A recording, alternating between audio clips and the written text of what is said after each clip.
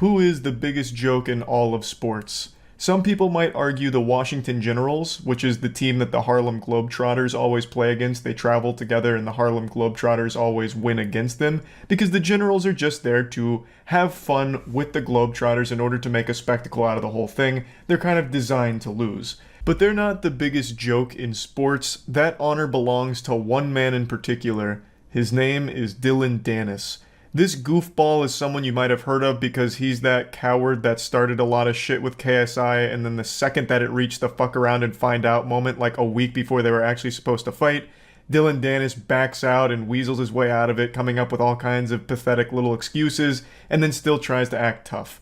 He's a washed up fighter who all he does now is just shit talk and then promote scams on Twitter. People have more respect for the flies that hover around public porta potties at a fucking music festival than they do this man and his career. And yet somehow he finds a way to sink even lower. He was recently the primary clown in CoffeeZilla's newest video, where he got used like a fleshlight by CoffeeZilla in order to prove a point that Dillon Danis will promote absolutely anything at all as long as you pay him. And it turns out you don't even really have to pay him that much, all things considered. Just giving him a pack of cigarettes will get you like a 24-hour tweet promoting whatever vile scam you want. Like, it's actually pretty wild. So CoffeeZilla's video exposes at least 20 scams that he's done in his past, as well as convincing him to do yet another one, hop back in the saddle, get ready for the rodeo, and engage in another scam tweet that CoffeeZilla cooked up with a completely fake crypto project. And he wanted to see how much does Dillon charge, and does he do any amount of research at all into the things that he proudly posts on his Twitter. I know Dillon Danis can't even spell research, so the answer isn't shocking. It's a no. He didn't bother looking into what CoffeeZilla was paying him to promote at all, because if he spent even 3 seconds, or even just like an iota of a thought given to the project, he would have immediately realized that it's not real and it is a scam that he's about to post proudly on his Twitter. Because CoffeeZilla laid it all out in front of him. And it's not even like it was hidden in plain sight or anything. He literally spelled it out, word for word. In a contract he sent to Dillon Danis, it even says that it's not real and you're going to be the butt of a joke. It was literally, it was just there in the contract. And it wasn't even a long contract like buried in fine print. It was like a core piece of the contract that just says, this is basically a fucking scam. And Dillon still signed it. It's baffling. So I'm getting ahead of myself here. I'm just trying to give a general breakdown of the situation. Of course, the full CoffeeZilla video is going to be linked in the description. It's fucking beautiful per usual. I'm just going to show you some clips from it. But one other thing I want to point out is the reason CoffeeZilla went after Dillon Danis is because Dillon made a whole song and dance, a big hoopla about how bad he feels for everyone that got scammed by Logan Paul's Crypto.Zoo. And that's what tipped everyone off to how many scams he himself has done, which led to this investigation in this video by CoffeeZilla, Oompaville, and Zach XBT. And it's a fucking amazing ride. It really is. Dillon Danis is an MMA fighter famous for two things: cage fighting and not fighting KSI. True. But on December 23rd, he decided to be famous. Also, apparently, I didn't know this until recently. He's not even famous for actually fighting. He's famous for just being a guy that, like, kind of rides Conor McGregor's dick. What's his actual fighting record? Because I said the same thing. I'm like, yeah, he actually fights. But his actual MMA record is 2-0. He has fought 2 times, once in 2018 and once in 2019. Look at this shit. So he's not really a fighter. he's fought twice. Like, his whole claim to fame is, yeah, I'm a fucking stupid asshole. And that's it. And he won't even fight a YouTuber. 100% win rate, that is true. He is undefeated. But then again, so am I in MMA, to be fair. I am also undefeated. It's kind of meaningless when you don't have a whole lot of fights under your belt. Calling out the scammers. He writes in a tweet, "Damn, Logan Paul is a scumbag. Feel bad for everyone he scammed." Now, of Thanks, course, Dillon. No one's going to really disagree with this, so the likes rolled in. But what Dillon doesn't tell you is he also has a history of scamming people on Twitter. And what Dillon didn't know is that there was a detective watching him. That detective was not me, actually. I wish it was me. It was my buddy Zach XBT on Twitter who said, "Damn, Dillon Danis is a scumbag. Hey, this is all coming full circle. You might remember Zach from the BitBoy Crypto thing. He was the guy that like tracked all of his moonshots and like called out a whole bunch of shit there. So I reached back out to Zach and I said, hey, good tweet, but I want to find out how many scams exactly this guy has promoted. So Zach started digging through the garbage bin of deleted tweets, and we found out pretty quick there were a lot more. What the fuck is it? Baby Dinger? What the fuck? Baby Dinger token is the next Shiba Inu. Oh man. If anyone has any baby dingers, you should immediately just lose the right to earn money in your life. You don't deserve it anymore.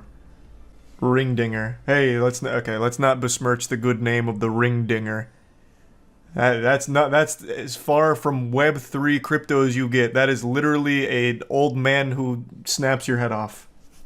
I wanted to trick Dylan into giving me the amount. The rough idea was to approach Smart. Dylan and say, hey, I created this dumb NFT project that's completely fake. How much would it cost for you to promote it? He gives me an answer and I have my price. Who looked like he would be serious about selling you an NFT collection. And that's when I thought of my buddy Oompaville. Yes. This is a guy who's actually really sweet in real life. I did know Oompaville played a big role in this here.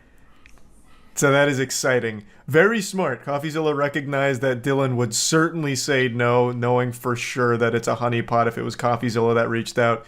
So he used Oompaville, whom, I mean, that looks like a well-adjusted man to me. Like, that's a trustworthy face right there.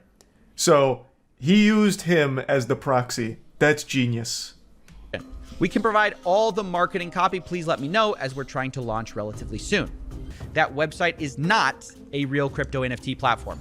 Nothing in this video is a crypto or real NFT, so you cannot buy obviously, crypto. I want to be super clear, because Dylan immediately responds with, want to do a tweet? And then I love this next part. What is it?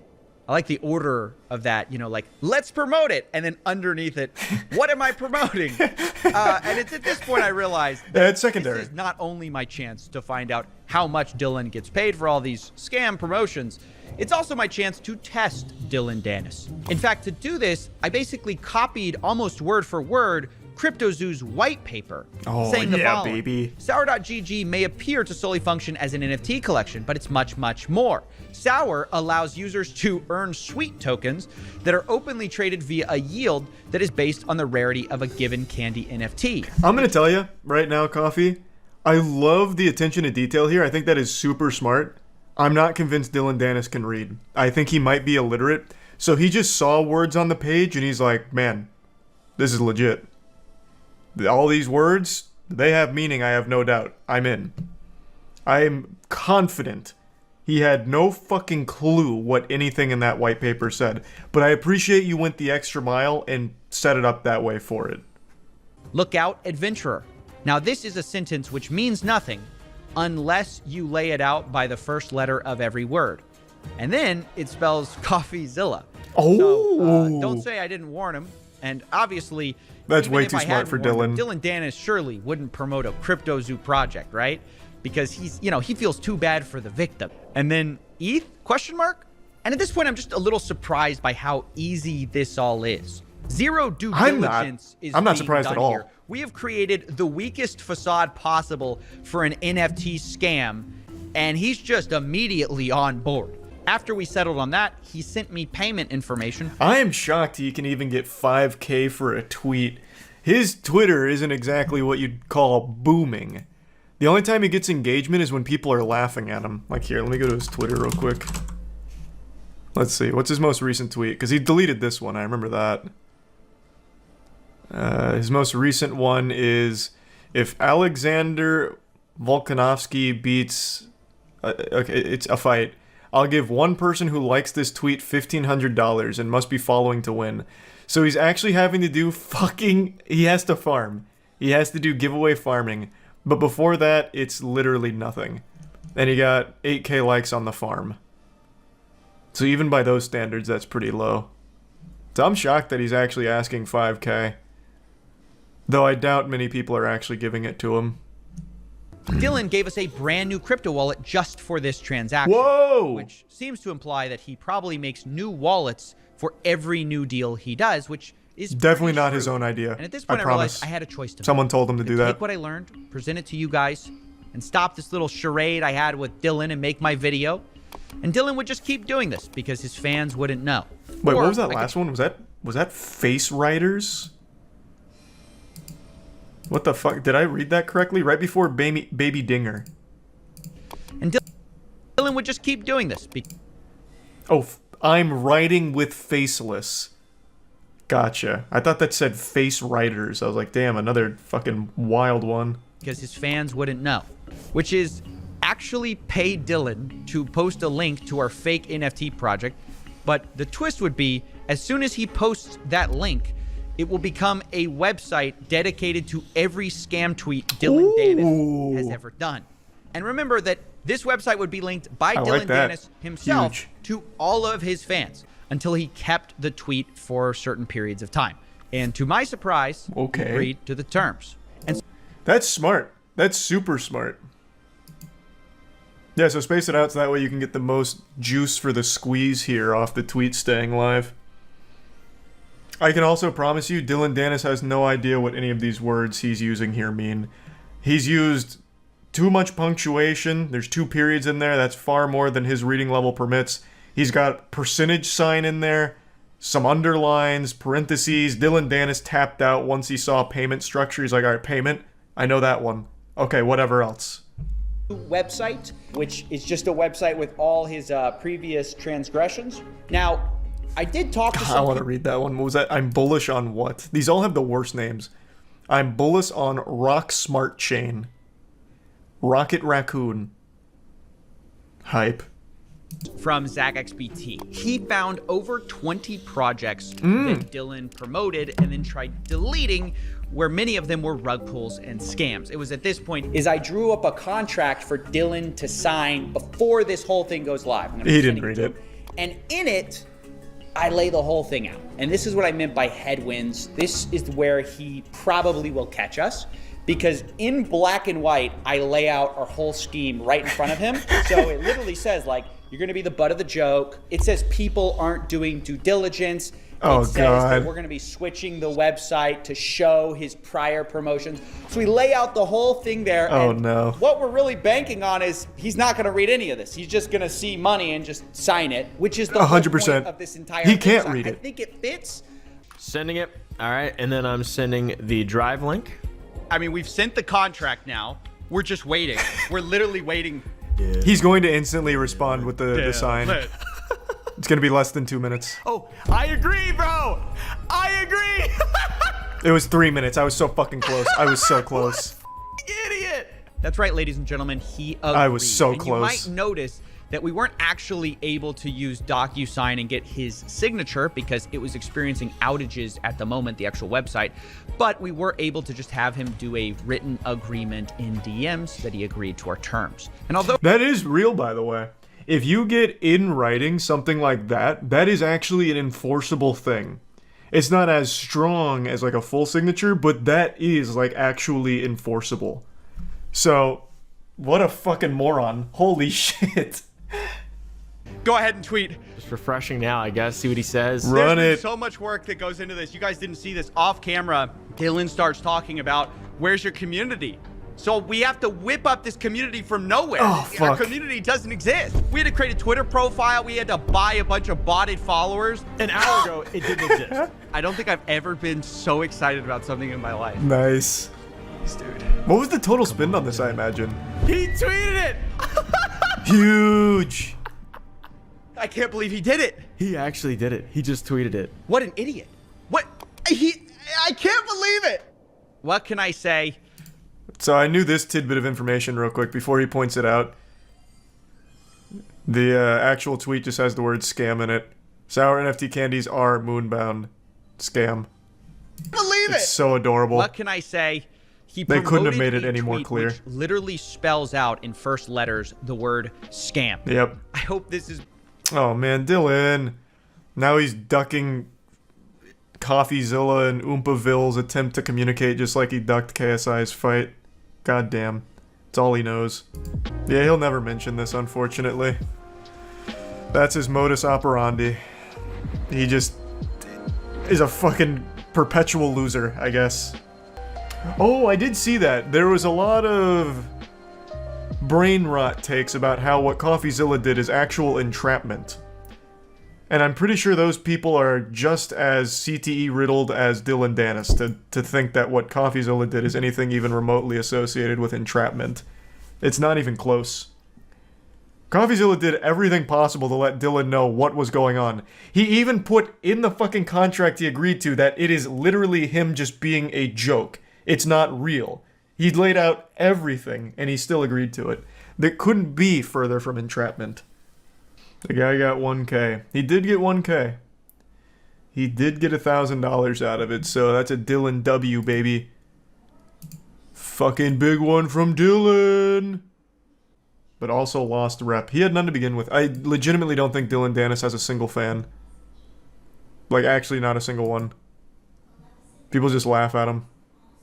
In fact, if you go to his goddamn giveaway tweet right now, people aren't even participating in the actual giveaway. They're just spamming the clown emoji.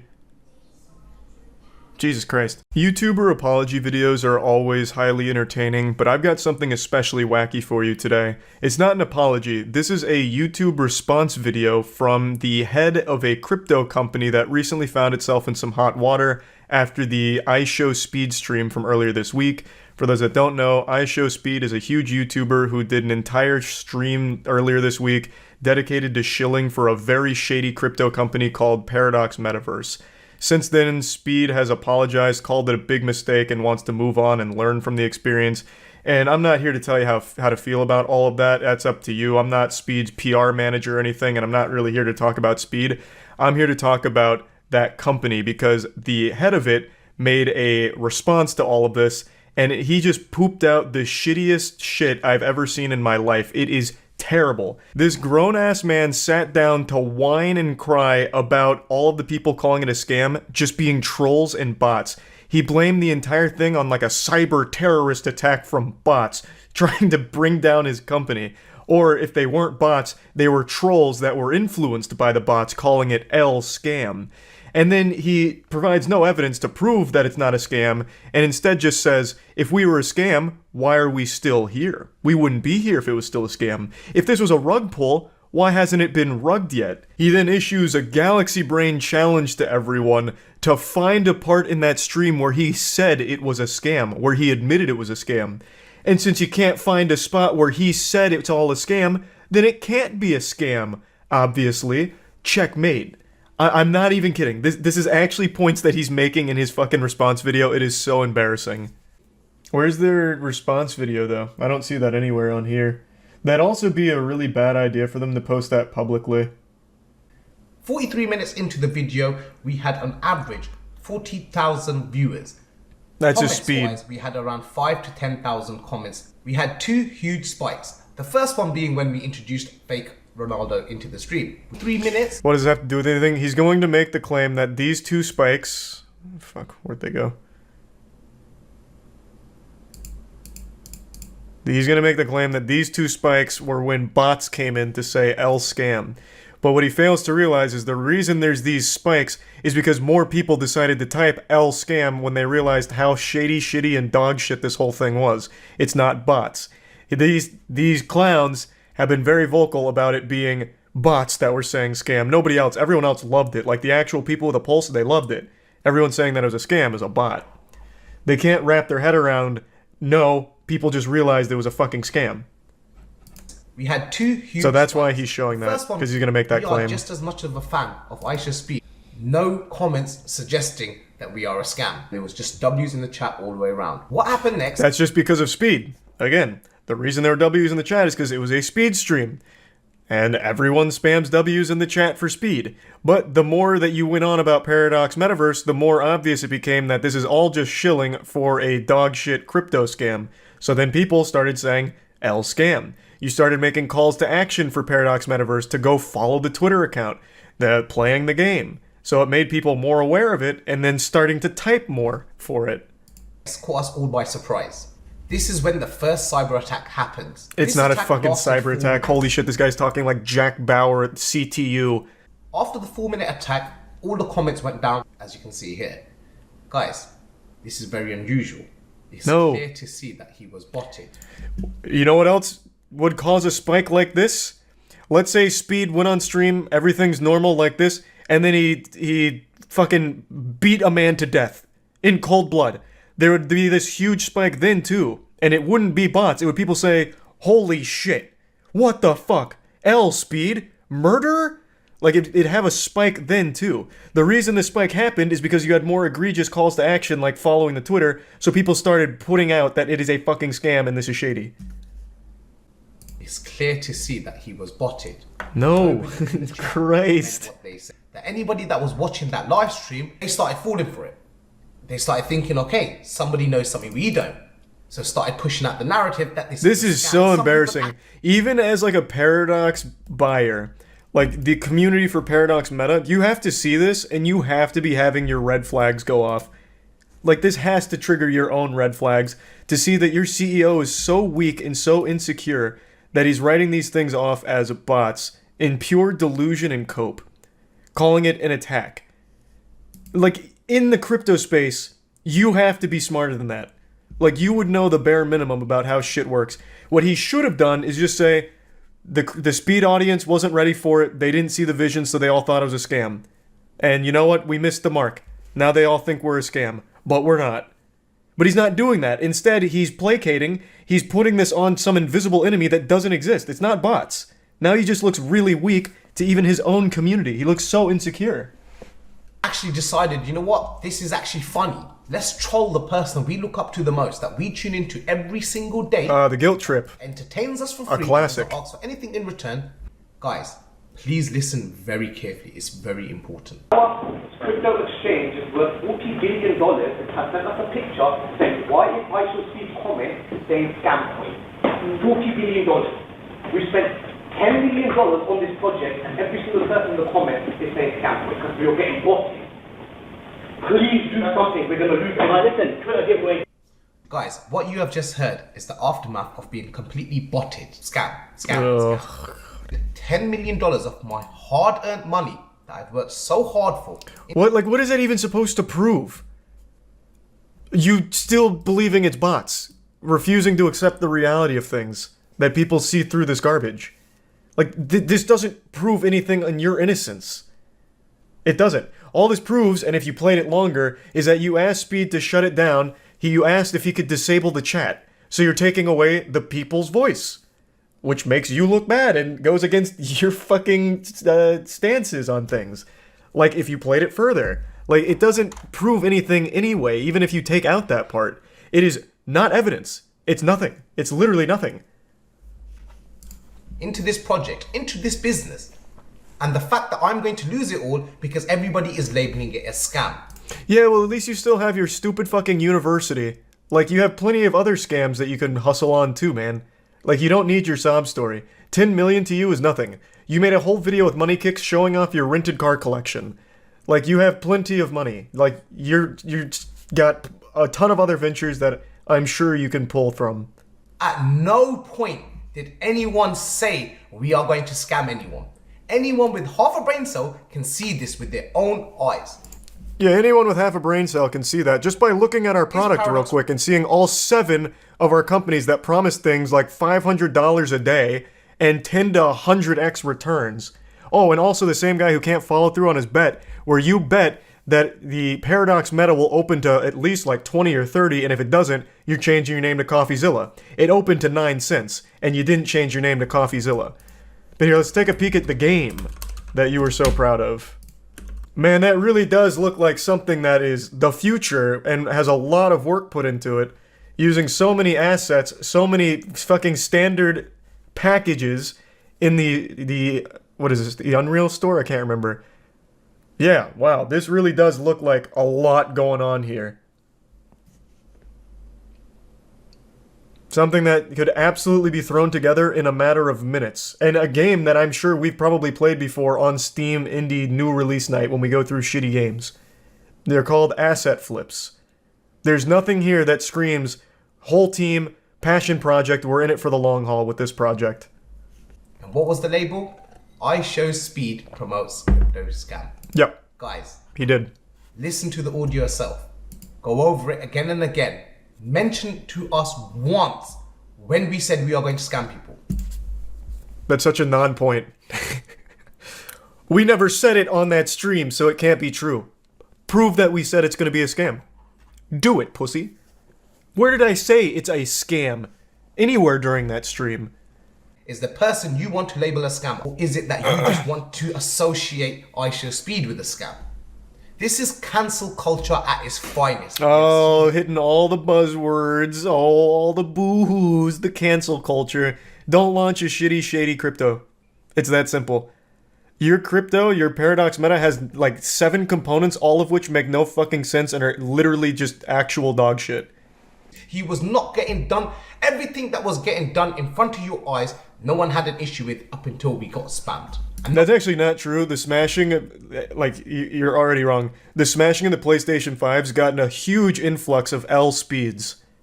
Chat immediately turned against him with the smashing of the PlayStation 5's. So, I mean, you're just not even right there either. It wasn't just L scam, it was L speed for smashing PlayStation 5's. There was no evidence, there was no substance. If we was a scam, why would we still be here? These are such non-points. If we were a scam, we'd be in jail right now. We wouldn't even be allowed here right now if we were a scam. How is this fair? Here's a video. We're going to play the video. This video is him is it mine? Crying every single day, in tears every single day. But he still manages to continue with his live stream. Just to please his fans. And you guys took it upon yourselves to think it's funny to just troll people. You guys don't understand the stuff that comes after this trolling.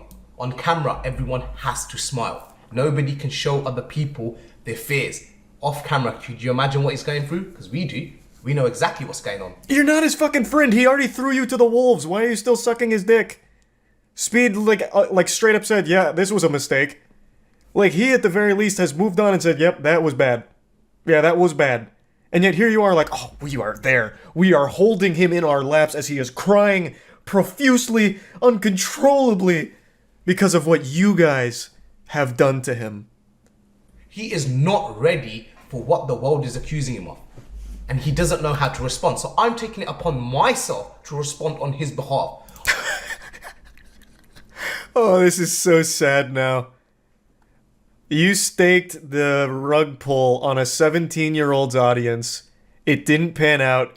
He has now wiped his ass with your whole company, and you are still here begging for that audience to accept you by pretending like things are, like, close between you two. Yikes, that's embarrassing. Jesus Christ, man, have some shame. Please stop this hate. It takes very little to just be nice. Rather than just... Calling out a scam isn't just needless cancel culture hate. That's just not what it is. This is so sad. This is so fucking sad. This is a grown man. This is a very, very wealthy grown man. You can see, us as founders, we do not even have access to our own tokens. I literally don't think there's enough numbers that exist to show how many claims have been made exactly like that, only for them to get rugged. Everyone that bought in. That is the #1 claim that every crypto makes. No, founders are fully out there, very transparent. They don't even hold any. And they couldn't even get in there if they wanted to. In fact, we have protocols in place to prevent that from happening. And then bang, rug pull. Every single time. Like clockwork. Literally every single time. Still my favorite to this day, there was a Twitter account called War on Rugs, which was a Twitter account dedicated to showcasing and warning people of rug pulls in the crypto space. And then eventually, they rugged their own community. So they had their own coin as well. And eventually War on Rugs was like, yep, we're taking. So they made off with millions, and they made a post saying, you guys should stop blindly trusting people like this. And still, people buy into shit like that. It's crazy. That is a nothing claim. Everything he has said so far is actually nothing. He's provided no evidence to prove that it's not a scam. He has provided nothing other than trying to guilt people and saying that it's all just bad faith trolling. We'll make sure we'll see you guys on the moon. Nice, that's so huge. That was awful, holy fuck. That was a big one. What a masterclass in how to say absolutely nothing. Nah, part 2 might clear up everything. Even burning their founders' tokens they can't even cash out for a whole year, that shows passion and confidence in the project being 10,000, 100,000% legit. Oh, fuck me. I hope that's a bot. I hope that's not a real person. Yikes. Oh, fucking yikes. The comments aren't really on his side either. I really do wonder what the Paradox community thinks of a move like this, but I'm not going into their Discord to find out. Usually it's just a lot of people convincing themselves of absolute nonsense in order to believe that they can make money off of it, and then when it doesn't happen, they just pretend like, oh, they just got fooled by someone who was just too smart, even though the writing was on the wall right in front of their face the entire time. Everything he said is thousands of scams. I'm sure you've at least heard by now that Logan Paul was caught with his pants down, exposed for one of the largest scams ever run by an influencer. This was all brought to light by the finest detective YouTube has ever had, a channel known as CoffeeZilla. I've talked about CoffeeZilla more than Amy Schumer's talked about her vagina. I can't get enough of his content, and I can't recommend his channel highly enough. It is beautiful stuff. He's like a real-world L from Death Note. But instead of solving murder mysteries, he's solving scams. He's become a boogeyman to any fraudster online, where if he knocks on your door, they run to the basement and hide, like Batman striking fear into the hearts of criminals. And recently, he set his sights on Logan Paul. This is actually an investigation that's been going on for an extremely long time. CoffeeZilla has spent at least a year going through every single detail of this case and getting all sides, talking to the people that helped develop it, as well as people affected by it, and even core members of the team that were in the know on what was going on from the beginning of this project, from the goddamn birth of it. From the very beginning, CoffeeZilla has talked to one of the people that helped bring this project to life, like at the genesis of Crypto0. Now, to break it down into a nutshell, Crypto0 was supposed to be a play-to-earn crypto game where you buy a shitcoin called Zoo, which you use to purchase an NFT egg, which hatches into stock photos of animals. And then you can like breed those stock photos of animals into more stock photos. That's the entire gameplay loop. You look at fucking PNG stock photos of animals that combine like a whale with a frog. That's it. And where you can earn money is by burning those PNGs that you get, and then you can get Zoo in return, claim your yield. It sounds like the worst game ever fucking made. It's a worse game than Super Fight, which was a $200 Steam game that was a single level and only 30 seconds of gameplay. I'd have more fun watching my own car catch on fire with all of my shit inside of it than playing Crypto0, but it was never designed to be a game that's fun to play. From the very beginning, it was clearly designed to be a money-making scam to exploit Logan Paul's massive audience. And the game also never even worked, and to this day, over a year later, still doesn't work. You were never able to actually play, and you were never able to actually earn.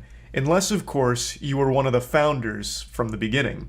Because then, there were a couple of founders that made a lot of money, including a cameo from someone you might be familiar with from previous scams, Jake the Crypto King, known for his Pokemon scam back in the day. He's back. I said on stream that this whole thing feels like the series finale to Logan Paul's career, where all of the side characters come in together for one big final oorah, like an episode where they bring in everyone to celebrate the end of the show. It is crazy just how deep this Crypto0 rabbit hole goes. I don't want to spoil anything, but yes, Agent 47 is back, and he is once again a very shady and big piece of shit in this whole thing. There are no good guys on the Crypto0 team. I don't want to get too deep into it because CoffeeZilla tells the whole story, but let me just give you the cliff notes here to get you hooked. This not only has scams galore, it even has fake orphans. It has a man who claims to have won the Super Bowl with the Philadelphia Eagles in 2018, despite never having even been associated with football in any capacity. The same guy also claiming to have been like a CIA operative, as well as hacking AOL. There's market manipulation. There's betrayal with the founding fathers of Crypto0 stabbing each other in the back repeatedly. It just plays out like a soap opera, but was real.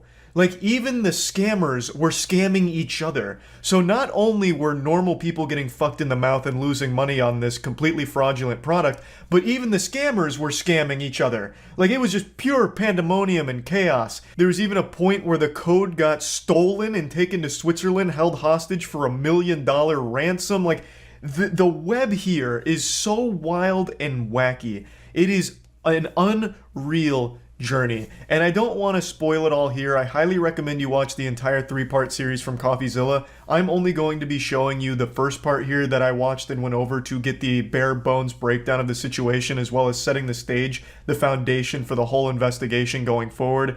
It is just such an incredible ride. CoffeeZilla has truly outdone himself with this investigation, and I'm extremely excited to see how Logan Paul defends it, because the evidence that CoffeeZilla showcases seems pretty bulletproof. It seems like there's not a whole lot of wiggle room for excuses or any kind of justification for anything in regards to Crypto0. But, of course, on January 3rd, Logan Paul has hyped up that his response is coming on his podcast, which to me just feels like an advertisement more than anything, but I will, of course, withhold full judgment until I hear his side, since he hasn't been very open to sharing his side for the last year. This has been like my most anticipated show of the entire year. CoffeeZilla's 3-part deep dive into Logan Paul's crypto scam, Crypto0. So I'm extremely excited, and I'm super happy to see CoffeeZilla go so hard on this. He's gained like almost 400,000 subs since posting these videos, something like that, and he deserves it. I know he spent quite a few months investigating this. I know he's also reached out to Logan Paul numerous times to try and get his side of the story, but has been dodged and ducked every single time until he finally posted this video. I saw Logan Paul's tweet saying, actually I'll just pull it up instead of paraphrasing. He did the standard, "I used to love CoffeeZilla, and I always think he gets everything right. Until now. Now he fucked up." Like, this is very cookie cutter. Somehow, every single time CoffeeZilla talks about some kind of big scam like this is always the response. While I generally appreciate Steven's creative genius and exceptional work ethic, I mean that, this one is simply not true. When appropriate, all bad actors will be exposed, explained, and held fully accountable. I'll speak further on Impulsive January 3rd, which to me reads more like an advertisement for his podcast than anything. But I always just love this first line, because this is boilerplate at this point. This is what everyone says when CoffeeZilla makes a video about them. A creative genius, one of the best in the business. Ace detective, like Benoit Blanc. But this time he fucked up, trust me. This time he's wrong. I lost $25,000. $120,000. This is absolutely shocking to me. These aren't children. You're telling me these adults watch Logan Paul? Or did they had to have just heard about this from like crypto subreddits, discords, all trying to like hype train the shit out of this? I refuse to believe that this is Logan Paul's audience. No fucking shot. $500,000 Australian, which is $500,000 in Crypto0. Shut up! Jesus Christ. Yeah, 500K. Oh, no. Today, we're investigating Logan Paul's Yikes. Crypto, a blockchain game that made millions but never worked. And of course, at the center of it, we have Logan Paul himself, who has abandoned this WWE superstar, baby. Orphans in his wake. Wait a second. Thousands of victims in his wake. For the last 6 months, I've been working on my own NFT project. We have a massive team behind it. And real quick, you might be asking yourself, well, what experience does Logan Paul have with NFTs? And that's a great question to be asking, and I have the answer. He was actually a pioneer in NFTs, and in fact still has some of the best NFTs of all time, such as are these still up on OpenSea? Well, here's his NFT Pokemon cards. Beautiful stuff, obviously, very high quality stuff, and I mean only $10,000 for that, so I mean reasonably priced as well. Where are his... He used to sell clips, so you could pay thousands of dollars to get an NFT clip of him boxing, which was a fucking bargain. Honestly, just giving it away at that price. You get like 15-second Twitter clips of his boxing matches. Where are they? September 1st, Crypto0.co. We don't scam. That's I've fine. never scammed anyone before.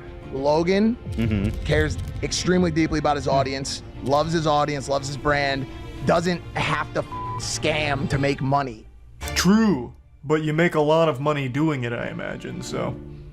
Welcome to part The cookie one, jar the was too $1 million appealing. mystery that began this whole story. For the last 6 months, I've been working on my own NFT project. I think there needs to be a fresh take, and this project that I have is that fresh take. Now look, at first, Yep, I was let's just as go. surprised at this pitch as anyone else because I just got finished roasting Logan for a different coin called Dink Doink, which is fans Dink Doink. lose money on. I'm a Dink Doink fan. And it wasn't even a project at all. It was a game that could earn you money. I'm excited to launch. Called Pay to You Earn. keep using a, and you Or, just did it Jesus, again, you keep play to using a earn. word there. Game. You're not using like a project. It's a game. It's a game. It's a really fun game that makes you money. You started by buying this crypto token called Zoo, which is their in-game currency, and you use Zoo coins to then buy egg NFTs, which you can then hatch to become animals. You then can breed those two animals to become hybrid animals. For example, if you breed a gorilla, What a fun and a sounding kitten, you game. get a gore kitty. And the more rare the NFT, the I get to higher breed the daily animals? yield Sign of me Zoo up. tokens that animal earns you every day. Theoretically, it works like almost like passive income. You can then burn your animal NFTs to release the zoo they earned back to you, and from there you can invest it into eggs or just cash out. Now, some of you of the Egyptian persuasion might notice some triangular qualities. No, that's a to this game coincidence. description. We handmade art for the past 6 months, bro. Approval, very specific notes, 10 different artists making art for our project. That doesn't Now, sound I'll like a admit, lot of artists. This all sounds for that. very enticing. Handmade art, a Not fun really. game that can earn you Doesn't money. sound and enticing. one of the biggest influencers in the world backing it. It was Logan Paul at the end of the day. An internet personality that I actually trusted. That I actually Why? kind of What did believed in. Obviously, Well, when I feel terrible that happened to you, but what? What in the history of Logan Paul has earned anyone's trust ever? Like, I can't think of anything he's ever done that was honest. Like, I legitimately can't.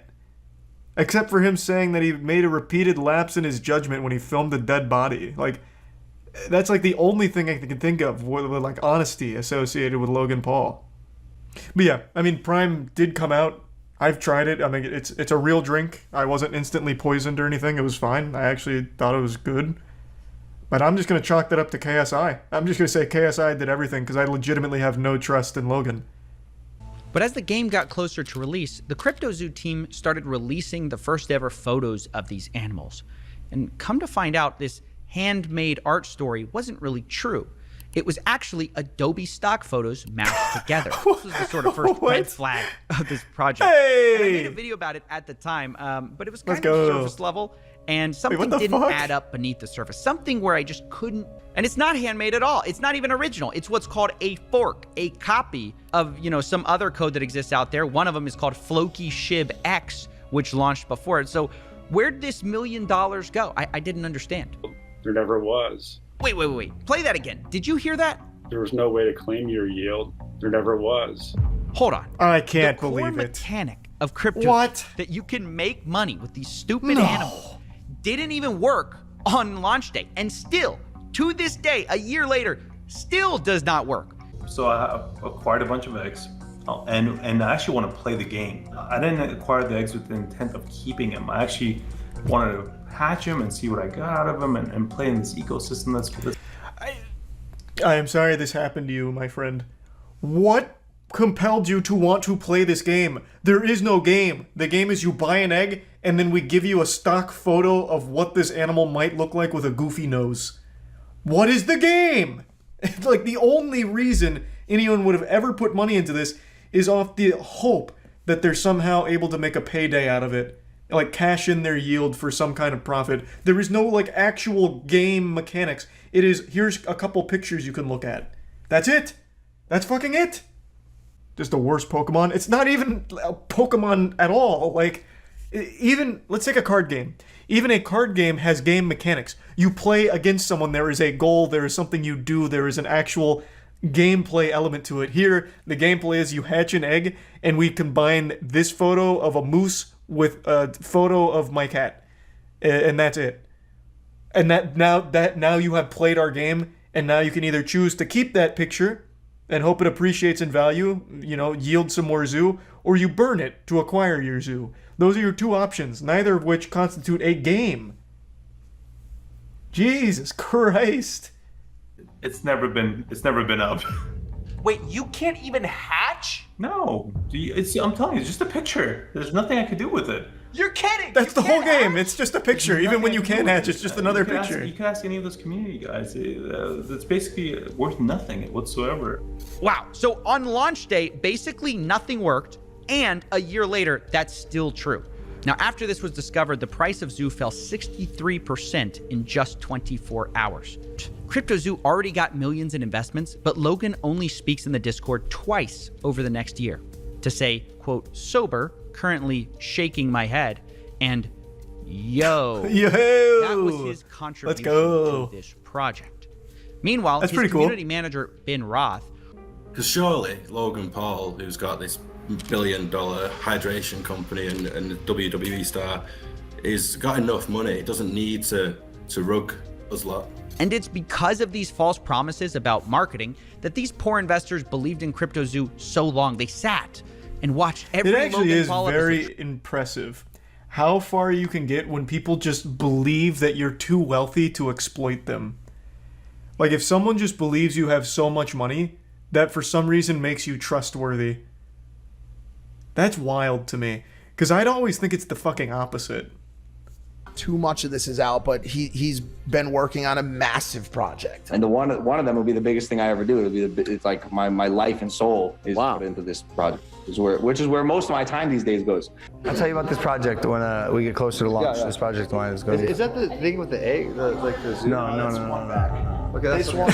This is going to be, This is crazy. No, that shit sucks. That shit is garbage. I can't believe you guys bought that. If you're one of Holy these fuck, it was investors, awful. And Logan Paul you brought up is the egg? pitching this That was a new joke. secret project, and you're thinking it's CryptoZoo, and someone's like, "Oh, is it that thing with the eggs?" And he's like, "No, definitely not. That was the last project. This is the real project that I'm working on." Much going on behind the scenes. Like, dog, I'm not the bad guy here. Yeah. There's some actual out there. Yeah. And it's not me.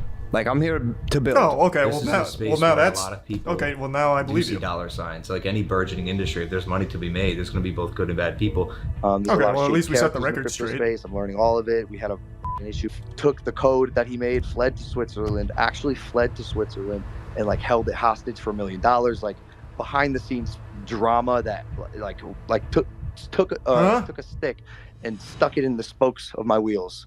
Oh, well, that wasn't expected. There's a shady developer who held up Logan's code hostage in Switzerland. That's why this hasn't worked the whole time. He held it hostage for $1 million. Well, and find out the truth of what happened. Why did he steal Logan's code for $1 million? However, that's what I really appreciate about CoffeeZilla. He's such a stronger man than I. That is like the most egregiously bullshit story ever. Like, genuinely, I don't believe a single fucking phrase uttered in that same breath. I don't think there's any world where that's actually true, but CoffeeZilla is still going to investigate it anyway. I finally got a hold of him, and when I did, he it's admitted true? he took No the code way. hostage, but he says the reason for it was nothing like what Logan had said. What? Really never paid me anything at all, ever. I never paid. And, we got to a point when I was working on it where I just realized they were just going to try to steal all of my work and not pay me. And so I took all the source code private. 30 engineers. I'm burning $50,000 a week on building this thing. What? Building what? You take a picture and you have your stock photos that you mash together to make a new picture when it hatches. Where is $50,000 a week going? Where? How? Holy shit, this is outrageous. But I am beyond shocked that this is at least a half-truth. So the guy did flee to Switzerland after holding the code hostage, but it was because Logan didn't pay him, or the team. So he was telling a half-truth on the situation. I can't believe any part of it was true. That is already quite the twist for me. According to him, they negotiated a $1 million payday for this whole project. And from the second I heard that, I thought, oh, that's interesting because Logan claims he spent $1 million on this whole thing. And this developer saying he's owed $1 million on this. We've been paid nothing. I would have loved to have Zoo, but I don't have any. So that's multiple sources working on the Crypto0 team project who were not paid. Now, obviously, these are big accusations, which is why I wanted to confront Logan Paul on them. But unfortunately, we're not exactly on speaking terms. So I wonder, how could I speak to Logan without speaking to Logan? Logan Paul's manager, a guy named Jeff Levin. Oh, Jeff. He might be just what we need to settle this whole thing. So I gave him a call. Hello? Hey, Jeff. Hey, sorry to bother you. This is Steven with CoffeeZilla. I'm calling because I've heard reports that Crypto0 hasn't paid their development team, and I'm just reaching out for comment before I do this story. I just want to follow up on that. I have no comment for it. Okay, oh, well, fair enough. Are you guys denying it, or are you saying it's not true? Just no comment. I don't think that the information is true. You guys have a whole side to your but story here. Your job as someone that is reporting news is to actually verify correct news. Well, that's what he's trying. I'm calling you. I know, and that's legal grounds for that stuff. So I'm just telling you, legally, you have to report correct news with verifiable information. Right, that's why I'm calling you. As we've been advised always, is if anybody reports fake news, that's where we won't. Then set the record straight. What? Is everyone around Logan just a fucking idiot? Like an actual bumbling buffoon? Huh? That is why he called you. You could have absolutely just, if it's not true, shut it down. Or tell him, yeah, it's not true. I wasn't aware of this. We can go ahead and get some material together to prove that it's all fake. Bang. Right then and there. You don't have to immediately tell CoffeeZilla all the evidence or anything. Just say like, hey, it's not true. If you can give us some time, we can get together all the material and send it your way to prove that they're being dishonest about the information. Simple. Jesus Christ, Logan, hire me as your manager. Jesus.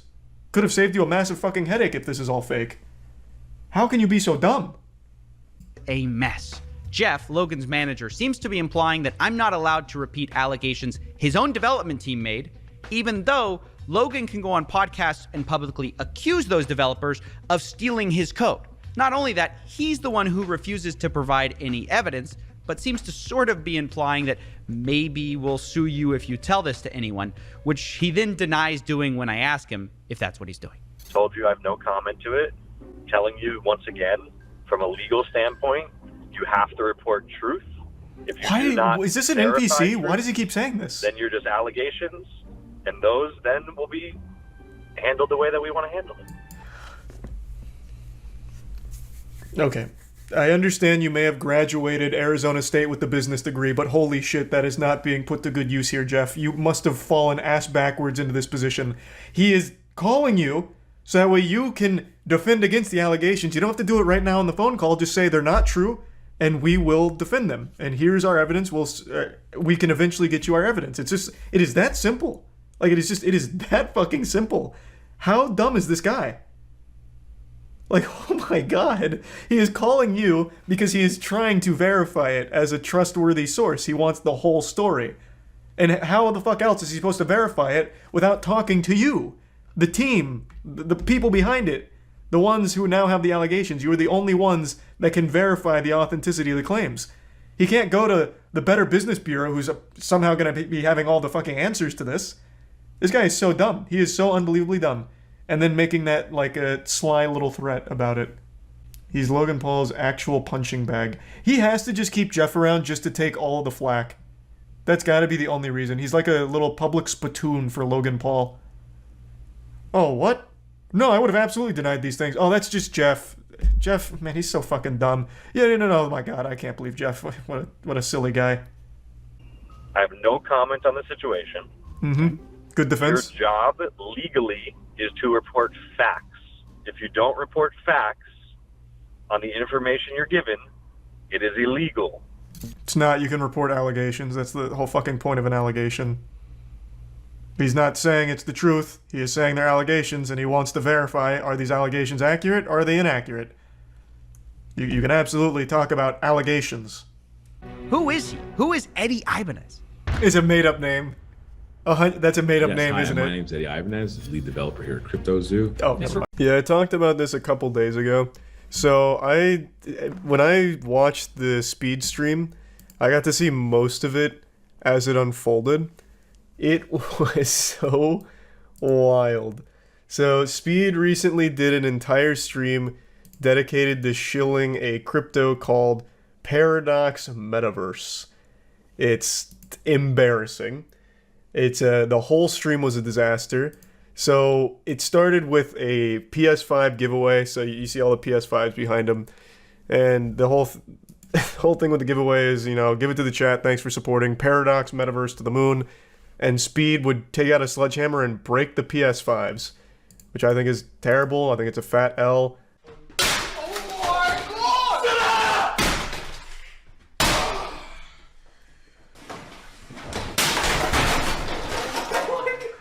There's few things as corny as this, just breaking expensive things that people really want, especially in this context where it's kind of just spitting in the face of his fans who thought they had a chance at winning some PS5s.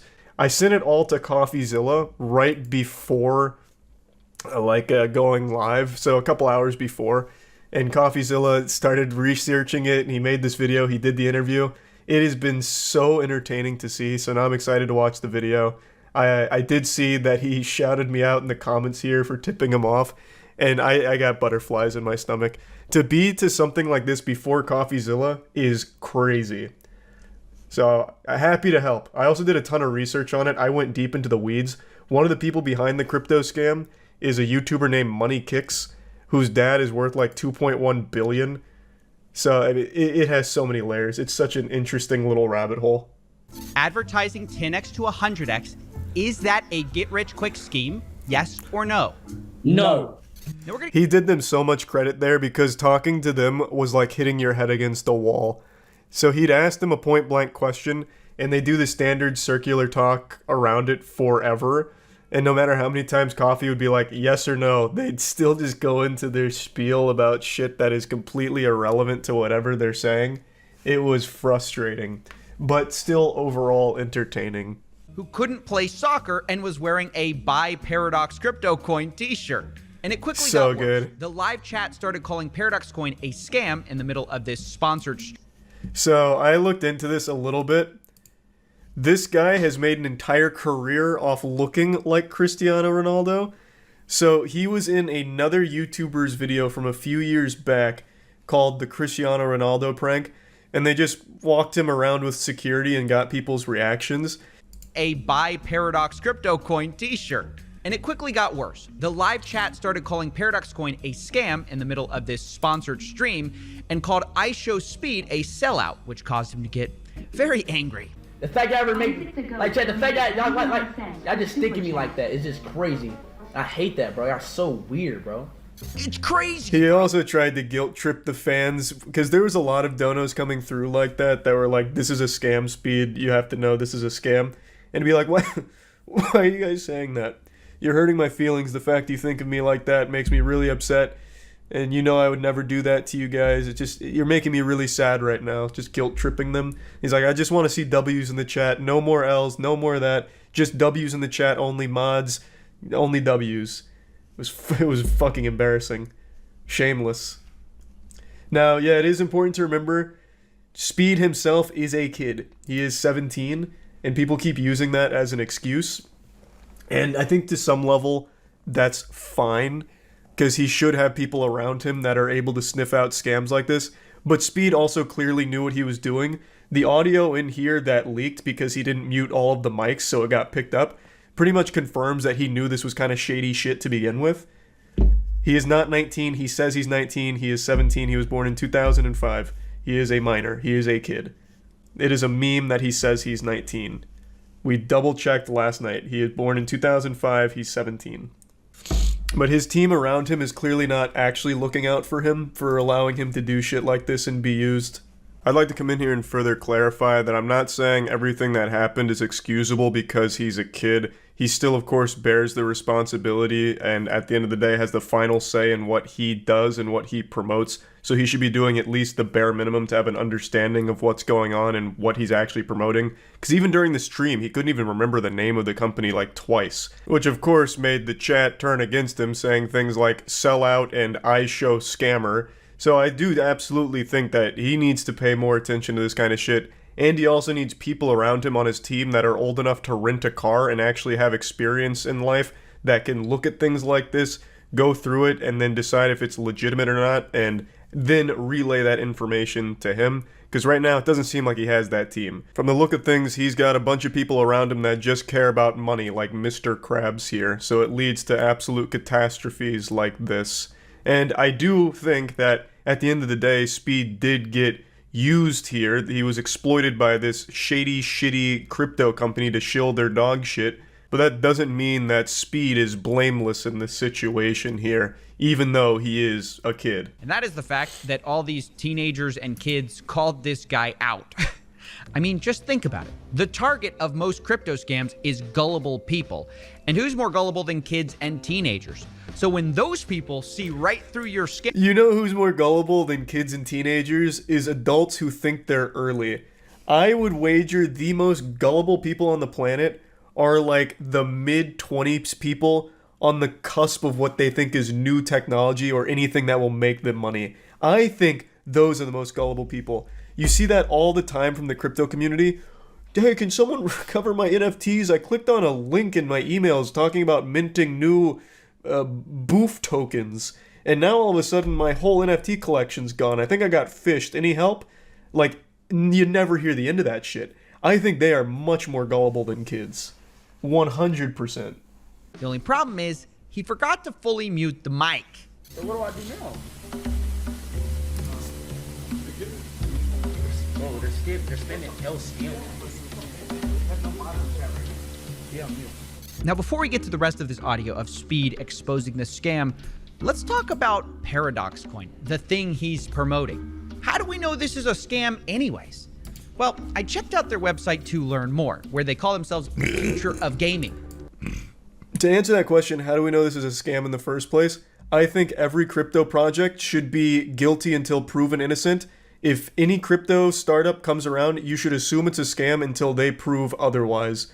That is the safest way of navigating the crypto space.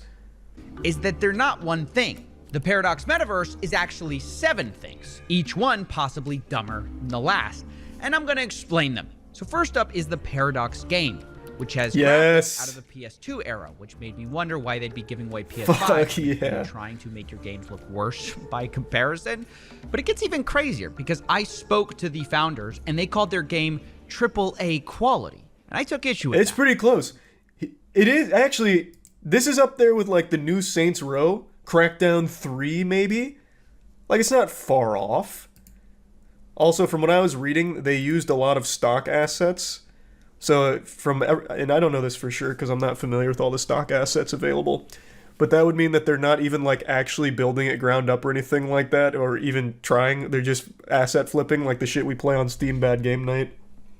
I'm not 100% sure on that though. I was just reading about it. When you describe yourself as an indie game. I don't want to interrupt you, but just give me. You are interrupting me. Of course you are. You don't call yourself an indie game. That shit got dank quick. Yeah, that's a lot of what happened in the live stream. They just immediately just start flooding like a Xbox Live party chat. Whenever he's trying to like call out something, they immediately just flood. So much. It's like a wall of noise. A UK-based indie studio. So yeah, I'm not buying this AAA. Comments are turned off on that video, by the way. Nothing shows confidence in a project quite like turning off the feedback on the announcement in the trailer. And once you do that, you have to wait 24 hours before starting another mission. I guess if you do that full time, they estimate you make $500 a week based on 4 hours a day of playing. Wait, I thought... God, I love that. So the whole thing tries to prey on people like play to earn is the term. So you play our game and you earn money. So like, yeah, you'll come in, you'll, invest or whatever, but you're earning money through playing this game and doing our missions with our paracoins. But it's all just worthless nonsense dog shit. It's not real. Playing. Wait, you can rent out your avatar to someone else for paracoins and passive income. Okay, so now you have paracoins, right? What are you gonna do with them? Well, you can sell them, but why sell them when you can lock them up and stake them for, get this, even more paracoins? If you do this, your paracoins turn into P-Save, which then you lock up for a period. Fuck? Sorry. The longer you lock up your money, the more you earn in a process they call delay and get paid. Sure, I guess. Fuck? Now, if you want to understand how this entire staking process works, their flowchart. That's a head scratcher. Even more confused. Here it is, and instead of explaining it, I'm going to label all of this Ponzi nonsense. Well, let's not write it off too quickly. Let me take a peek here at the old flowchart. Staking process. Para used for P-Save. Para distributed. Para used in purchase for the staking protocol. Staking pool, which goes into the initial stake withdrawing from pool and getting rewarded with para coins. And now your stake is complete. Easy. But now staking pool and the funds dip below 50. A conditional mint comes in. And then it's all simple, honestly. There's 7 more. So if you're not a gamer, they also give you other schemes you can get involved in. For example, there's the Paradox DAO, where you can stake PDAO coins to earn up to 10% a year in returns.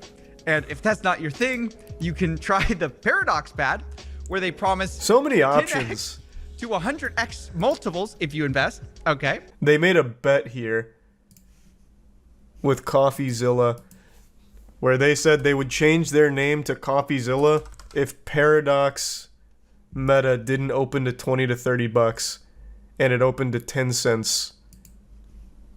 Here.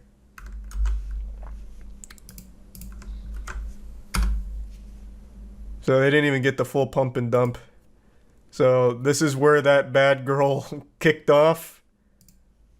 And here's their bet. I'll make this deal with you right here, right now. I'll make this deal with you right here, right now. Okay. Our coin launches and it doesn't do a minimum 20 to 30 or... I will change my name to Coffee. Fucking, I don't even know what your channel's called. What's the channel called? Tip? I don't know.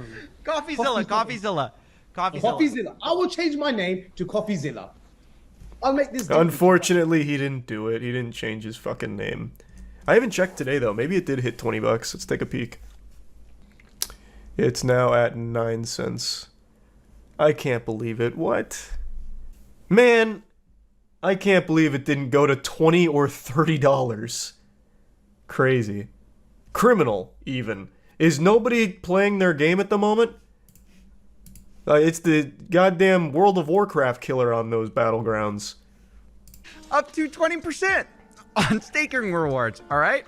Now, if all of that sounds dumb, you can even get your friends to invest too. Every person you gets £5. Okay, whoop-de-doo. Now, the last one we're gonna cover is Paradox Events, which to realize is a waste of money. This is the only way to get rich in 2022 without starting up a business from scratch. For every person that you refer to Amyotali University, you get £15. Now, I confronted... God, I hate that so fucking much. It's one of my biggest gripes, those guru programs. And people, for some reason, buy in and then fight tooth and nail for them. You just train your own little warriors, your own little cult. No, I think saying that this is the only way you're going to get rich is wrong. People don't get rich on affiliate programs? No, People don't it's make not, a living? It's not the No. only... You say, I found the only way to get rich. But also, no. Knowledge. I would be so curious if there is anyone that has ever got rich from affiliate programs. I would be shocked. Like, not... Obviously, at the top level, affiliate programs are great for the gurus. They make millions. I'm talking like a normal, just random person. Yes, I am a career affiliate promoter. I bring people to this goober's university for money.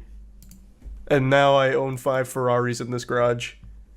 I'm doing a bit of businesses. We done alhamdulillah, we done all right. Very good. Now we're just celebrating life in the sense where life is step by step, thank 100%, God. 100%. Wait, how's Money Kicks talking about life is step by step? You don't understand, What was your Coffee. step one? Being the son of a billionaire? What? You don't get it. You just don't get like it. At that point, is he just talking to people like, hey, have you tried step one yet? Now, this is the whole crew. Yeah, he was just, again, born rich. Dad's a billionaire. Yeah, the video he's showing is this one as well. So Money Kicks posted this right before the speed stream. Oh my god, he took it down. Okay, unlucky. Okay, I guess I should have saved it. It was spending a day with a crypto billionaire and I show speed. That was the clip that he got it from. But it was a rough video. It was rough. So that's just what it sounds like to me, and apparently to a lot of children and teenagers. So I think it's probably gonna flop. But now that you understand what Paradox is, it's time to go back to I Show Speed, trying to keep his chat from figuring out what's going on. All right, all right, so look, it's cool now. Relax. Yo, relax. Why listen to the chat? You'll see no more scams. Trust me. The mic is on. I know. I'm just trying to make no. Bro, you know what I'm doing, bro. Oof. I'm not gonna say that, but then it's gonna be obvious, bro. Yeah, I think it's a little too late for that. Stop spamming. I'm not a scammer, bro. Why they keep spamming? Bro, I'm not a scammer, dog. I made a little mistake, that I wish I never did, but I'm not a scammer, bro. Now, at the very least, Speed apologized in the very next stream and looks like he cut ties with everything. So, this was pre-sale. They didn't go live on that day, I don't think. I think they went live yesterday. So, hopefully, no one in his audience lost any money on it. But what an absolutely reputational nuke he took there. Fucking bit a fat L, unfortunately. No one decided to do any level of thinking about that partnership there. But yeah, this Ronaldo impersonator moment was so special. It was so fucking good. Well, they bring in the Ronaldo impersonator, play it off like the real Ronaldo, so they hyped it up for a long time. They're like, if we get enough Paradox Metaverse to the moon in the chat, we'll bring out something special. Go follow the Twitter, here's the Twitter, go follow it. And they got 2,000 followers. They're like, oh, fuck. That just unlocked it. Turn around, Speed. Close your eyes. We got a special surprise for you. Guess in the chat who it's going to be. And then Paradox Metaverse to the moon. And they bring out fake Ronaldo. They bring out Chris Orlando here. And they all play it off like it's the real Ronaldo. And almost immediately in the chat, people are like, what the fuck? That's not Ronaldo. It was quite an obvious joke. Not to everybody, though. In fact, if you go on Twitter right now, Speed posted a picture with the impersonator. There are still so many of his fans that think he met the real Ronaldo, and they were reflecting on this stream, and like, it was great to see Ronaldo socialize with you like that, and he knows who you are because he did one of Speed's things. They're like, holy shit, Ronaldo actually knows who you are. So there are a lot of them that really believed it was the real deal.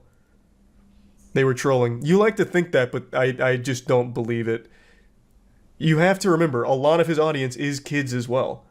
It's of course important to mention that during the stream they do eventually drop it and reveal it's not the real Ronaldo, it's an impersonator. It's not Cristiano Ronaldo, it's Christopher Rowland.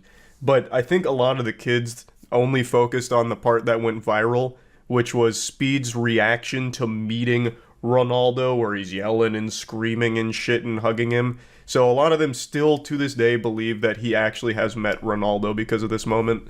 Why did he destroy the PS5s? He thought it'd be comedic? I don't know. That was bad. Like, even before all the crypto shit started, they led with the PS5 stuff and he was breaking it and immediately turned chat against him. I don't know why you'd ever do that. I hate that shit. That was a trend back in like 2009 or whatever, whenever the PS3 came out. Going to GameStop, midnight release for PS3 and breaking it. And it was always so fucking douchey. And it is still douchey to this day. Why? I don't know, man. They must have thought that it was a good joke. I don't watch a ton of Speed streams, I'll be the first to admit. I am familiar with him to some level. but it's just not my cup of tea. I'm sure most of you know I'm not really big into the really loud equals entertaining stuff. And that's mainly his brand. So it's just not for me. So I don't know what the breaking PS5s was for. Maybe because it makes a loud noise or it's destructive, shocking. I don't know. The fake Ronaldo came out on TikTok and said they specifically asked him not to say a word or they wouldn't pay him.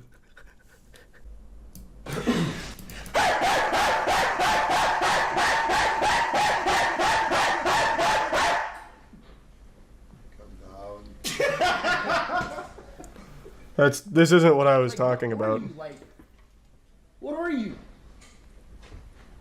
Are you like Ronaldo brother? Chat, who is this guy? And the resub Fuzzy and Abby and Phony.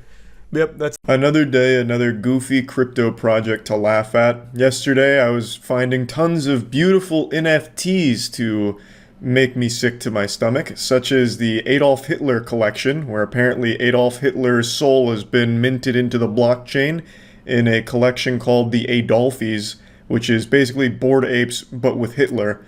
I'm guessing that project's really popping off. And then, of course, recently Troy Baker went on Twitter and publicly shot himself in the foot by announcing his own NFT project, saying, "You can hate or you can create." And collectively, he got hated. He got fucking ratioed straight to hell. He got banished to the shadow realm with a fat ratio. But neither of these projects are what we're talking about today. Today we're going to be looking at Cryptoland. I actually watched this on stream the other day. Before I enlighten you with the Cryptoland video, I wanted to clarify something. On stream before I watched this, I mentioned that I knew a very limited amount about Cryptoland, but I did mention a shitstorm that I saw on Twitter with Cryptoland in regards to kids. So I said that they allowed kids on their island, but apparently this wasn't exactly what they said, so I'll just show you the tweet. This was the tweet that caused all of the drama on Twitter, and it's a fucking weird tweet. So it's even, more disturbing than what I said going into the video, or what I thought it was about going into the video. It deals with the age of consent on their island. So, further clarification, Cryptoland was also trying to be a real-world thing, where they were actually going to own a Fijian island for crypto enthusiasts. And someone asked what the age of consent on the island would be, and they just said mental maturity is enough with a winky face. So you can see why this was immediately just written off as a fucking creepy project. I just wanted to clarify this before showing you the video, because I got it wrong in the beginning with what this was actually about. And also, one other thing I learned is that Cryptoland has been DMCA striking people that shit talk their project. So if that does happen to this video, I will be fighting it legally, tooth and nail, and put as much money and time as I need to in order to combat that, because that is some outright bullshit. Cryptoland, I think, is what we're going to start with. Cryptoland is this new crypto scam or something. I don't know shit about it. The only reason I know this exists is because I saw an argument on Twitter where someone asked, who's allowed on Cryptoland? Are kids allowed? And they said anyone's allowed of mental maturity or something, so then everyone started calling Cryptoland Epstein Island. That's the only thing I know about this, and I know they had a full-blown animated announcement that was really embarrassing. Hi, this is me, Christopher, a crypto degen with a crush for crypto kitties. I'm on my way to Cryptoland, the #1... That was pretty that was pretty quick. After just giving a brief backstory of the only thing I know about it, saying they like kids on the island or whatever, he just talks about his obsession with crypto kitties. In 6 seconds. Wow. And when Connie, the founder, told me that visionary investors could own a piece of this unique island, and I did, I smashed bought one of the 60 exclusive parcels on the blockchain hills. That's how I became a king cryptolander. And there it is. Yeah. Let's go, Cryptoland. Connie? Christopher! Come here, buddy! Oh, Jesus Christ. Yeah, 50,000 blocks at least. Been waiting for you since. This is like one of those old PC games that came in cereal boxes. Welcome to Cryptoland, the hodlers of last resort. This must have cost them so much to make. All the other King Cryptolanders have been arriving from all corners of the world. When we get to the blockchain... Oh, that's another thing. Also, one more thing I kind of know about this going into it. Apparently this wanted to be more, or wants to be more than crypto. It wants a physical island that you can go visit, which is why people got really bothered by them saying, as long as you're mentally mature, any age is welcome. Because that's a weird thing to say. and like welcome onto your island of crypto bros. So I think this whole thing is about like a real place in the real world that is also tied to the blockchain or something. Again, I only know a very limited amount from the Twitter arguments I was reading. Reddit Island 3.0, pretty much. Not your keys, not your bitcoins. Seriously? Your keys, your Bitcoin. Not your keys, not your Bitcoin. Wow. Where do you come up with these crazy ideas? You goofball. I'm not gonna tell you where. Sir? God, this is embarrassing. Ready. Holy shit. What? To the room! To the room, not the moon!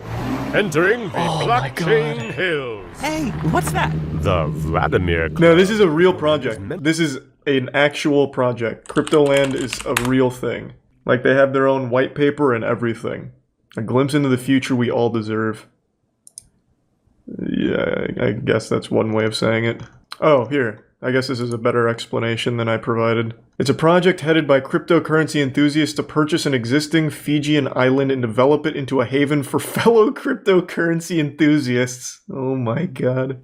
In this video, guys, I'm buying a real piece of land in crypto paradise on Fiji. Shameless. Fucking shameless. Yeah, there's no dislikes though, so it must be good. Is it real though? No, man, it's a fucking scam. What do you mean, is it real? Here, I'll just keep letting the announcement play. Whoops. Oh my... Wow! Damn, this place looks sick. Dope for vacations, but now Yo, Bored Apes? Folks approached me saying, Connie, we need somewhere where we can be programming surrounded by palm trees and views to open sea. They were sick of working. This is a great mascot. He's like Why a do that Clippy when they can work from paradise. crypto. So we built it. Come on in. But all he can do is like people are picking up their passes vomit for the memes. Hey, he's having so much fun. Until you see what's next. Yeah. The Crypto Restaurant. You're gonna love this, Christopher. Oh, I get to eat NFTs. Well, we don't have any real food, but we do have receipts of food. No, please, go ahead. I'm not a fan of forks, you know? Classic. Thanks. Enjoy your meal. Jesus See you around. Christ. Yikes. While you were... What's that? That's Cryptoland's Walk of Oh, Fame. Follow the Satoshi. Crypto stars and you'll get to the moon. That was fun. Boy, we are in Crypto Beach, and fun is the norm here. Goddamn right, it's fun. Let's go. Study the best. What about the rug pull room? When and friend, but enough of swim. Let's go to the proof. Who is this for? 6-year-olds? Work out, make the ladies pass out. What the fuck is this, man? Is there any... I have to look this up. I'm not going to do it on stream because I don't want to see the Council of Cock, but I'm going on Twitter real quick. Does Cryptoland have like a good following? Like people that saw this and like, oh my god, paradise at last. This is what I was born for. I'll take 5 crypto... What were these? Crypto Kitty NFTs? What the fuck are they selling? I already forgot what it was called. This is sad. They posted an announcement 5 days ago. Dear Cryptolanders, we have been the victims of what seems to be a planned attack to harass, vilify, and twist our work. We condemn all the false information and false accusations being spread about Cryptoland and invite those who are truly interested to make their own research and politely ask us if they want to know anything about this amazing project. Much love, Cryptoland team. You know, bah humbug, fuck all those people that are misrepresenting the good work of the Cryptoland. I think they did a great job of making sure no one would ever be interested with this animation. I don't think there's any need to twist their words when this exists. Firefest for Crypto Virgins. I keep seeing that posted everywhere. Jesus Christ. My god, in their own household here. I can't find anything positive. Like, they're literally liking some of these tweets, too. Crypto is in my chromosome. Damn, this slaps. The gospel. The future is here, baby. And it's bright. Let's go.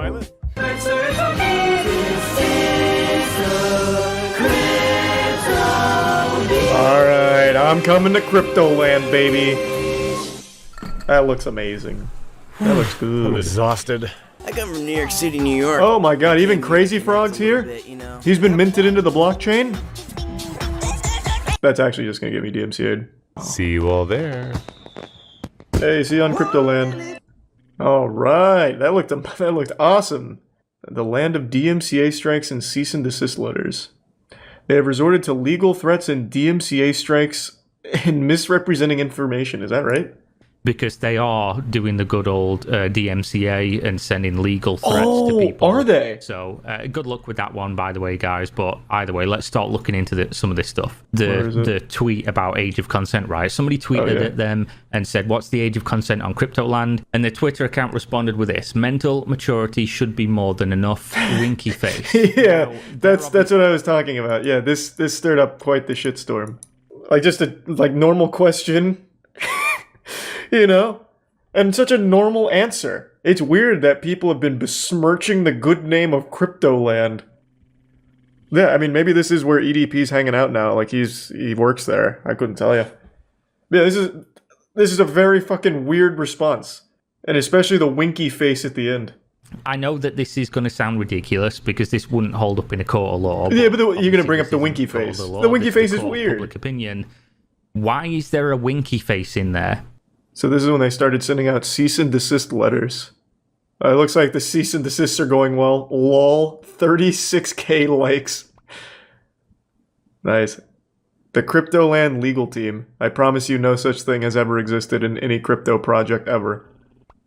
The legal team is, that's Voldemort's name. There's no such thing as legality when it comes to fucking crypto NFT teams. No shot. It specifically states you can use this. It's free. Anybody can use this. Oh, so they just used free assets. But there is a condition, and the condition is looked like so much hard work. Credit me. So they stole a bunch of assets from corporate entities and giving it back to the people. But of course, not when it suits us. Not when the corporate.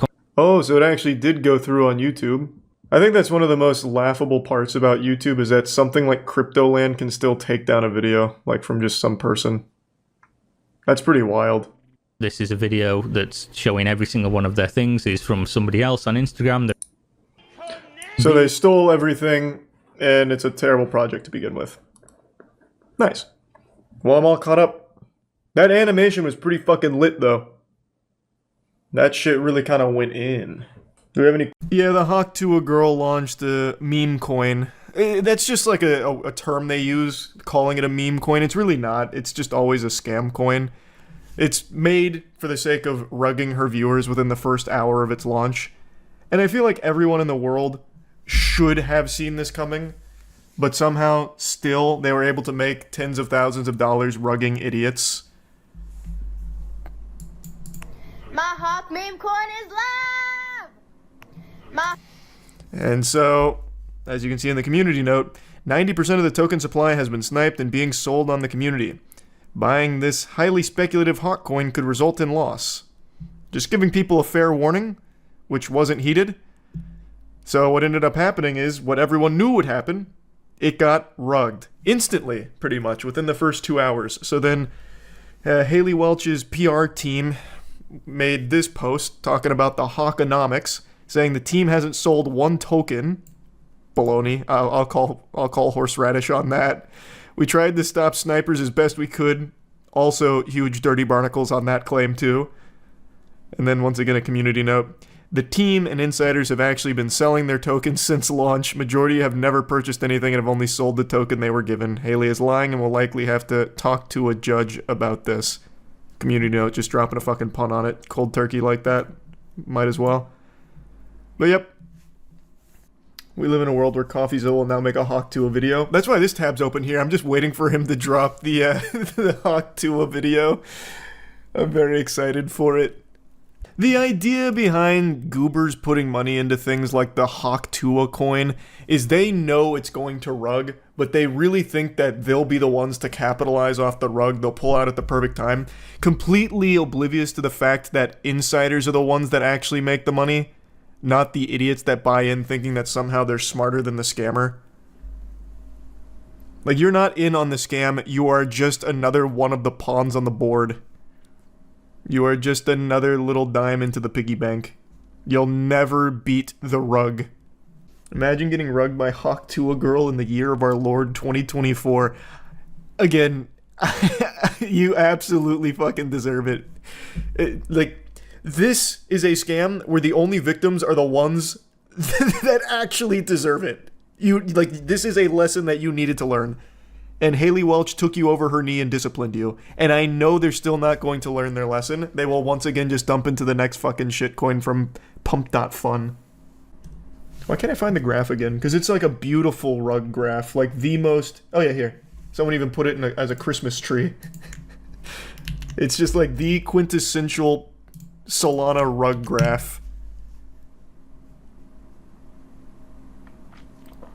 I know, man. People are actually begging to just be scammed over and over and over and over and over again. I guarantee if Jack Doherty went live on Twitter right now saying that he's doing another meme coin, people would buy in and he'd make another 20 grand off him. Easy. You see that the Rizzler got disrespected by Hawk Tuah girl. I know you're making like a meme off of the absurdity of like the names and the shit, like just the full culture around it. But you know what's crazy? Is if Hawk Tuah girl did disrespect the Rizzler, it's the worst thing she could do for her career. She can blatantly scam these idiots on her Twitter. They're not gonna care. They'll still tune in to talk Tuah for whatever reason. Ironically, I guess. But if there was the story about how she disrespected the Rizzler, they'd all just leave her. A Rizzler level event would be the worst thing that could happen to her. But she can run these pump and dump scams till the fucking cows come home. It won't affect her. The Hawk Tuah fall off is crazy. No, what's crazy is that there isn't a Hawk Tuah fall off. She just had Mark Cuban on her podcast. Yep. It's disgusting. Actual industry plant that is thriving in the biggest possible way, and now just full goatsy scamming her fans. Actually dropping trouser, shitting on them, and it's not gonna matter. CoffeeZilla is live with a Hawk Tuah girl in a Twitter space. Oh, he's already on the case? Let's go. I had his channel up earlier, waiting for when he'd hop in. There's no rug pull, and it's not done by us. Yes, snipers sniped it up to an insane market cap. No, it's and not dumped just it. snipers. That was not us. That was listen. You know that. Listen, no. I'm telling you the truth. And y'all made millions on fees from this little. Coffee, listen to him. It wasn't them. I'm sure that's not you getting those fees, right? Not a Who's making the money on the fees? Who's not a making scheme. millions of dollars on fees from this rug pull? That's not a scheme. That's the project. So we can keep this thing going for years. That's how do you think the Hawk Tuah coin for years. Who makes the money on I the love fees? that. Someone just made over $1 million on fees. Who made it? First of all, the fees were there with Meteora pools, and that goes to the creator, right? Which is who? Who does that who does that belong to? That belongs God. to the project, right? No. God owns it. This is a. Well, the project is over here. Haley Welch, right? And how much does Haley Welch own? This is Haley Welch's project. So she owns all of it. CoffeeZilla. Did she just make $1 million on fees on a rug? Do you know how much it costs for lawyer fees to create a foundation in the Cayman Islands, to hire directors? You think this stuff pays for itself, right? So y'all wanted to make the money on day one? I don't understand. I'm just asking. We're here every single day. Millions of dollars in fees from the rug. Day 2, day 3. This guy's really bad at avoiding questions. Run a project forever. He's not even slipping out of it super effectively. And time and people that are on this project. Over here has around 18 people working on this right now as we speak. This is not a small time type of nothing. It is literally a nothing. And not just do it for one. It is actually a nothing. It's a Hawk Tuah coin. The money? You haven't answered the question. Who made the money? How much did Haley Welch make of that million? 1.8 million? It's a foundation that is running. Oh. How much does she own of it?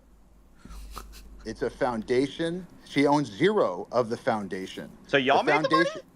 No, I don't own the foundation either. A foundation in the Cayman Islands. Who profited? Over $1 million was just made. I'm telling you, a foundation that pays people out. And by the way, CoffeeZilla, I'm not. It's just is it a force of nature? Who owns it? That are it's so simple. Because we didn't pull a rug. I don't know what you're trying to say. No rug pull. Defamation. Doc, do the math. Do the math. Defamation. It's like taking a shit and telling me there's no poop. 3%. You're defaming our character. Are you not going to let me talk? You just talk over me. You talk over me. I'm hearing bullshit. So why? No, why you're not. He just denied it. Hold on, I'll pull this up again real quick. You guys released 3% to the Meteora pool, while you have 17% of the token allocation unlocked day one from your strategic allocation. Are you guys insane? What do you guys think exactly is going to happen when your insiders get sent their tokens? And by the way, who made the money from your 17% pre-sale while you're giving a tiny piece of the pie to the public? Like, what the hell? This is the worst tokenomics I've ever seen, and it is a scam. It's not a scam. It is literally a scam. Actually a scam. You can say whatever you want about it. You can cry defamation. That's my opinion. It's a scam. Well, and I only do this for a living. I've only seen 1 million of these projects. This one's different, Coffee. It's you, CoffeeZilla. Let's track your wallet. Turn it around. Over here, why don't you tell CoffeeZilla what we're doing with this project? Where did the fees go? Where did the money for the pre-sale tokens go? Why I love the who pays you, Coffee. So people could dump on Haley Welch's fans? And how involved was she really? And how much? What just happened? They muted him. I just got muted. That must have been a glitch. Yeah. So I mean, like we as mentioned, like we raised a 17% strategic allocation that was done at a 16.69. Oh my God. Valuation. You know, we tried to kind of keep that kind of premise here was that you know we had the restriction. Like we heard the request for us to do this in a public manner, and you know I think that we having consulted with like you were saying fucking nothing right now, and you're saying it with a big lisp. I guess like the legal. He's about to just start talking about dedicated wham. And kind of mitigate any kind of consideration. This is nothing. Just answer the simple questions Coffee is posing. Who owns it? Who made the money? Americans. That 200 people participate. A lot of people within the industry that were very supportive of the vision. Because I think that they why even listen to this bullshit if you muted Coffee? Because he's got to unmute him at some point. I think that Coffee and Connor Eats Pants are in here spamming thumbs downs. This could be like a little bit of a paradigm shift. I mean, like I said, nothing that we've seen thus far with it's a hawk Tuah rug pull shitcoin, man. In a sustainable manner. He's yapping about nothing. Of longevity of an extended time frame, and we're just trying to try something different, right? Like I said, we went back to first principles and kind of tried. Did they answer any questions yet? No. Way that we think no. Makes sense, we kind of felt ultimately that was probably the best representation of who were her true fans. These are actual just filler words of nothing. That, actual nothing. Running this initiative that he's speaking just into the hands of the that's people all. that are be most supportive of her and like kind of really engage with her. Holy. I just want everyone to be respectful. Yeah. But yeah, listen, this is something that means a lot. Go ahead, FaZe Banks. Appreciate it. I just heard this guy blab about pretty much nothing. Repeat the same shit that he said the first time around. You said something about Web 2 in layman's terms that just basically means 90%. 97% of all the tokens owned were by related wallets, friends of friends of friends of friends. They were no, that's not true. It's not true. Yeah, yes, it is true. You can see it. You can see it. Brother. Yeah. You're talking about some fucking, what did you say? In the Cayman Islands? It's how you legally launch these types of things. It's a foundation. But listen, this isn't a bundled scam. This is and prove that they were not sold by us. So the bubble map stuff was totally false. It's not what happened. Oh, so this is all a lie. Over here, maybe you can. They're the trustworthy ones at the Hawkonomics. To these different wallets, and clear up a lot of this. These allegations that are just false. Yeah, I mean, like in terms of like. Oh God, not this guy. The different wallets and stuff like. Whoever guided you in this, or whoever directed you to do this, or gave you the advice to do this, you should fire them immediately. And yeah. Yeah, I just want to jump in here. Yeah, I'm doing the best I can. Thank you, FaZe. Was that a Looney Tunes sound clip? What was that? Ugly launch, cool. There's day 2, there's day 3, there's day 4. Bulletproof response. Bulletproof. That's how you handle it. Single day memeing. The key is to actually onboarding her real, true fans. This might not be for Sounded everybody. like Sandy Cheeks. It's not a big deal to us. We ain't going anywhere. Haley's not going anywhere. And the Tuah meme is definitely not going anywhere. Yes, they were from the deployer wallet, but they're put into wallets for her true fans to claim. They were not sold. You have to unlock the true fan prestige level. Very clear. But listen, it's all love. I understand everybody around here is kind of used to the same thing. There's only one way to prove that this is not just like everything else, which is just not give up, right? And keep going and keep doing everything, that you possibly can. Inspirational, right? inspirational. To keep it pushing. And the He's only right. way that it's a rug or the only way that it's a scam is if you give up on it. And that's the one thing that we can say is no one's given up on this. Mm-hmm. So over here, or if you want to ask Haley some questions, let's Haley is somebody who's an incredible person, and she's had a lot of fun memeing. She really enjoys X. I think we have to really stick with the facts. What the fuck? And we can show all the transactions, right? And we've had them analyzed now. We can show all the transactions. That's the thing, is like the blockchain doesn't lie. And we will publish those transactions. You just said, you were literally just saying that it does. Sometimes when it makes you look bad. Yes, it got 90. Blockchain doesn't lie. It was 3%. Unless 97. It's doing something bad for us. That was held back. No, I mean, I just wanted to be like, obviously Haley's been through a journey, and this launch has obviously gone the way it's gone. But I think that maybe it'd be helpful for the community to kind of hear Haley's story, because ultimately, they're trying so hard to push it onto Haley right now. The coin and stuff like that. Guys, we need to think about Haley's feelings. We only told her that she was going to make a ton of money from this. She didn't know it was going to be a rug pull. Haley, take it from here. We're going to leave. Everybody resonates with Tuah as a meme. It's like one of the most viral memes of all time.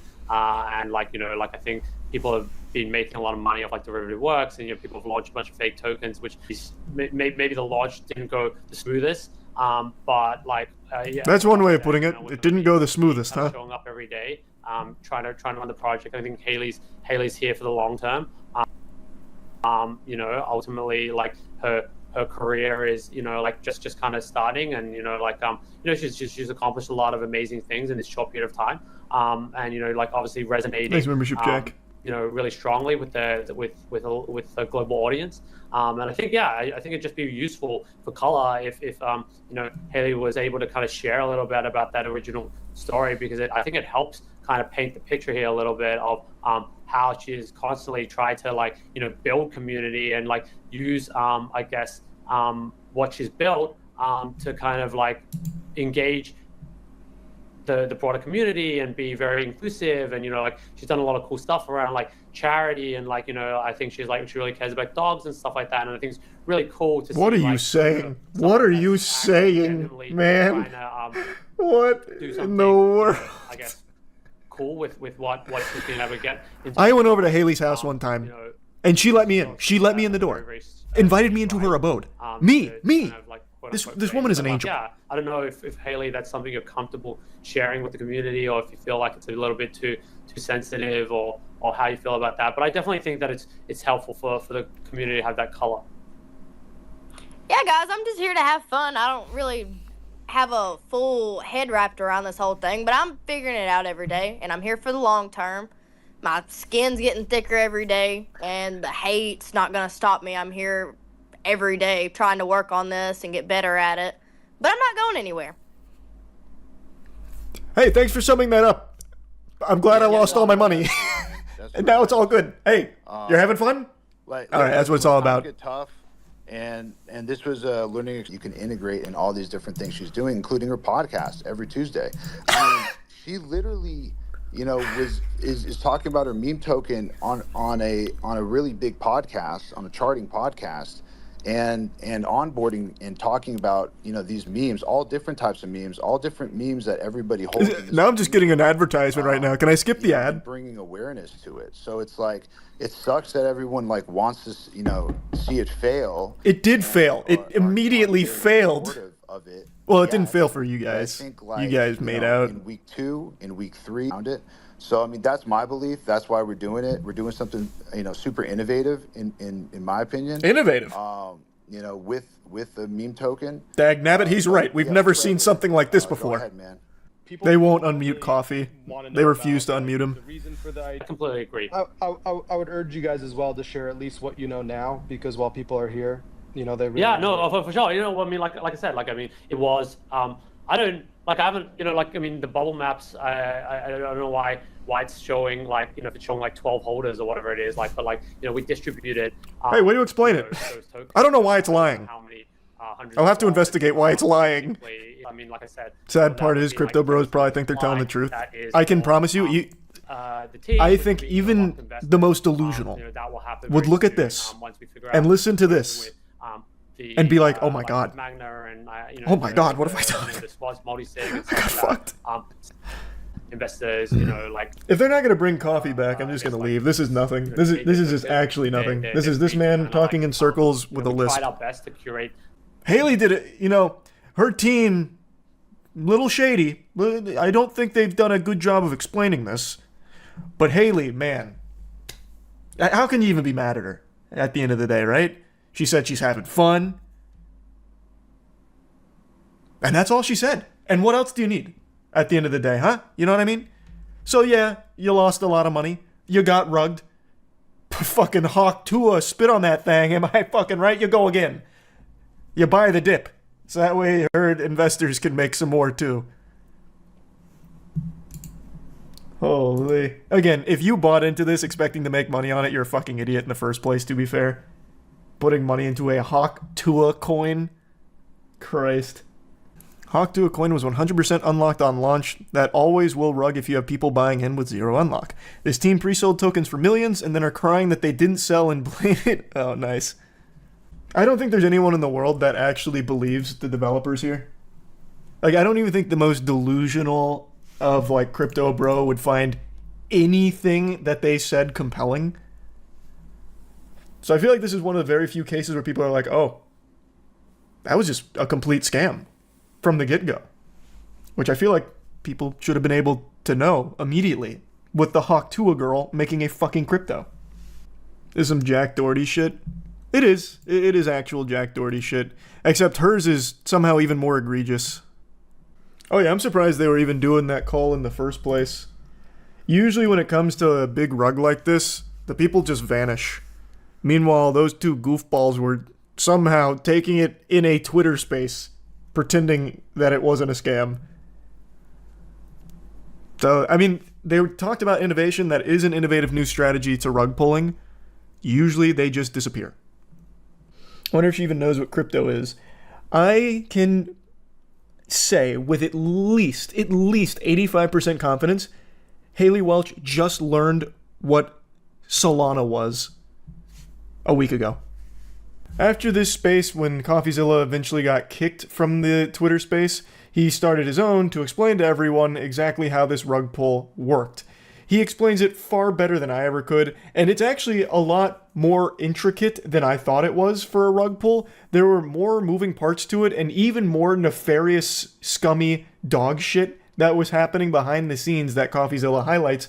So it's more than just the simple pump.fun rug pulls we've been seeing a lot, like with Jack Doherty. This was a full red alert, DEFCON, premeditated, malicious rug pull that aimed to scam the shit out of people. Now, I do believe most of the victims here were basically just people that gamble on things like this, like meme and shit coins. I don't think a lot of Hawk Tuah enthusiasts, all of a sudden set up a wallet to participate in the Hawk Tuah coin. I imagine it's most people that were gambling on it. But even still, her scamming this many people and making this much money, her and the team, I guess I can't say her for sure because maybe she personally didn't make a ton of money, but a lot of people behind the scenes did, and CoffeeZilla explains how much and where things were going and how it all worked. Let me start with something really basic that most people need to understand about what they're doing, the little switch they're doing. They keep telling you guys, and everybody's falling for it, with this strategic advisor grift, okay? They put 3% into the public DEX. Meanwhile, they pre-sold in these SAFs at like, I think they said over $10 million valuation. I'll have to have somebody correct me on that. But over a $10 million valuation. So they pre-sold these tokens. Why do you think people bought these tokens? They knew that they could rug because they told people, well, there's no unlock. So if there's no unlock for pre-sold tokens and you think it's going to launch because you got this girl who's going to use her brand and use her popularity to all of a sudden pump up this coin, there's no unlock, you're going to dump into this. So two things happen at the same time. There's a lot of confusion about it, but two things happen. One, you have a sniper who jumped in at the very beginning, minutes after launch, because they tweeted out the contract address like idiots, like amateurs. Actually, the dot guy said they knew it was going to get sniped, which is crazy. I think that would be criminal if it's true. If you know your thing's going to get sniped and you launch it anyways, but whatever. So they get sniped. That guy walks out with millions of dollars. But then they put fees on top of that. They put a 15% fee on the DEX. So guess who's raking in the money? Not Haley. I tried to ask. Can't be Haley. Haley said our foundation made it in the Cayman Islands. We wanted to obey the law, so we left the United States. We went to the Cayman Islands. Everyone knows that's how you obey the law. You go to the Cayman Islands. So they went to the Cayman Islands, and their 15% fee supposedly goes there. That's true. We did hear them say that. So they made millions of dollars right off the jump, even before they didn't even quote. They knew it was going to snipe. This sniper made millions. They made millions, and then they pre-sold for millions. Okay, everyone follow me so far? Then you have strategic advisors who are dumping on retail. Seems like Bitcoin's gonna fall to the ground since everyone's still dumb enough to fall into NFT scams. I mean, I doubt Bitcoin's gonna collapse, but it looks like all the other ones are. What's Bitcoin at? She's still tanking a bit, eh? Man, they were killing it in 2021. It's just a correction, as they say. Why the lost interest? Because I think it's solely from NFTs and shitcoins. Keep in mind, all of this growth was at the time when NFTs, like, their hype was at their highest. Even your dad was hearing about crypto. And then your dad got scammed. Then your dad got scammed again. Then your dad found more shitposts from Elon Musk, got scammed again. Now your dad hates crypto. He sold. Everyone's selling. I think it is solely from NFTs and shitcoins. How much money have you lost? I haven't checked this since last August. I've lost a ton. Probably all of it, I assume. And that's fine by me, man. As long as I get to stop seeing all of those, like, crypto copium hype beasts on Twitter, I'm fine with it. I'll let if that goes to zero, whatever. Yeah, I don't think Bitcoin's ever going to, like, actually collapse. It'll probably settle somewhere in, like, the 20 to 30K ballpark or something. I'm just pulling numbers out of my ass, but I don't think it's gonna die. Bitcoin has died hundreds of times. This won't be any different. Yeah, I see that cope a lot too. This one is super different though. I don't think there's ever been as much crypto hype and as much crypto scam and shady shit as there was throughout all of 2021 when Bitcoin made its crazy run. The faith in crypto is at the lowest it's ever been. I got into Bitcoin late 2015, early 2016, so I saw all of the rises, all the falls. There was never a time that looked like 2021, ever. There were plenty of scams though back in the day. True, there was BitConnect, there was one other big exchange that I never remember the name of. I think it was like Mt. Gox. I think that might have been it. That's true. But the only people that got scammed back then were normal crypto bros. Now, in 2021, the people that got scammed were just average, normal, not internet savvy people, not tech savvy people.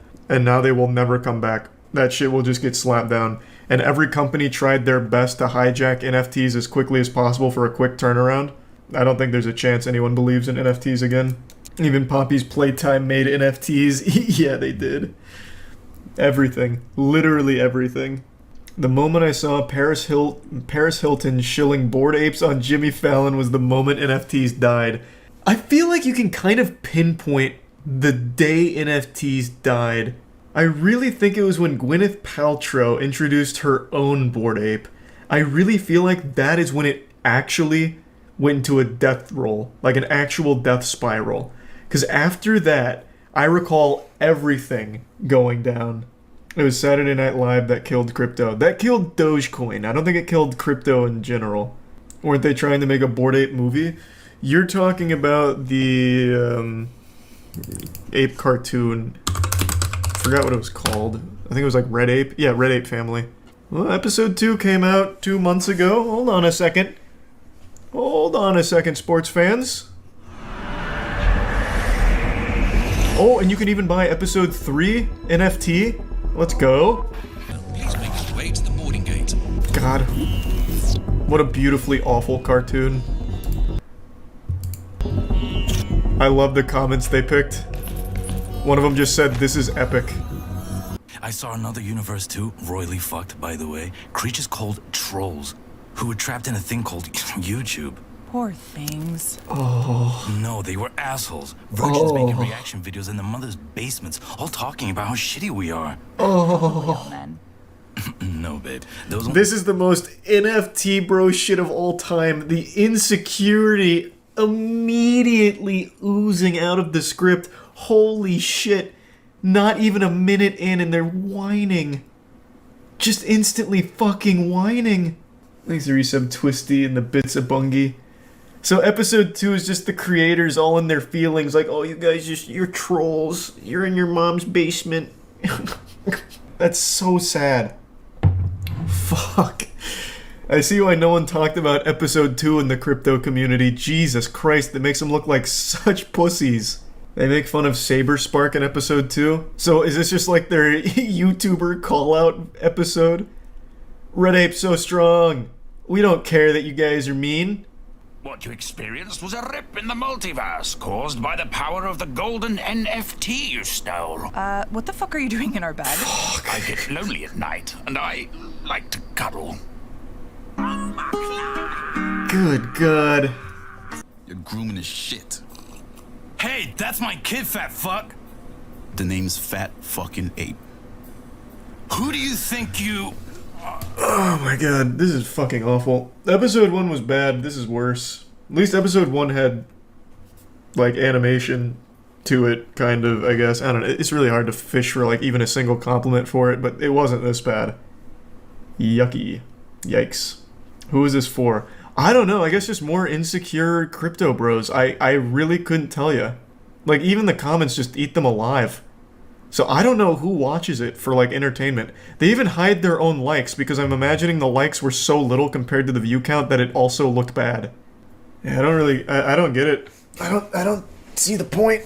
No, the whole point was well, I don't know why I said I don't get the point. The point was to drum up hype for the NFTs, and they sell them on OpenSea. Spoilers, the final episode will be locked behind a crypto paywall, calling it now. There's not gonna be a final episode. NFTs died. All of the money they were hodling is lost now. I'm assuming a lot of those are just them on puppet accounts to artificially drum up the price and the amount of members. How much is this in money? I mean, that's definitely not as much as they spent on creating it. So they haven't made their money back yet. It's not exactly the money printing NFT machine they were hoping for, I don't think. 55 Ethereum, which is about 7k total. I don't think this is... Like, I think these owners are the ones that actually bought the episode, and this is the amount of sales total, I think. Or maybe I'm wrong. I don't remember how OpenSea works. Regardless, it's not exactly popping for them. And I can't imagine why when all they're doing is whining. Do not fall into the trap of other universes. Other universes. What the fuck is happening? Who? Our bloody neighbors. Thanks to the Did you not resub. hear him say Fetal he in a has the Syncti. golden NFT? Chill out. I walked away from that life. I want nothing to do with NFTs. I make an honest living now. Well, I am. You fucking fool! It's safe, trust me. Come on, guys. Can I come on the heist next time? If that Yikes, man, this is fucking rough. This is a lot worse than episode 1. Episode 1 was like tolerably goofy bad. This is just fucking miserable. It's so slow and cringy. Cringy is a word that has completely lost all meaning, but my god, this is like the epitome of uncomfortable, absolute dog shit, like nearly unwatchable. Even if you like NFTs, even if you like the project, this is bad. They called Saberspark Saber Fart in this episode. That's kind of genius. I'm pretty sure they write the script based on like what they read. So like his pull-out game, I wish my pull-out game was better. Just something he read on Twitter sometime as some kind of insult. The old dick twist, just a reference to a video you can point to and be like, ah, the old dick twist, I know that one. So I'm sure they saw Saber fart somewhere and couldn't even think of that much. Well, of course, the reason they're insulting Saber Spark in this is because he insulted them. He made a whole video on the Red Ape family. I will say, though, this is better than whatever Seth Green was going to make. Have you guys seen the trailer for that shit? Oh my god. Oh. God. Yeah, little backstory, Seth Green wanted to make an NFT show, but then he ended up falling for a phishing scam and losing his NFTs, his sacred bored apes.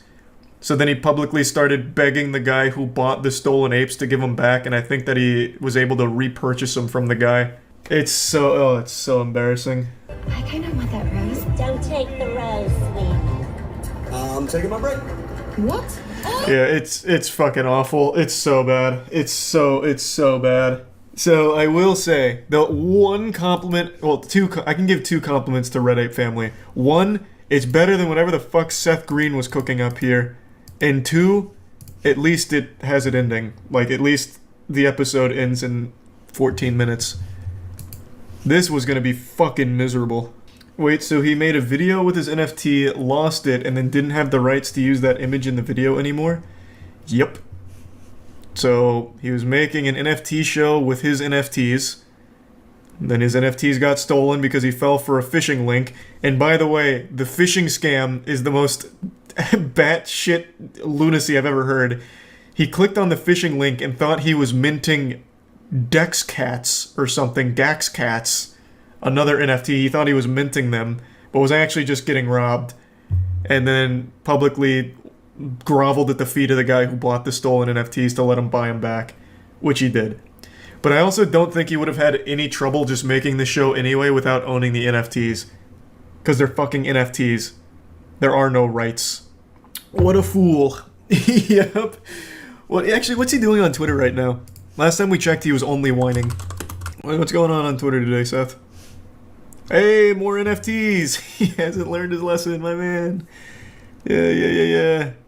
You seen the Crazy Frog Twitter getting wacky? Yeah, there's Crazy Frog NFTs. And I saw them, like, mad at themselves for making NFTs or something.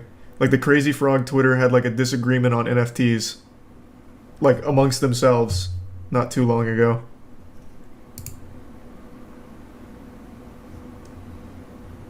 The Mandela effect is real. That's referencing the Crazy Frog penis. Who up crazying they frog right now? Nice. That's pretty good. I'm going crazy mode. Run. That's pretty good. This seems like a good account. Crazy Frog's feeling himself a little bit. That's fine. I'd give this Twitter account like a B. Only because of the who up crazying they frog right now. I don't know what it is about those posts from like actual brands, but that shit is the goofiest thing to me.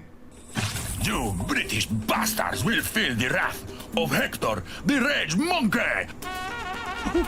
Good lord.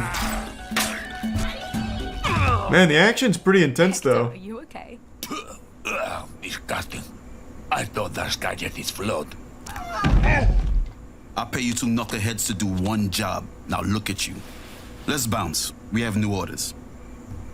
Man, that was epic. Finally, home.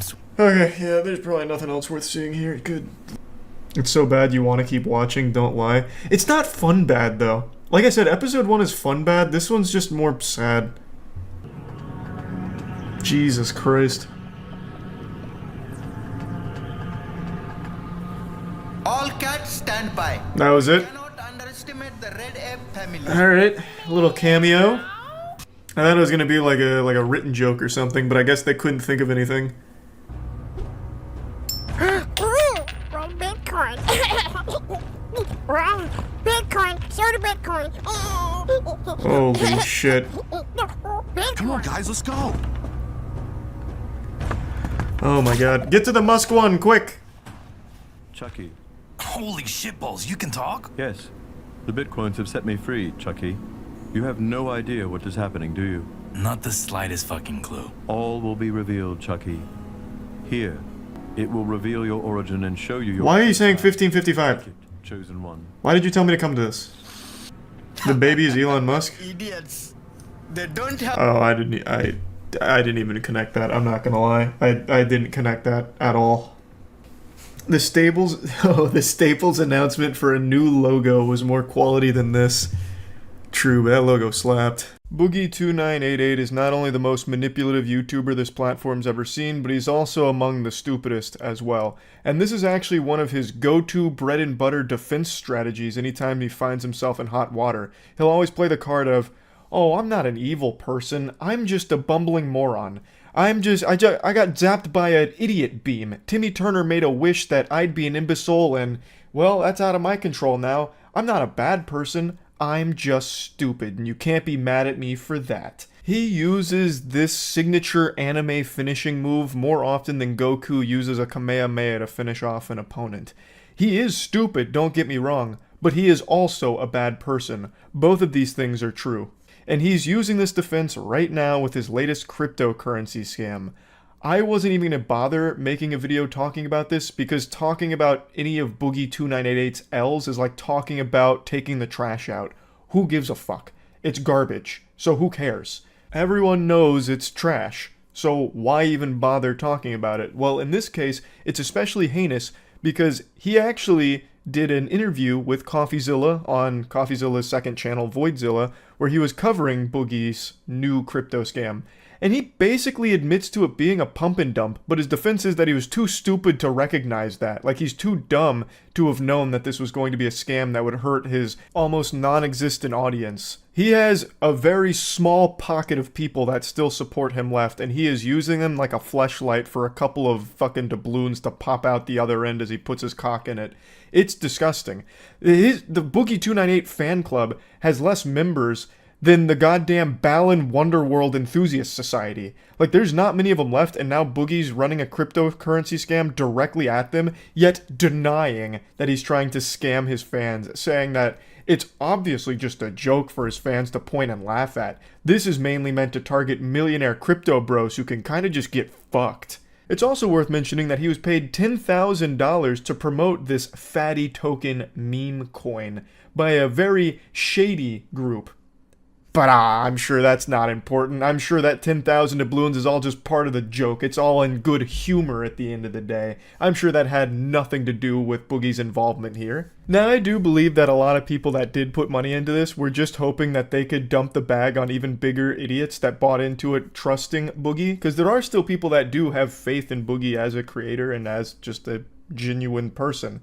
I don't know how that still lingers after the documentary that's been dropped about him, where he did his absolute best to make himself look like an insufferable asshole, as well as the numerous other controversies he's found himself in, but there is definitely still a community that rallies behind him. And I have no doubt a lot of people that put money into this were hoping that that community would also put money in so they could dump it onto them.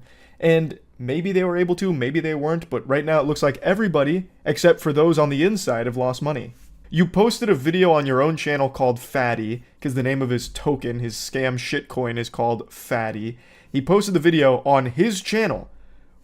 That's for your audience, Boogie. You posted it directly to them. Of course, some of them are going to buy into it because they still have some level of trust in you for whatever delusional reason that might be, but that's definitely broken by now, I imagine. He also just can't dedicate himself to just one excuse here, so he's trying to cover all of his bases so he doesn't look like an evil, manipulative piece of shit here. So he's constantly flip-flopping. So first he was kind of just on the nose about it, like posting tweets saying like he's fucked anyway, so might as well get some money out of it on the way out. You know, hashtag fatty, stuff like that. And then he's like, well, no, this was actually just for the crypto bros, and I'm not going to lose sleep over them losing money. I was upfront about you putting money into this, and you're probably going to lose it. That's the joke. So I don't care if you bought in. And his most outrageous one is where he tries to spin this as an actual useful, not scam service, where it's like, oh, this is actually just a really cheap way for the community to buy into my presence. It's going to be a community hub for all of us to kind of just like hang out. So you're kind of paying just to be a part of the community. Like, he's trying every possible excuse to avoid wrongdoing, even though he's fundamentally admitted that it's a pump and dump scheme that he's behind here, which is a crime. It's illegal. You can't do that. Maybe putting it into Magic the Gathering terms will help you understand it to wrap your fucking noodle around it. You're ignoring cards' mana costs, and in response, everyone hates you. You can't do that. Boogie. I watched a clip of a podcast Boogie's on once, and of course he always rants about how everyone's always out to get him. He's not a bad guy. Everyone else is evil for attacking him. He's not the bad guy. He's not the villain of the story. And my name got brought up. And he then went on to say that I want to see him dead. I'd rather see him buried 6 feet under than see him succeed, or something to that effect. Which is, of course, a load of horseradish, but it's a really interesting take, how Boogie perceives things. And I don't know if he truly believes this, or if it's just a classic Boogie drumming up sympathy kind of thing through lying. But I don't want to see you dead, Boogie, at all. I want to see you stop being a piece of shit scammer who manipulates his audience and constantly lies. That's what I want. That's what the majority of people would like to see. A triumphant story about how you finally took some responsibility for your own actions, grew from them, learned from them, and actually stopped being the asshole that you are. I'd like for you to come forward and stop lying about everything. So like in this situation, just taking it on the chin and openly admitting that you pump and dump scammed your audience. Just say like, hey guys, I fell on difficult financial times and yeah, I took advantage of you. You kind of tiptoed around that in the CoffeeZilla video, but you're not saying it with your whole chest anymore and making up excuses for it, even though it's an inexcusable thing that you've done. You should then refund everyone that lost money in this shitcoin scam that you've pumped. And then you should be working towards actually making things right and stop being the lying, manipulative asshole that you are. I don't want to see you dead, Boogie, and you know that. That's a very gross thing to say, to make that claim, and you know how fucking disgusting that is, which is why you say it. But I want to make it very clear right now. What I want is for you to stop being a lying manipulator. I'm going to play a little bit of his announcement video for this, because he really stands by that it's all just supposed to be a joke for his community, supposed to bring them together to laugh at the parody of Andrew Tate, where he's playing Andrew Cake, and it's all part of the joke. But that excuse doesn't work, Boogie, when you actually launch a shitcoin alongside your satirical take on shitcoins, for your audience to actually lose money on, you dumb buffoon. Fatty is a community for like-minded individuals that are broken free from the matrix. True happiness comes from a goldfish, from the same woman a couple of nights a month, and the occasional meme coin. Fatty for life. Fatty for life, yeah. Look at this graph. Looks like every other rug pull shitcoin that ever entered the market. But Fatty for life, yeah. Boogie's the champ. He's the king. Who cares how many of his audience lost money on this? He does his absolute best to deny that that's a possibility at all. I'll go ahead and go through his pinned tweet because he's been, of course, on Twitter, as he is known to do, having meltdowns, doing his best to justify indefensible actions that he takes. So here's his big manifesto on the Fatty debacle. An iconic Boogie intro here to the tweet. This is just so on brand for him. Classic. In the last few days, I have learned a lot about the internet, myself, and crypto.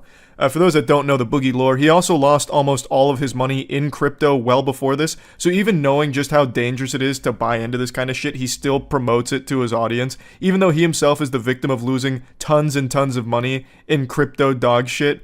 But yeah, it doesn't matter to him. Since it's not him losing money this time, why would he care? My intent by launching a meme coin was to make people laugh and happy. I also wanted to give millionaires who like meme coins a new toy to play with. It doesn't have use, Boogie. The only thing they can play with is watching the graph go down. The only thing they're playing with is your balls as you teabag them with this scam. I also wanted to create a community among those people to interact with as I have through the LolCow Live community. To say I missed the mark is an understatement for sure. But some of the people that are angry for some weird reasons. This never targeted fans, in quotes. In the 90 seconds this was available on websites, a casual fan could not have created a Coinbase account, get verified, figure out how to buy Solana, which is a chore in itself, to then purchase a meme coin. It is literally impossible. That process takes hours, sometimes days. You are so unbelievably wrong, you know that. You are blatantly lying. I also don't understand why it's inconceivable for him to imagine that some of his fans already have Solana and have Coinbase accounts, because a lot of people do. Cryptocurrency isn't some like fringe unheard of thing anymore. It's a very mainstream thing people have been hearing about for fucking years, so a lot of them do have accounts and they could easily buy this in the 90 seconds it was available. This targeted my fans only to have them point and laugh at the absurdity of the character of the video and the idea that anyone would trust me for crypto advice. If the whole idea behind it, Boogie, was to just provide an entertaining video, why actually launch the shitcoin? Why even give them the opportunity to buy into something that you yourself know is worthless? You're open about how worthless it is and that it's just a waste of money. One of his early tweets is about how you shouldn't invest money in it. That's the way that he's trying to like hand wave his responsibility to his audience here by saying, well, he warned them not to put money into it, so it's kind of their fault. Why even give them the option? If the whole point was just to give them something to laugh at, why give them something to immediately lose money on, Boogie? That's so weird. That doesn't seem like it'd be a good part of the joke, having them lose money too. That seems to get rid of the joke. It's almost as if it wasn't a joke to begin with. And you're using that as a convenient excuse to try and make it seem like it was never the intention to make money off exploiting your fans. I did, however, want to target crypto bros who play with meme coins all day, every day. Looking at the wallets that bought and sold this coin, it's clear that is the only people who played with this coin. Many of them holding tens of millions of Ethereum and Bitcoin, they wouldn't miss the tens of dollars they might have lost, but many more made money than lost, it appears. What a hero. You're such a hero of the people, Boogie. Regardless, I still believe those same crypto guys might find value in this coining community, and I hope they do. For those holding, I plan to keep chatting with you guys and chilling with you for as long as you think it's fun. To the rest of the internet, I am not sorry for getting involved in a dumb shit meme coin. I eject the idea that I was ever scamming fans, and that simply did not happen, period. Look at the wallets for proof of that. I still think a meme coin can be a funny and amusing distraction for people who have far more money than they know what to do with, and I hope we can continue to fuck around with this dumbass coin. That is just chef's kiss standard Boogie meal right there on his Twitter dog shit that he serves on the plate. Just absolute nonsense, lying out of his ass, trying his absolute best to come out of this looking like the good guy. Well, I've learned a lot about myself, the internet, and crypto. Yeah, there were some shortcomings. I missed the mark, but you're actually all wrong because I'm not a bad guy. That was never the intention. Also, those crypto bros that I said can get fucked and I won't lose sleep over, well, actually, I'm hoping they find real value in this because I'm also like a hero to the crypto bros as well as my community because I never targeted my fans. Yeah, I uploaded it to my YouTube channel, but that was only because I wanted them to laugh at the character, not actually put money into it. I mean, that was never part of the plan, but because they put money into it, now there's a great community, which was always the intention the entire time. It's just absolute ramblings of a madman doing his absolute best to try and avoid looking like the bad guy. And in doing so, he always looks even more of a bad guy. In the interview he did with CoffeeZilla, he mentions his cancer diagnosis. Boogie has a form of cancer and he is on hard times financially, a lot of it because of his crypto investments, which now he's running one of his own. And he talks about how the money that he got, like the $10,000 to promote this, immediately went into like his medical his medical needs. And he uses this as a shield, where it's like, oh, you know, this is going on, thus it shouldn't be a problem that I scam people, because I need the money. There's plenty of other ways of making money though, Boogie, besides just scamming your audience. Like there was, for actual years, you had so many other opportunities to make money and actually not be a piece of shit. But you have time and time again made the worst possible decisions, not only for yourself, but for those around you, and you have constantly dug yourself deeper and deeper holes. And now you keep posting tweets, deleting tweets, where you're doing this Jekyll and Hyde thing about how, oh, I might be going to jail anyway, so I'm going to take money on the way out. Buy Fatty Coin. And then into this where it's like, actually, I'm such a good guy. Like, we were just making a community and you guys are getting mad for weird reasons. I'm misunderstood. It's crazy because you can actually trace Boogie's spiral to his Twitter activity. The frequency in which he used Twitter directly correlates with the frequency at which he lost subscribers. As he used Twitter more, his YouTube subscribers went down more and more because he kept letting the mask slip at the really awful person behind the facade that he puts on YouTube. He could not stop himself from saying the most revolting things and being the most unlikable asshole through Twitter. He was addicted to it. And he recognized so many times that if he just deleted Twitter, his life, his online career would have been in a much better spot. But he just can't help himself. And to this day, still can't help himself. Here's his most recent tweet, for example. I learned years ago that if I fart in public, Mudahar will make a video saying I gave people cancer. I'm pretty much free to do whatever I want because even when I try to do something nice, people say I ate a baby or something. In standard Boogie fashion, making himself the victim of everything imaginable. Somehow he's the victim in this pump and dump crypto scam that he's running here because Mudahar made a mean video about him. Oh man, it doesn't matter what I do because people are just going to say that I ate a baby or something. Mudahar is going to insult me no matter what. So what, I did a crypto pump and dump doesn't mean Mudahar needs to be nasty and rude about it. I can't even remember the last time Boogie2988 did something genuinely nice without it being something to benefit him personally. I can't think of it. And it's certainly not this crypto scam. There's no way you're going to sit there and actually try and say that this meme shitcoin that you've started is somehow a nice thing. that you don't deserve to be getting insulted for. That's absolute lunacy. You yourself have said multiple times how worthless this is and you shouldn't be putting money into it and that you're basically stupid if you do. Like, and you're going to try and sit here and make a claim like, oh, even when I do something nice, they're just going to say I'm bad anyway. You're not doing anything nice. You are literally scamming your audience. No matter how much you want to plug your ears and close your eyes to deny that fact, you are. You have. You are scamming them with this. He also keeps saying that he hasn't sold any of his fatty coin, and it doesn't matter. Even if you really haven't sold any, I don't know why you'd sell now since it's completely flatlining, but even if you haven't sold any, even when it was up, it doesn't change the fact that it's still a pump and dump scam, and someone made a lot of money from this. The people that paid you to promote this in the first place. You did make 10,000 doubloons from the promotion of it. So you did make money from it. Even if it isn't from the direct sale of the coins that you hold, you still made 10 grand, which is a lot more than any one of your fans that bought into this trusting you. But anyway, I don't need to rant any further about this. If you want actual information about the scam, I highly recommend checking out Voidzilla's video or Mudahar's coverage of this. They both did a great job going over everything around it. I'm just here to talk about what a manipulative, stupid asshole Boogie2988 is, and how baffling it is that he keeps finding new ways to devolve even further. Twitter is a remarkable cesspool, but there's never a shortage of interesting things you can find on Twitter, and it pains me to admit, sometimes I'll just be glued to some shit going on Twitter. Today was one of those cases. So for those that don't know, and for those lucky few that don't use Twitter, congratulations first of all, but second of all, you missed out on a fucking classic scam. So today, a lot of big celebrities' Twitter pages were hacked. Bill Gates, Elon Musk, Barack Obama, all of the pages were hacked and posted the same message, which is right here. You know, it is send bitcoins to this wallet and I'll send double the amount of bitcoins back to you. This is a literal RuneScape scam. To anyone that grew up with RuneScape, you will immediately recognize this doubling scam. And it was pulled on the biggest possible stage. I genuinely couldn't believe how popular this was. I saw it when I was on the shitter, and I could feel my asshole smiling. I half expected to scroll down into the comments and see another post from the hackers saying, also, send all of your most expensive clothing to this address and we'll trim it for you for free. You know, just really commit to all the RuneScape scams. For those that don't know, I'm sure all of you know RuneScape scams like free armor trimming and the doubling scam. But the only people that usually fall for that is children, you know, like 14-year-old kids in their first journey into the RuneScape world where they go to the Grand Exchange and they see someone saying, hey, trade me gold and I'll give you double gold back. And as a kid, you trust everyone. You're like, oh, wow, mister, that sounds like a great idea, but just I want to be safe. So you trade them like a small amount, like 10K, and then the scammer has no problem just giving you 20K back and immediately earns your trust. It's like giving you a lollipop before you get into their van.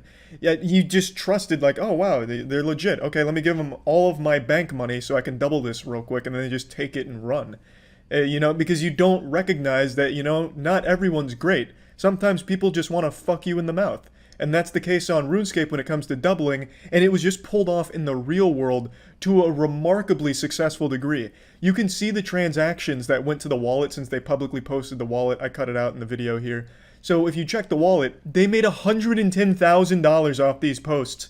These aren't children. Children don't have bitcoins. Kids don't even know what cryptocurrency is. They probably think it's just a TikTok dance or some shit. So these aren't kids that got scammed today. These are cryptocurrency hodlers. And I find it super surprising because a lot of people that got into cryptocurrency a couple years ago or even more recently act so intellectually superior to everyone else just because they followed a trend and bought some obscure coins off fucking Poloniex or some shit. Oh, is that paper money? Oh, no, there's nothing wrong with that if you're a Neanderthal. The mind of a simpleton. I truly don't think I'll ever understand it. You can keep your dollar bills. I'll stick with my Ripple and Globlin coins. It's cryptocurrency. You wouldn't know what that means. And then today, they just fell victim to the oldest scam in the book. It's fucking crazy. I'd never celebrate someone getting scammed, but how the fuck could you have possibly fallen for a doubling scam? Especially from the accounts of Bill Gates, Elon Musk, and Barack Obama. How can you possibly think that people that wealthy would need you to send your Bitcoin into them so they could send double back? In what universe does that make any sense? On RuneScape, there's kind of an excuse. Because, I mean, you don't know who's on the other end of that keyboard. It really could just be someone looking to do a good deed or some shit. That does kind of happen on RuneScape from time to time. But here, why the fuck would billionaires be asking for the money up front in order to send it back? I just can't wrap my head around who could possibly fall for that. But people did. $110,000 worth of Bitcoin got sent to that fucking address in less than an hour. That's how many people fell for that. And if you look at the replies to it, you can see some really sad stuff, some really upsetting things from actual people. You can see their account. It's real people saying things like, this is just what I needed. Thank you so much, Bill Gates. This is really going to mean the world. I don't have a whole lot of Bitcoin, but doubling this really will just make such a huge impact for my life. And I really can't thank you enough, Bill. And then he sends that shit in, and obviously he's not getting anything back because you're just fucking paying a scammer. It's the same people that probably fall for telemarketing scams telling you that your computer has a fucking coronavirus on it or something. It's really surprising. And it's Twitter's fault. It's obviously Twitter's fault that this was even allowed to happen and that it persisted for as long as it did. It didn't last for longer than an hour, but even that, it shouldn't have happened in the first place. So I'd like this to serve as a nice little PSA for everyone watching. Don't take everything at face value. Just ask questions like, why would Bill Gates want to double my Bitcoin? And why would I need to pay him first? I think I'll just wait and see how this plays out. People, for some reason, jump at every opportunity and just take everything they see online at face value without doing even the slightest bit of research or, at the very least, thinking about it for more than 5 seconds. I feel like on the internet, everything's like instant gratification. You see something pop up and you have to like it right away. Or you see an opportunity and you have to just jump right on it. Send me your used panties right now and I'll send you $500. And then you go and buy a pair of panties or something to send in. You don't get the money back because obviously they're just huffing the panties for themselves. You just need to just stop taking everything at face value. I think a lot of people learned a very important lesson today, and it was a very expensive one too. It's a fucking shame, and I actually can't believe a doubling money scam just got pulled off in the real world. That's fucking wild. RuneScape economics actually do kind of translate to the real world. It's cryptocurrency and scams, the most iconic duo. They go together like peanut butter and jelly. Today, a once massive streamer was exposed for stealing $500,000, roughly, from his fans. This is the story of Ice Poseidon and CX Coin. I'm sure you've heard of Ice Poseidon at some point. He used to be the most influential streamer on Twitch, but over the years he's faded into obscurity like a fart in the wind, just fleeting but stinking the entire time. Ice Poseidon's a name you still can't even really mention on Twitch. It's like Voldemort because he got banned on there quite a while ago, and then when he made the switch to YouTube, he never quite recovered. So his channel really faded, and now it's just kind of like talking about a fossil. But last year, he made kind of a resurgence. He announced a cryptocurrency called CX Coin. Now, even just at a surface level, knowing nothing about Ice Poseidon, it still seems like a stupid thing to invest in, just a random streamer who has no technological background announcing a cryptocurrency. You'd have to be pretty close to overdosing on Xanax to think that that's a worthwhile investment, but knowing his past makes it even goofier. Ice Poseidon has a history of openly scamming people and being super honest with it. He even went on stream one time just fully admitting to a Ponzi scheme he was running. In order for the investors to make their money back, what we do is we grow the company to a certain point, and then we have other investors come in, and obviously they invest their money as well, hopefully more than $2 million. And then obviously when we get more than $2 million invested, the other investors will get their $2 million back. It's not a Ponzi scheme or a pyramid scheme. Okay. I don't really know how to explain it, because I didn't explain that very well, I guess. That is the textbook definition of a Ponzi scheme. It's like he fucking read it right off of Webster's. And he's just super honest with it. He also talked about the time he used to fish credit cards. Like, he openly has admitted to scams in the past, and yet for some reason, when he announced this cryptocurrency, people still put money into it. And I'm sure, just like a Darman video, they live to regret it, because goddamn, a video came out today where CoffeeZilla dove in and proved that Ice Poseidon took almost $500,000 from that cryptocurrency, just rug pulled it. And it's a great video. I highly encourage you to watch it. I'm going to show a couple of clips here, but he does a great job of laying it all out, and even brings Ice Poseidon himself on the horn, who openly admits again to stealing the money and refusing to give it back, even though he openly says, yes, I took the money. It's an actual fucking felony. The dude just openly admits to defrauding investors. It's crazy. Like, I understand Ice Poseidon's damn near illiterate, but it's also shocking just how dumb he is sometimes. He openly, on CoffeeZilla's interview, says, yeah, I took the money. No, I'm not giving it back. to $500,000, and I'm going to prove it. He personally profited $300,000 by stealing money out of a crypto scheme that he set up. And when I confronted Ice Poseidon, who's better known by his real name, Paul Danino, about this scam, he was shockingly honest. You want to keep the money that's not yours, that you took from the project, even though you failed to deliver. I mean, I'm not really sure what you want me to say, but yeah. I'm trying to get you to return the money because it's 100% still available and you could do that. Yeah, I could give the money back. It is within my power. But I'm going to look out for myself and not do that. I don't know what else to say. That's just the most honest answer. Ice Poseidon's like Ed from Ed, Edd n Eddy, the one that just keeps talking about buttered toast, but if he was a criminal. He's honestly, I swear to God, like that stupid cartoon character that you'd think could never really exist in the real world, but somehow he does. But not only that, I truly believe Ice Poseidon thinks he's done nothing wrong. In the CoffeeZilla interview, there's a point where CoffeeZilla mentions that the people he took this money from are people that are less well off than he is. Somehow there are sentient, living, breathing human beings that for some reason were convinced this was a good idea to put money into. I just don't get it. For some reason, anytime cryptocurrency is mentioned, people just turn their brain off, hop on MetaMask, and dump their entire fucking life savings into poop-ass dog pussy coin and think that they're going to make $1 billion off of it. Like, I don't get it, but it keeps happening. And CoffeeZilla mentions, like, hey, those people that you took the money from, they don't have that much money. And Ice Poseidon's like, oh, well, I don't like it when you say it like that. Now, I pleaded with Paul, or Ice Poseidon, to return the money that he stole, in part appealing to the guilt that he was taking money from his fans who were all much worse off than him. Ice Poseidon's response was that he didn't like how that made him sound. I don't know if you're aware of the fact that your average fan has way less money than you. So you're just taking from poor people. Like, you understand that, right? That is definitely not, that is not a good way to put it. That's a pretty shitty way to put it, my dude. I think it's a pretty shitty thing to do. So he clearly doesn't like to be confronted with the hard truth of what he actually did. So he's trying to like spin it somehow in his mind where he's not the bad guy. He's not the evil supervillain. So he's like, oh, no, this was actually a righteous thing to do. In fact, I'm like the Batman of crypto or some shit. Like, he doesn't like it when you explain to him that what he actually did is just scam people less fortunate than he is. And I really feel like he has some kind of main character syndrome or hero complex, because at the end of CoffeeZilla's video, spoiler alert, he does mention that he'll give back 155 grand. And then, like, expects us to pat him on the ass for it because he's giving back a fraction of the total amount that he stole? This goofy goober already stated in the interview he could give the full amount back if he wanted to. He just simply doesn't want to. He's a schoolyard bully, and he doesn't want to share his popsicles with the rest of the class. And, like, we're supposed to, like, thank him for the 155 grand that he's willing to shave off of his pubic hair for us. He's just giving us some crumbs back. And then it turns out he didn't even give 155 grand back, he gave 40 grand back, so he couldn't even be bothered to do, like, the full amount of his apology return. It's fucking shocking. Like, just imagine being robbed. They steal your TV, they steal your Xbox, PlayStation, they steal all your electronics.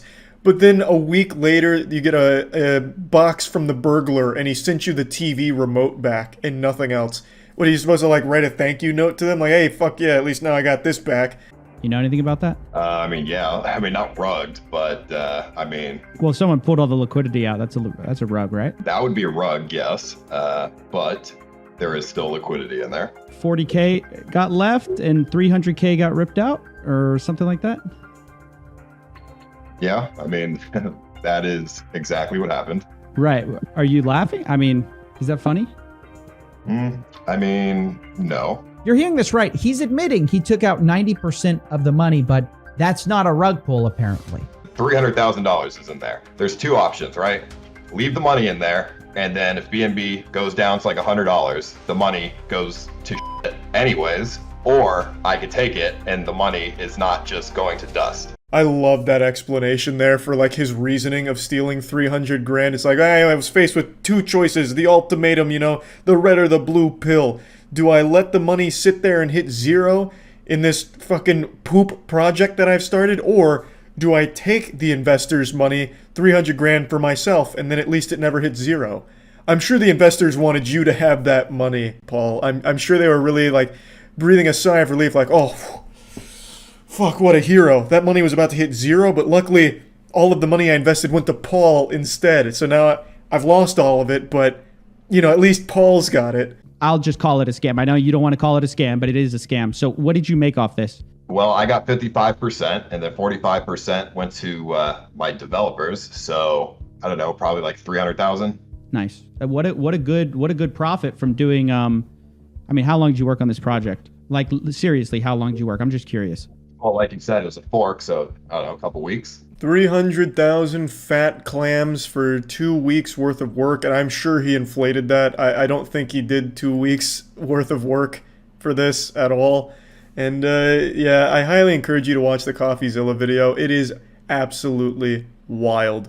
I'll put a link to it in the description. It is a shockingly honest insight into the mind of a serial scammer. And the way that he reasons things and like blames the people who got scammed, it's crazy. So I just wanted to talk about this. I know I already made a video yesterday making fun of Tuah girl and the team of parasites that surround her like locusts latching on, trying to just siphon as much money out of her meme as they can, like babies trying to suckle milk from a nipple. But I missed one of the most entertainingly embarrassing meltdowns I've seen in quite some time. So Haley Welch has her goof troop that instructed her on this rug pull crypto scam that she pulled off yesterday. And last night, this unholy trio of buffoonery started a Twitter space to explain this giant rug pull and talk about how it's not actually a scam and everyone's wrong. And I missed a very important component, and thank God CoffeeZilla recorded all of it because it is a masterpiece meltdown. CoffeeZilla just made a video going over the entirety of Tuah girl's crypto scam. It is an incredible video that I cannot recommend highly enough. It is a thorough breakdown of all of it, and it paints a very clear picture of just how malicious and evil this was with everyone that was working on it and exactly how it all went down. So definitely check that video out. And in his video, he went into the Twitter space before I did and got to catch this amazing specimen going ballistic. The alpha goober of the Tuah goof troop, his name is Doc Hollywood. Well, he had some colorful words for everyone that went into that Twitter space, and that Twitter space is where neurons went to die. Listening to these worms try and explain that it's not a rug pull, it's not a scam, was like listening to Courage the Cowardly Dog try and explain to Eustace and Muriel that the stranger that just showed up at their door is not a good guy. It was comical. It was amazing, but I missed the best part. Thank you, CoffeeZilla, for preserving this. Anyway, enjoy. Everyone thinks that, oh, everything's a rug. Everything's a rug. Everyone's here to you. Nah, we're here to onboard real people outside of this spaces, right? The people here, you guys are already y'all are ahead every day thinking everything's a scam. And you know what? You guys are right. Everything is a scam, but not this. Everything is a scam. Your mom, your dad, your dog, they're all frauds. They're using you. You can't trust them. The only thing you can trust, the only thing on God's green earth that isn't a scam is Tuah coin. You know, the thing that rug pulled in less than 20 minutes and everyone lost all of their money, except for some people on the inside and some snipers.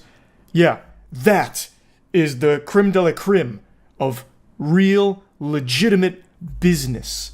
If you can't trust Hawkonomics, what can you trust?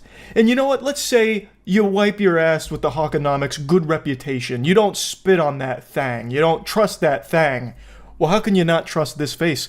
Doc Hollywood himself, with Tuah girl and sidekick. I'm not familiar with the characters in the Tuah extended universe, so I don't know who she is that's also getting educated on meme coins by the god, the Adonis, Doc Hollywood. Even his name is badass. It's so cool. Doc Hollywood. That actually just sounds like a scummy character from a cartoon. And he is cartoonishly scummy. Not this. We did not spend 6-7 months of our lives dedicated to trying to do something cool, right? To do something different. I'm going to be pausing a lot because each statement made me giggle harder and harder, and I couldn't believe that he was even saying shit like this with a straight face.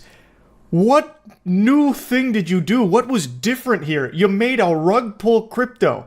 That's as old as dirt. Cavemen were probably tossing that idea around before they found fire. It's that old. Like, people have seen this exact scam a million times. And the reason it's persisted is because it is still successful. Somehow Palpatine returns and they keep falling for it over and over and over again. How many times do I have to teach you this lesson, old man? It's unbelievable that people are still putting their ass in their asshole and just going hog wild, dumping money into a Hawk Tuah meme coin, thinking that somehow it's going to be a good financial decision. But you know what? Let's take a magic school bus ride into this guy's barren wasteland of a brain and just tinker around with the fairy tale that this wasn't supposed to be a rug pull.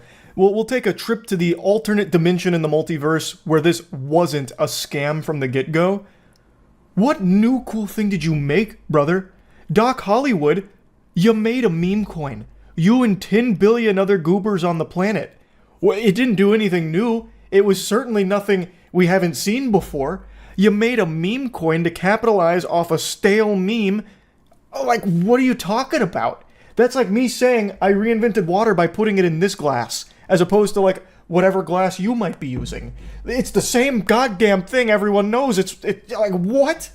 Not dumping on you, not bundle sniped. Not 100% of the liquidity or whatever was bundle sniped by the team and propped up charts. You guys are not the target audience. Sorry to say, right? This is not the target audience. Who's he talking to? The target audience, which is why I'm even doing this, which is what's cool about it, is it's not in this spaces. And listen, most of you, we don't want you in the community. Let's be real, right? You're not great people. I don't know y'all, right? I see some friendly faces in this audience. This strategy is bold. This is an advanced maneuver. He's trying that Reddit/nice guys move of, well, actually, I was too good for you anyway, bitch. He's trying that on everyone that just lost money on this crypto scam. We didn't want you guys anyway. We weren't looking for you guys. You're all bad people, by the way. We're better than you and better off without you. So scram, Buster. Get out of town. He's having a meltdown. You know, I'm going to say y'all, you guys, right? There's a lot of negativity in the space. I think crypto brings the mentally ill into this thing, right? If you guys are in crypto, you're most likely mentally ill. And I'm going to count myself as mentally ill for even being here right now. When I first heard that, I burst out laughing like Santa Claus if Mrs. St. Nicholas went over there and tickled his belly. I couldn't believe he said that shit. He's just like, all of you in here are mentally ill. And me, by the way, because I'm here in the loony bin with all of you. And you're all bad people, and you're mentally ill. Like, what the fuck? Nothing says trustworthy business quite like one of the main people behind it having this public temper tantrum and ordering some french fries in a wambulance to come pick him up because he can't stop drowning in his own tears in a Twitter space where he's trying his absolute best to somehow defend this by not defending it. He didn't answer any questions or provide any evidence or proof that somehow explains that this wasn't a scam. And I am still dumbfounded that Doc Poopsock Hollywood is even trying to defend all of this. Because typically crypto rug pullers will vanish. They will just disappear and you will never hear their name again. He is doing everything he can to go out of his way to be in the public eye here. That's the real innovation here. That is the only new thing that Cock Hollywood is doing. Just openly putting his name and face on a full-blown red alert scam. That is incredible. That is unheard of. I don't know why. Maybe that was part of the contract, the deal with Hawk Tuah Girl, that he would be the fall guy. He's got to be the sacrificial lamb for this whole thing. So now he's just playing his part, dancing on the stage. Stand back, Haley. I'll take it from here. Like he's some kind of superhero out of a comic book. I don't understand it, but I'm very entertained by it. We're trying to actually have fun. We're trying to do something cool. We're trying to give meme tokens away for free to people who have never had any crypto before, any meme token. What in tarnation? I gotta stand up and take a lap. What? How is that cool? What? He's making it sound like he's some kind of like saint for this act. That's like me saying, I just trimmed my pencil, so I'm going to do something great for all of humanity. I'm going to give some of this pencil shavings away for free to everyone around me. It's meaningless. No one wants it. It's worthless. How is giving away Hawk Tuah coin a benefit to anybody at all. That shit is a curse. That is walking around with a dunce cap on. In fact, it is literally a curse because once you get the Hawk Tuah, you might be susceptible to buying more Hawk Tuah and you would have lost all your money on it. Like, it is the worst possible thing you could give somebody. And it has no actual value. It's worthless. It's beyond worthless. And you guys should be kissing my ass because I'm trying to do something dope. An actual 10 out of 10 finale, a magnificent closing line. You all should be kissing my ass because I'm trying to do something dope. And he is. He is the dopest. He's doing kickflips on a skateboard. He's smoking cigarettes. He's looking at boobies. Like, this guy, I mean, he fucks. This is a man we're talking about here. And at the end of the day, no one's really giving him enough thanks. Like, they're not giving him the flowers that he deserves. I love that. I love that perspective from him. Well, yeah, all of you lost your money on my meme coin scam token. Yeah, you all lost money. And not one of you thanked me for it. What's the deal with that? You're all bad people and you're mentally ill. Imagine some stranger walking up to you, punching you in the nose, stealing your wallet, and then wondering where his thanks is at. Why is no one slobbering on my meat for this huge scam that I just pulled off? Hello? Why am I hearing crickets? Doc Hollywood is clearly a big piece of shit, but man, his meltdown had me laughing. I just had to share it with you. Check out CoffeeZilla's video for a full breakdown on... I know a lot of people have made a hobby out of celebrating crypto bros taking L's, and this week they were eating good. Their bellies were stuffed because the largest L in cryptocurrency history, perhaps, just happened this week. FTX, the second largest cryptocurrency exchange, just went tits up and collapsed almost overnight, wiping out billions upon billions, which of course has financially ruined tons of normal people who never really understood anything about this shit in the first place and just were told how safe and smart it was to be in it. So they treat it like some kind of magical entity where, like, the Tooth Fairy, they'll put money under their pillow and the FTX Fairy comes through and leaves a little extra under that pillow for them. But this time the Tooth Fairy came through and just burglarized them, and now that money has just been flushed down a toilet. Actually, it's even worse than that. It hasn't even been flushed down a toilet, it just vanished as if it never even existed in the first place. Now, a lot of people are looking back on this now with post-nut clarity, wondering how they could have ever ignored all the red flags about FTX, and more specifically, the man behind FTX, Sam. He went into an interview once and openly celebrated that it's a Ponzi scheme. Like, you're just like, well, I'm in the Ponzi business, and it's pretty good. And even after this, and him being very openly describing a Ponzi scheme, people continued to put tons and tons of money into FTX. And now, that's all just been vaporized. This seems to happen a lot in the crypto community. I think a lot of people are under the impression that everyone that has money is a genius, so they'll write this off as just Sam being quirky or something, until it all ends up with them losing all of their money. You know, I just feel like it may be a level of brainwashing, maybe a level of copium where they've already put money into this, so they just have to, like, fight tooth and nail for it and ignore blatant red flags, and just keep convincing themselves that this is eventually going to make them money, because they believe in the dream. And then most of the time, it doesn't. This is like the 5th collapse of a massive crypto-based project in the last, like, 6 months. Oh, while we're already here, I kind of want to see Atrioc pick up the FTX saga post-collapse.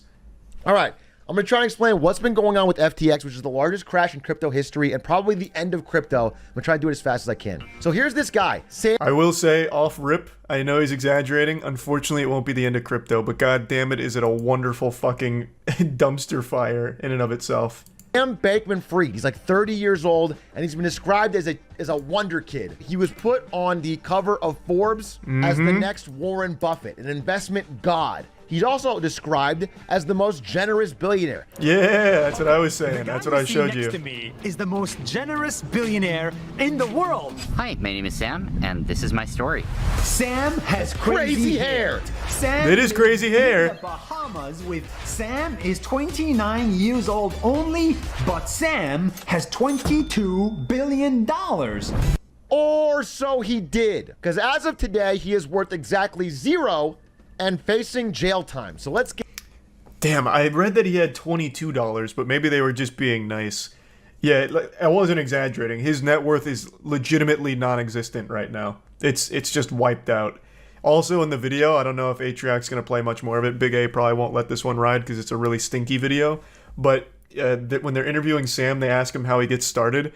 And I shit you not, he made it sound super easy that anyone could do it. He said, oh, well, you start with $10 million, and I noticed that Bitcoin was at $10,000 on a US exchange, but $11,000 on a Japan exchange.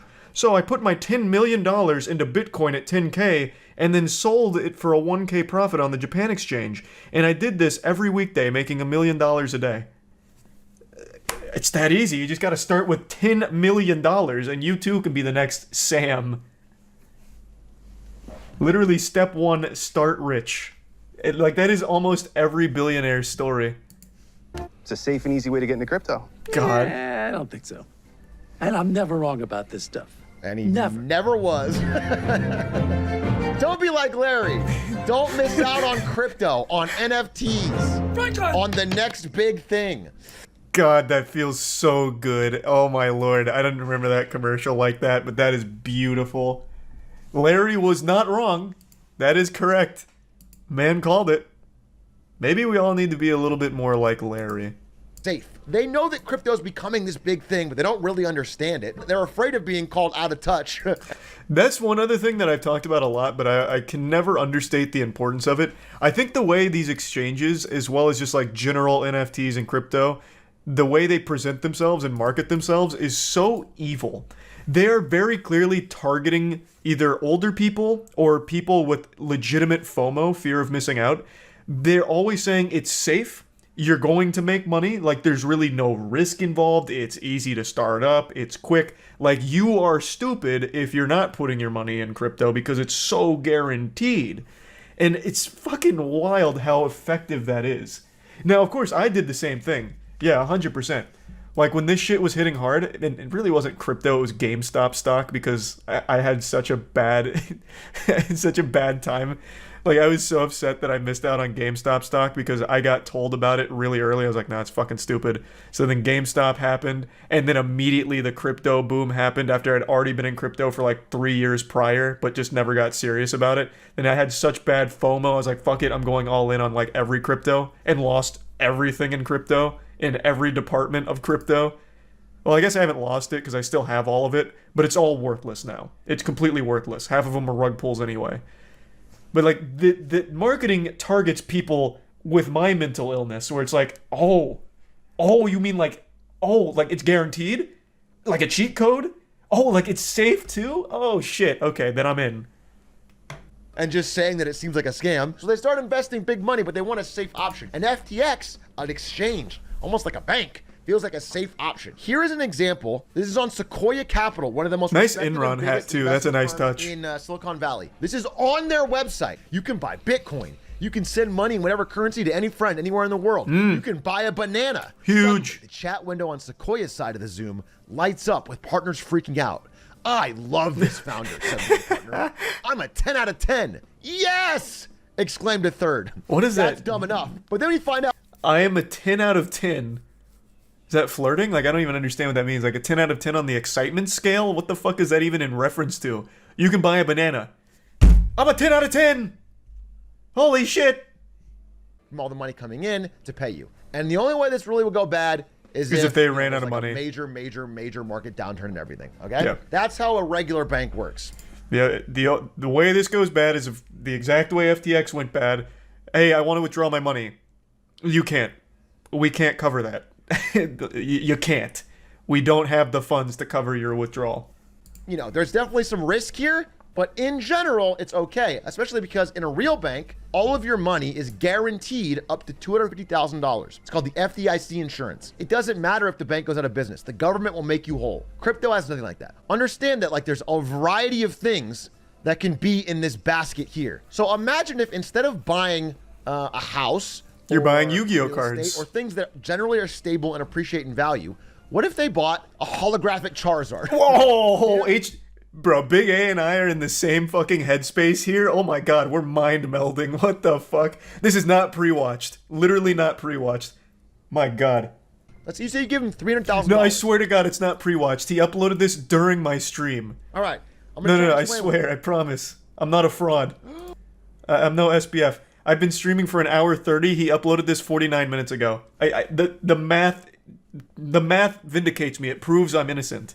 So they have your money. They have more than what you've given them, but they don't have it liquid. So not in order real to give money you your money yet. back, if you're asking for it, they would have to sell the Charizard, collect their money, keep a little bit of profit, and give you your money back. Sell all of these Charizards at once without tanking the value of Charizards. Suddenly a Charizard God, rest is very in peace, cheap because they're Charizard. selling so many at once. Now imagine if instead of a Charizard, it was a dog shit crypto token. That So doesn't good. even have any basic value to begin with. What if So this ties back into the CoffeeZilla video, in case anyone was confused when we were going over that. They put it, apparently, it came out in the research, they were putting everyone's money into shit coins. So I believe they had like Solana in there. They had their own like native one, the FTT token. Fuck, what were the others? Shit. There was a couple more. Literally just taking this money and putting it into shitcoins. So when people had this bank run, they couldn't pay them back because they couldn't sell those coins or anything. They couldn't actually give money back. So that's how all of it just started to crumble and collapse. Ooh, little jump scare here. Wanted to further explain this just a little bit in case anyone's still a little confused. So when you were putting money into FTX, FTX was then taking your money and putting it into shitcoins like the FTT token. And when people started to all try and sell, withdraw, take their money out, they couldn't sell off all of the shitcoins because they didn't actually have that money you put in anymore since it was now locked up into those other shitcoins. It wasn't liquid, so they couldn't pay it back, which of course leads to the eventual collapse. And actually, eventual is not even the right word. The sudden collapse of FTX as a whole. Honestly, the way that my brain keeps processing this whole thing is that it feels like you fell for a RuneScape scam. Like it's 2006, you were hanging out in Varrock and a guy said, "I'm doubling your money." So you give him like 100k GP and he just runs away with it. And you just never get it back. That's the way I'm looking at this whole thing now. Now, of course, I never had money in FTX. I always found it to be a little shady, so I never put anything into that, so I haven't lost anything here. I, of course, feel bad for the people that have. But man, looking at this in hindsight from an outside perspective, it really feels like people just got fucking blasted by a RuneScape scam. who had something to say about Sam Bankman-Fried? Big advocate for Sam because he has two parents that are compliance lawyers. If there's ever a place I could be that I'm not going to get in trouble, it's going to be at FTX. So, you know what they're doing right here is. Hey, this is Mr. Wonderful, the guy that said people living in poverty is great because it gives them something to work towards or whatever. Fuck, I'm misquoting him. It was even worse than that. God damn it, what did he say? Oh yeah, Kevin O'Leary says 3.5 billion people living in poverty is great news. This, according to fantastic Oxfam, news. the world's 85 richest people is equal to the 3.5 billion poorest people. It's fantastic. And this is a great thing because it inspires everybody, gets the motivation to look up to the 1% and say, I want to become one of those people. I'm going to fight hard to get up to the top. This is fantastic news, and of course I applaud it. I applaud the 3.5 billion people living in poverty. Wonderful news. Now you're all motivated, idiots. So if you're not a billionaire like Kevin, it's your own fault. Alameda Research, which is the other company that he owns, was making all of these terrible, terrible bets on crypto, with their CEO being a 28-year-old Harry Potter fan who also dated Sam Bankman-Fried. And I've seen interviews with her where it clearly shows she has no fucking idea what she's talking about when it comes to investment. Whatever weird, like, meta food things, I don't know. Meta foods? Yeah, I feel like I did manage to get. Starts taking money out of customer deposits at FTX and secretly funding Alameda Research illegally. This is illegal. That is where this becomes an Enron moment. Interesting, This is where it okay. becomes like a... This is what's called a pro-gamer move. Sam taking money out of FTX to fund Alameda Research is illegal and very big dicked. So big dick, in fact, that it might just land him an actual prison sentence. You're not allowed to. It's illegal. And it's not shocking to hear that this was going on, given how blatant Sam was about, like, Ponzi scheme and all of that. But man, is it wild to actually see it confirmed and come out. That almost all of the money on their books, it's just FTT token. They had a bunch of FTT token that they said was worth. That's the great, exact though. amount of everyone's You gotta deposit. love And FTT, so people though. realize, wait a minute, if better we than ask money. for our money back, you can't sell these to get enough value to make all our money back. Like, our money no longer exists in this vault. It's just a bunch of this fucking token. which is this guy, CZ, basically says, I own a good amount of FTT token, and I'm going to dump it all. And that's going to make the price of this crash because it already is a shaky investment. It's not really worth what you say it is. To further expand on that a little bit, CZ went on Twitter slinging meat and said, So after this leak happened, he said, I have a ton of that and I'm going to dump it. And then he even made sure to say, it's not because FTX competes with Binance, our company, the #1 exchange. I'm doing it just because I want to be in the free market and this is a little off-putting. So he makes this very public statement, which of course sends everyone that has FTT token or anything related to FTX into a frenzy like, holy shit, CZ is about to crash this whole empire. So then everyone in the community, of course, starts to get scared because CZ's walking in like the Undertaker and about to hit the entire FTX with a steel chair at WrestleMania. So he comes in, threatening to flip over the table because now it's been revealed the cat's out of the bag. FTX takes your money and makes worthless nothing burgers out of it in the form of FTT tokens. So when CZ comes in with a fat load, there's no way that they're going to be able to sell those FTT tokens at that price to give that money back. And everyone else that's now asking for the withdrawals and wanting their money back before the worst comes to pass, they can't fulfill it because all they have is these FTT tokens now. They don't have the liquid assets to be able to give those people what they're asking for anymore.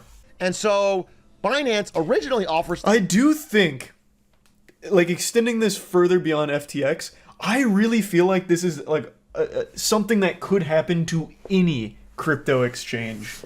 Maybe not Binance. I think Binance is at a point where they're too big to fail. I don't think they're like insolvent or anything. I don't think they could be hit by something like this, but I feel like every fucking other crypto exchange can.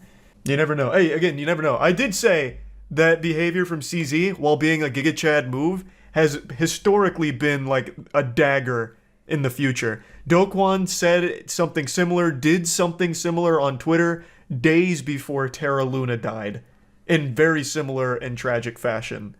So it could. It absolutely could. Nobody can get their money out, including this fucking man, Tom Brady, who's probably going to have to play football until he's fucking 59 now. Oh, no. Like TSM. No. Like the Miami Heat, all of which accepted major FTX sponsorship deals that lasted 10 plus years, are all not getting paid. TSM is built almost entirely on this FTX money, which is not getting paid. Well, all of the audits for FTX were performed by the first ever CPA firm in the metaverse. This is the firm that Wall Street relied upon to do accurate accounting on fucking FTX. Well, let's hold on. Let's talk about the first ever CPA in the metaverse. Is there any point ever so far where the metaverse hasn't copped a huge L? I wouldn't even think metaverse would be implicated here, and yet it still somehow finds a way to be front and center at another major fuck up. That is so beautiful. That is the gift that just keeps on giving. Oh my god, what a joke. And there are still people that firmly swear by the viability of the metaverse. Everything that it even remotely comes in contact with is ruined and trash. That's so wonderful. And I said Pepe laugh because guess what? Oh. As of today, a few hours ago, it shows that Binance's reserves are almost half of its holdings in its own token. No! It's the same problem. So crypto as a whole, basically every exchange, Binance, maybe buying Bitcoin on Coinbase, is fucking fraudulent. Rough. It's all fraudulent all the way down. It's all a massive Ponzi scheme. FTX official and FTX. Oh yeah, this is the hack I was talking about. With over $600 million leaving the exchange late Friday. It's convenient, hacked. I'm sure this is probably a last-minute looting by people that had access in the Bahamas to whatever was left of this fucking absolute Ponzi scheme. Yep, the Miami Heat arena is named FTX. We said it on stream yesterday. They're going to need a new title sponsor for the arena. We won't pay anything for it, but if they just need to slap a name on the Miami arena in the meantime while FTX dies and burns, they can call it the Moist Miami Arena. Like, we're down. We'll be the title sponsor for fun. I don't know if that really helps them in any way, but we're super open to it until they can find someone that will pay the millions upon millions that FTX was paying or promising to pay. In fact, we'll probably... You know what? If we paid them $100, that's probably more than FTX will ever be able to pay them since they're worth $0 now. So if anyone works at the Miami Arena, reach out to our guys. We'll make it happen. That was a great video from Atrox. From Atrioc there. That was beautiful. I would say even if you have your own Bitcoin on your own wallet, be very afraid. You don't know what the fuck's gonna happen with that anymore. This shit is so crazy. What's Bitcoin worth right now? Along with the rest of the world, TSM has been closely following the situation surrounding FTX. We have no insight into the matter other than what has been reported publicly. We are currently consulting legal counsel to determine the best next steps to protect our team, staff, fans, and players. To be clear, TSM is built on a solid foundation. We are stable and profitable, and we continue to forecast profitability for this year, next year, and beyond. We look forward to a great year in 2023. They made it... Okay, so last year they claimed they finally had profit. Okay. And it was a $210 million deal, not $260. Did you see someone exposing BitBoy's scam while he was on stage and him having a meltdown? I totally forgot about that. Yes, I did. Hold on, let me pull that up. That was so shameful. BitBoy, you'll remember, is the douchebag on YouTube who's the crypto bro who peddles garbage. Like, he's just a prolific, untrustworthy person in the crypto space. A YouTuber named Atozy called him out in a video talking about the shit that he's done, calling him a dirtbag. BitBoy got his feelings all hurt, so he tried suing Atozy for 75 grand or something. And he ended up getting laughed off the internet, so he retracted the lawsuit. But he still makes content. And recently, at his, I don't even know what this is. I guess the BitBoy Con, I don't know, convention to celebrate BitBoy's clownery. A woman went on stage and confronted him about it, and he doesn't hold it together very well. No one needs it. Where's the evidence? Let's hear it. Where's the evidence? Yeah, give the evidence. Yeah, don't give the evidence. This is your moment. This is...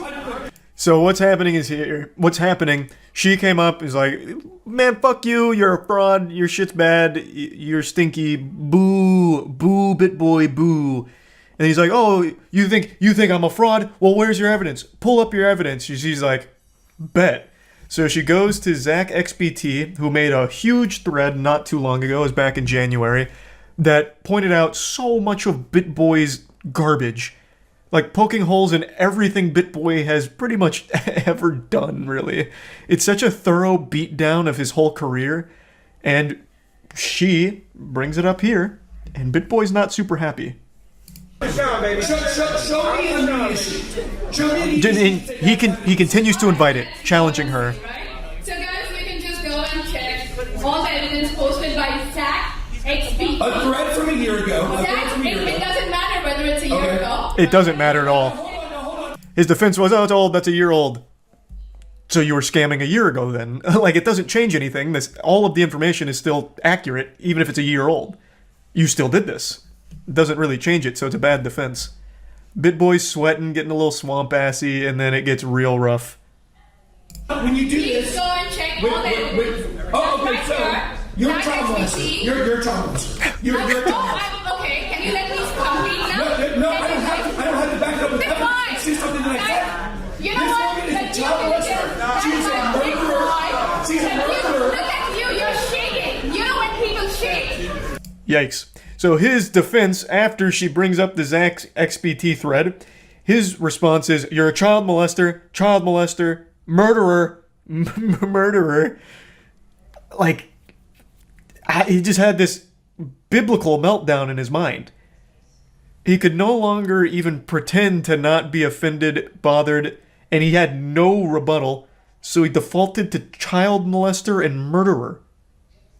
It's so goofy. Those are psychological evidences. We know when you're wrong. You baseless accusations. Baseless accusations. Pretty big BitBoy L today. But if you go to his Twitter, he's still a man. You know, he still thinks pretty highly of himself. He's still, you know, he's not disappointed in the man he sees in the mirror. He still talks a big game. So, like, here's him, Here's him from only, what is this, 2 hours ago? 3 hours ago. Too big to care at the gym, baby. Yeah, getting swole out here. Might call a woman a child molester. Thinking about it. Bitch boy. Yep, after the Atozi drama, everyone started calling him Bitch Boy Crypto, which I think is a great nickname. He did address the drama, kind of. In one of his shows, he took like 5 seconds to say, just like snot-nosed YouTuber that I was suing, but it's not worth my time. Lawsuit's done. He made it sound like he was the good guy, and he's like, I just decided it's not even worth it. That was the only acknowledgement of the case that he ever did. Bro's pushing 50 and called BitBoy. I know. Like, if he wasn't such an asshole, I would actually find all of this adorable. Like, he's very clear. Like, I've listened to him. I watched the Tozi's video, so I did a little dive on him. He's very clearly not knowledgeable on this space at all.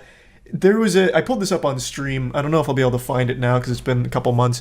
Someone did a breakdown of all of the things that he told people to invest in, all of the crypto moonshots he told people to put their money in, and someone tallied up all of them for like 7 months. And on every single one of them, they were either rug pulls or you lost 60 to 90% of your money. Only 2 of them had any returns, and those returns were like 2 to 3% returns. 2 out of like 90 recommendations. Like, he's just fucking terrible at everything he does. Even if he's not blatantly scamming, he is still giving the worst advice in the space. You know, fuck it. I'm going to try and find that thread again because it was so good. Oh, here it is. It's the first thing that came up. This isn't the original thread, but it looks like they still circulate this around. This was the information. It's just this isn't the original thread. This is someone just responding to him with it. But the person who compiled this went through all of his like recommendation crypto moonshots, and these were the returns. So they went to the video, and then they went to where it is now to see what you will have made. And only 2 of them were green. Whole market was down. Is that why? I mean, that even still, like, it's all of them except for like, I guess, Ripple were just fucking crazy moonshots or just like blatant scams that he was peddling. This isn't all of it. This is just one of the screenshots. But no, it's not just the market being down. If you'd like to see BitBoy in all of his douchey glory, there's actually another angle of this train wreck, so I'll go ahead and play that for you, but just the end here because the audio quality is also a little clearer. You do Please this. go and check all the evidence. Oh, okay, so you're a child molester. You're a child molester. You're a child molester. Okay. Can you let me complete now? No, I don't have to. I don't have to back it up with evidence. It's just something that I said. You know This what? woman is The a child truth molester. She is a murderer. She's a murderer. Look at you. You're shaking. You know when people shake? Those are psychological evidences. You know when you're wrong? No, it's because I'm angry at baseless accusations. Watching BitBoy Crypto is a lot like watching your drunk uncle embarrass themselves on Thanksgiving every year, but somehow BitBoy has an audience that must hate money, because by following his advice, they're just perpetually flushing all of their cash down the toilet. And speaking of flushing things down the toilet, BitBoy has once again ruined his reputation to anyone that's not in his cult-like following. What he was trying to do here is call her names like child molester and murderer as an attempt to say, oh look, you can slap labels on anyone without proof. But it doesn't really work because she did bring proof and evidence to suggest that you have had a history of shilling scams, which you have. That's not defamatory, that's not slanderous, that is a provable fact. You have shilled projects that have turned out to be scams. Now, I want to quickly show the thread that she was referencing, the Zach XBT thread, because it's actually a very insightful thread into the character of BitBoy and how he does business. So if you're interested, you can look that up and take a bit of a dive on the history of BitBoy. Zach XBT was also the one responsible for tracking the return on investment from BitBoy's suggestions, and he even clarified that he did the year-to-date calculations pre-market crash. So all of this was without the market being in the shitter. Pretty impressive resume from BitBoy here. It looks like 1 out of every 1,000 projects he shills might give you a 5% return at best and a 92% loss at worst. Great odds. What a remarkable joke. Happy Thanksgiving, everyone. This year, I'm thankful for the Paradox Metaverse crypto scam.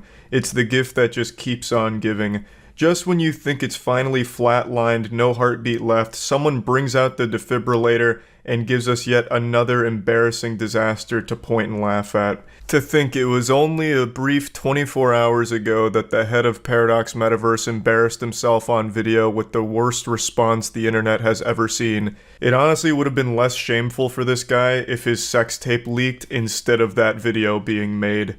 So his name is Amio Talio. He's the face of Paradox Metaverse, and it hasn't even been a full day and a half, and he's already put his ass in his mouth yet again and made an even bigger fool of himself. So while all of you are enjoying your feast, eating turkey, Amio's eating shit. I'll quickly bring everyone up to speed in case you don't know what this situation's about. Paradox Metaverse is a crypto company that has 7 components, all of which are like the 7 deadly sins of crypto. Each one is crazier and more nutty than the last. None of them seem legitimate whatsoever, promising outrageous things like potentially $500 a day through playing their game, or like these staking protocols that could potentially yield 10 to 100x your money. It's just dumb shit that has been a very common scam in the crypto space for years now. And they decided to do a big marketing push by going on iShow Speed Stream and having him shill their project for 2.5 hours.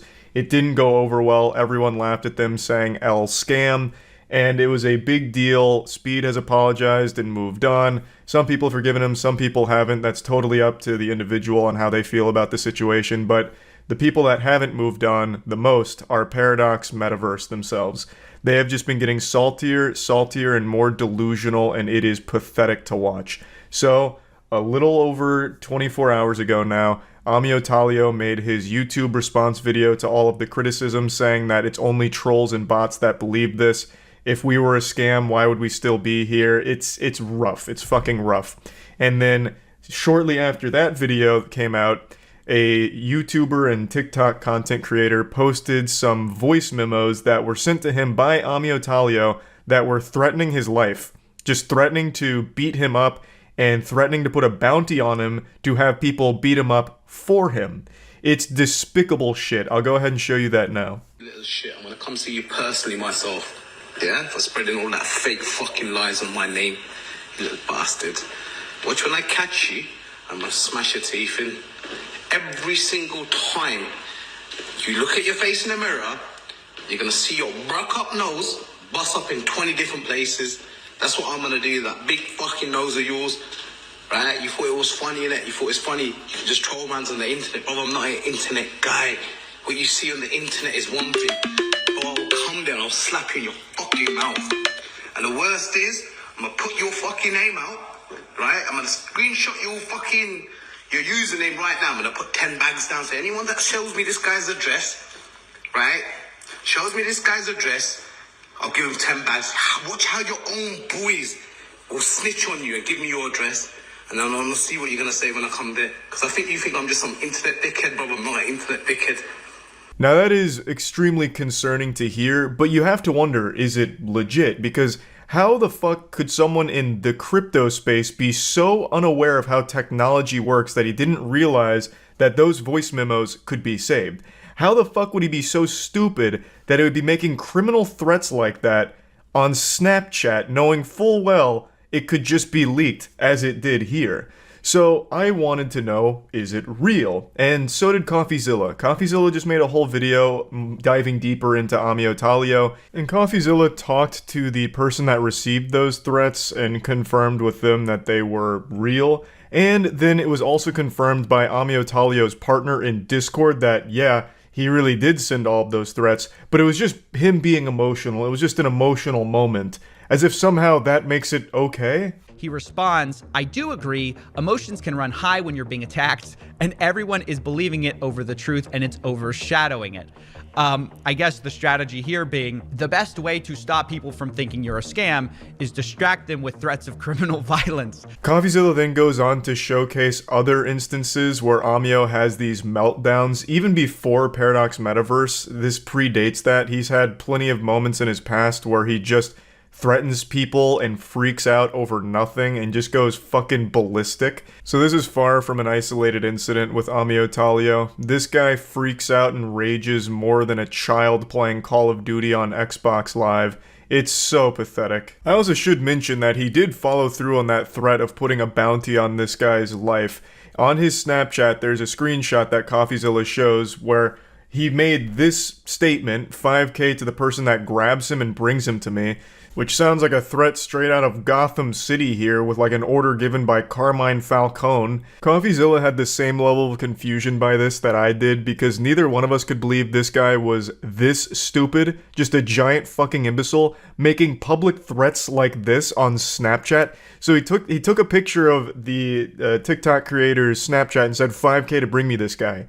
Like, you have to be out of your mind to think that that's somehow a good idea. I don't know if his brain malfunctioned and he forgot where he was, like he thought he was playing GTA 5 role-playing or whatever, but it is fucking baffling that this actually happened, and it's all just so public, too.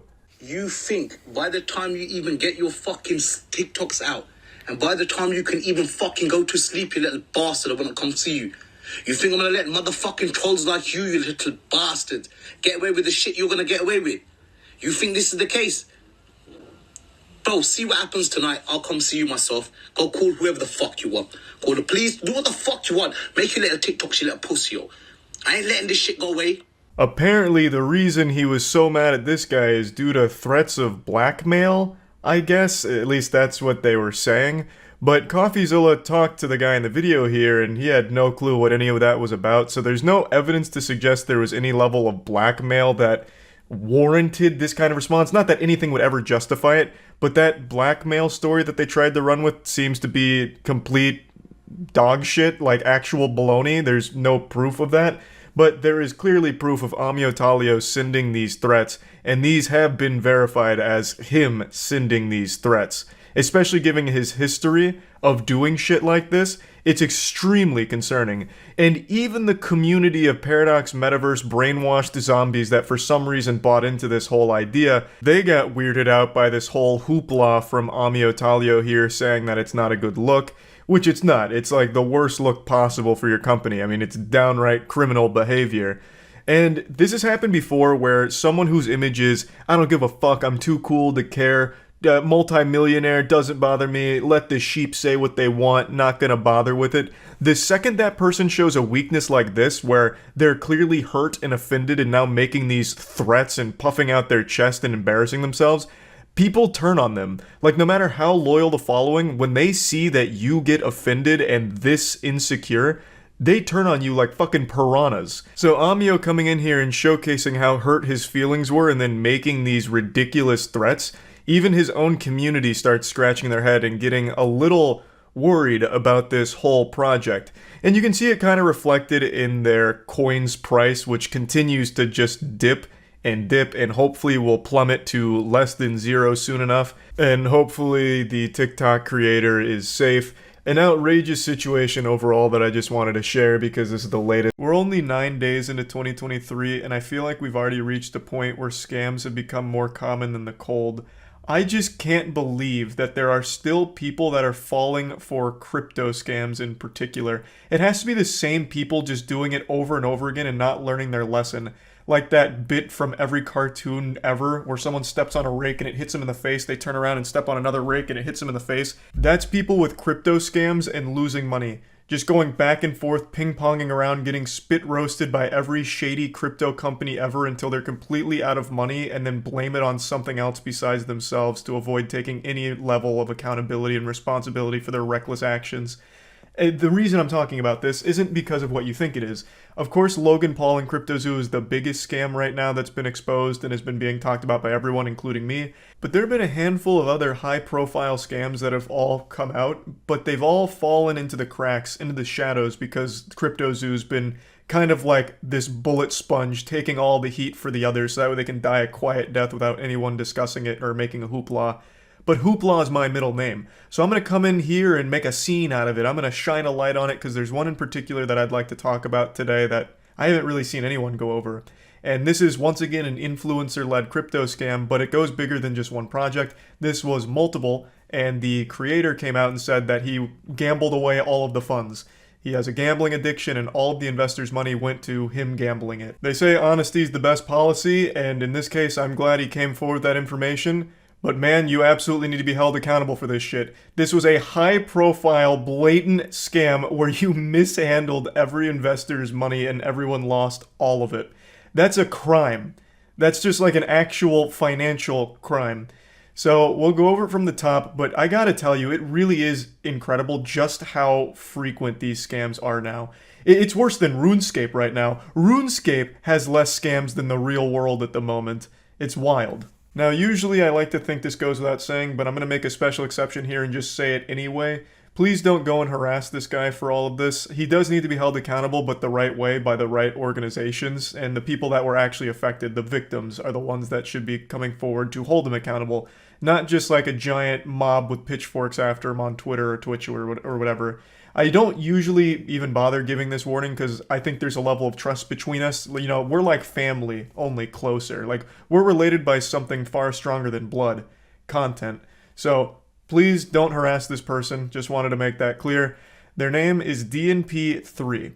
Now, I'm not familiar with DNP3, and I wasn't until this whole situation. From everything I can see, this is a streamer / content creator whose entire brand was giveaways. He has over 600,000 followers on Twitter, 250k on Twitch, and over 100k on YouTube, so these are pretty big numbers, but it seems like they're heavily inflated because all he seems to do is giveaways, which is basically a real-world cheat code where you just, you know, hey, like, follow, retweet in order for a chance to win $100. Make sure to follow the stream and you might win $500, this and that.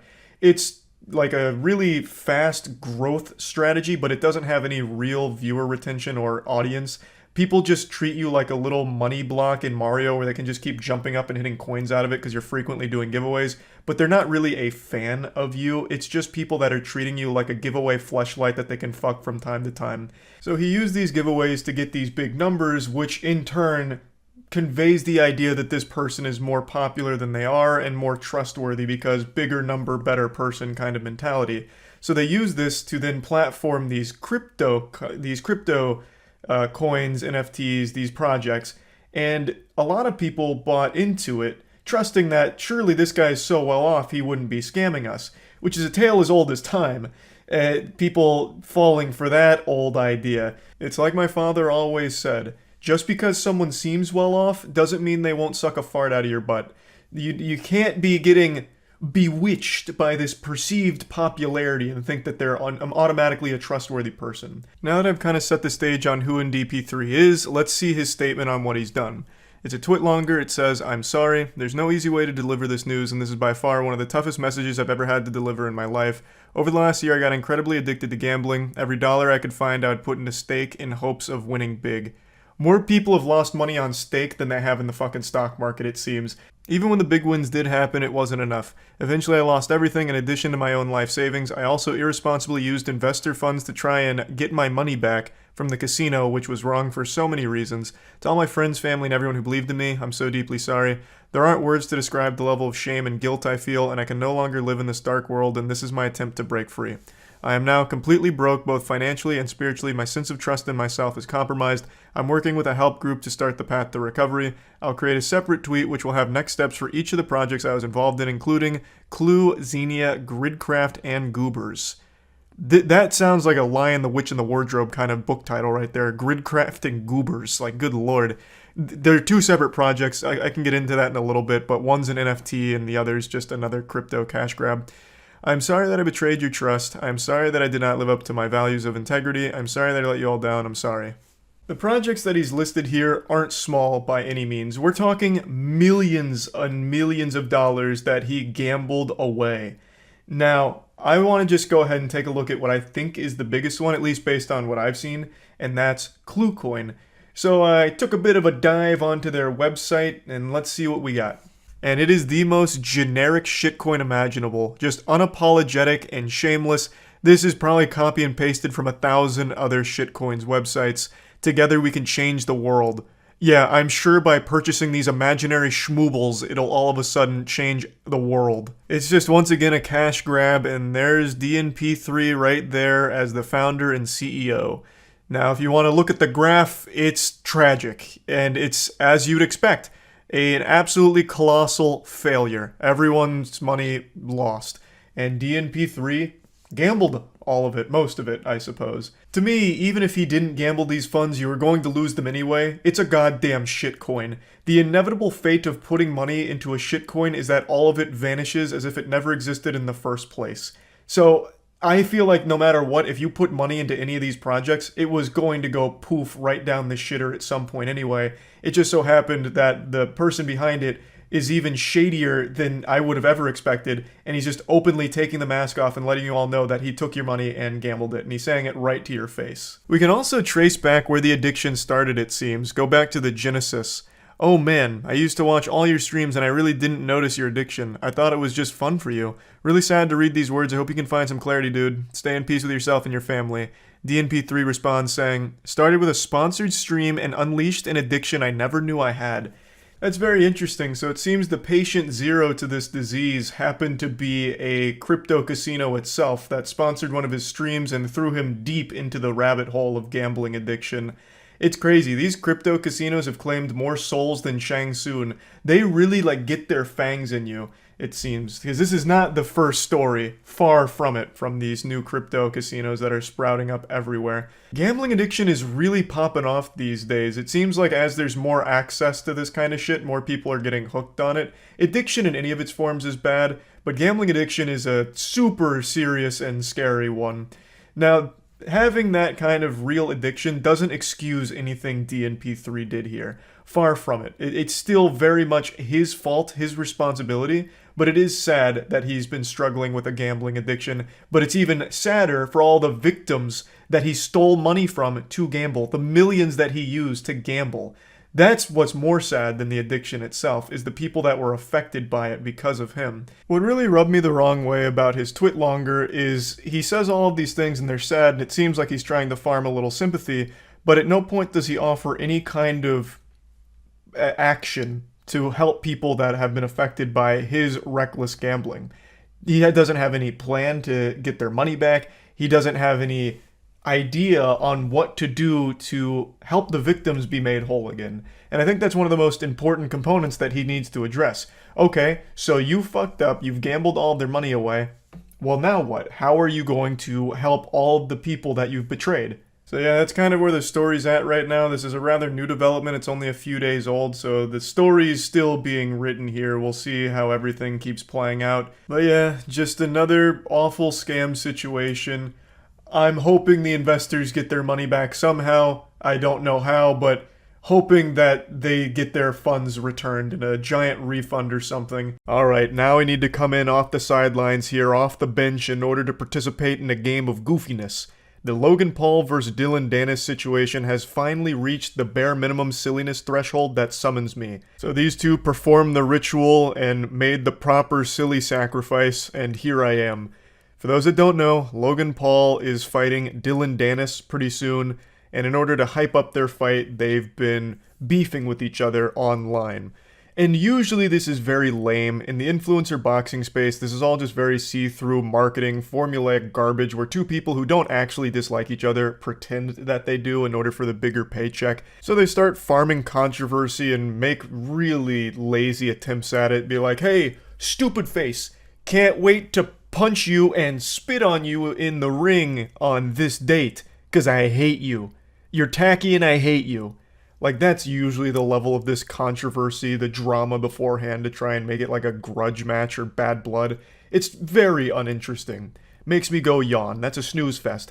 This time around with Logan Paul and Dylan Dennis, though, it's been a bit different. This is a circus show fight between two clowns that the internet has laughed at and disliked for years.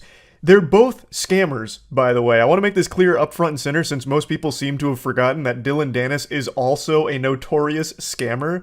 So there's a whole video from CoffeeZilla on this about how he's more than willing to just exploit all of his fans for money off of knowingly promoting fraudulent products.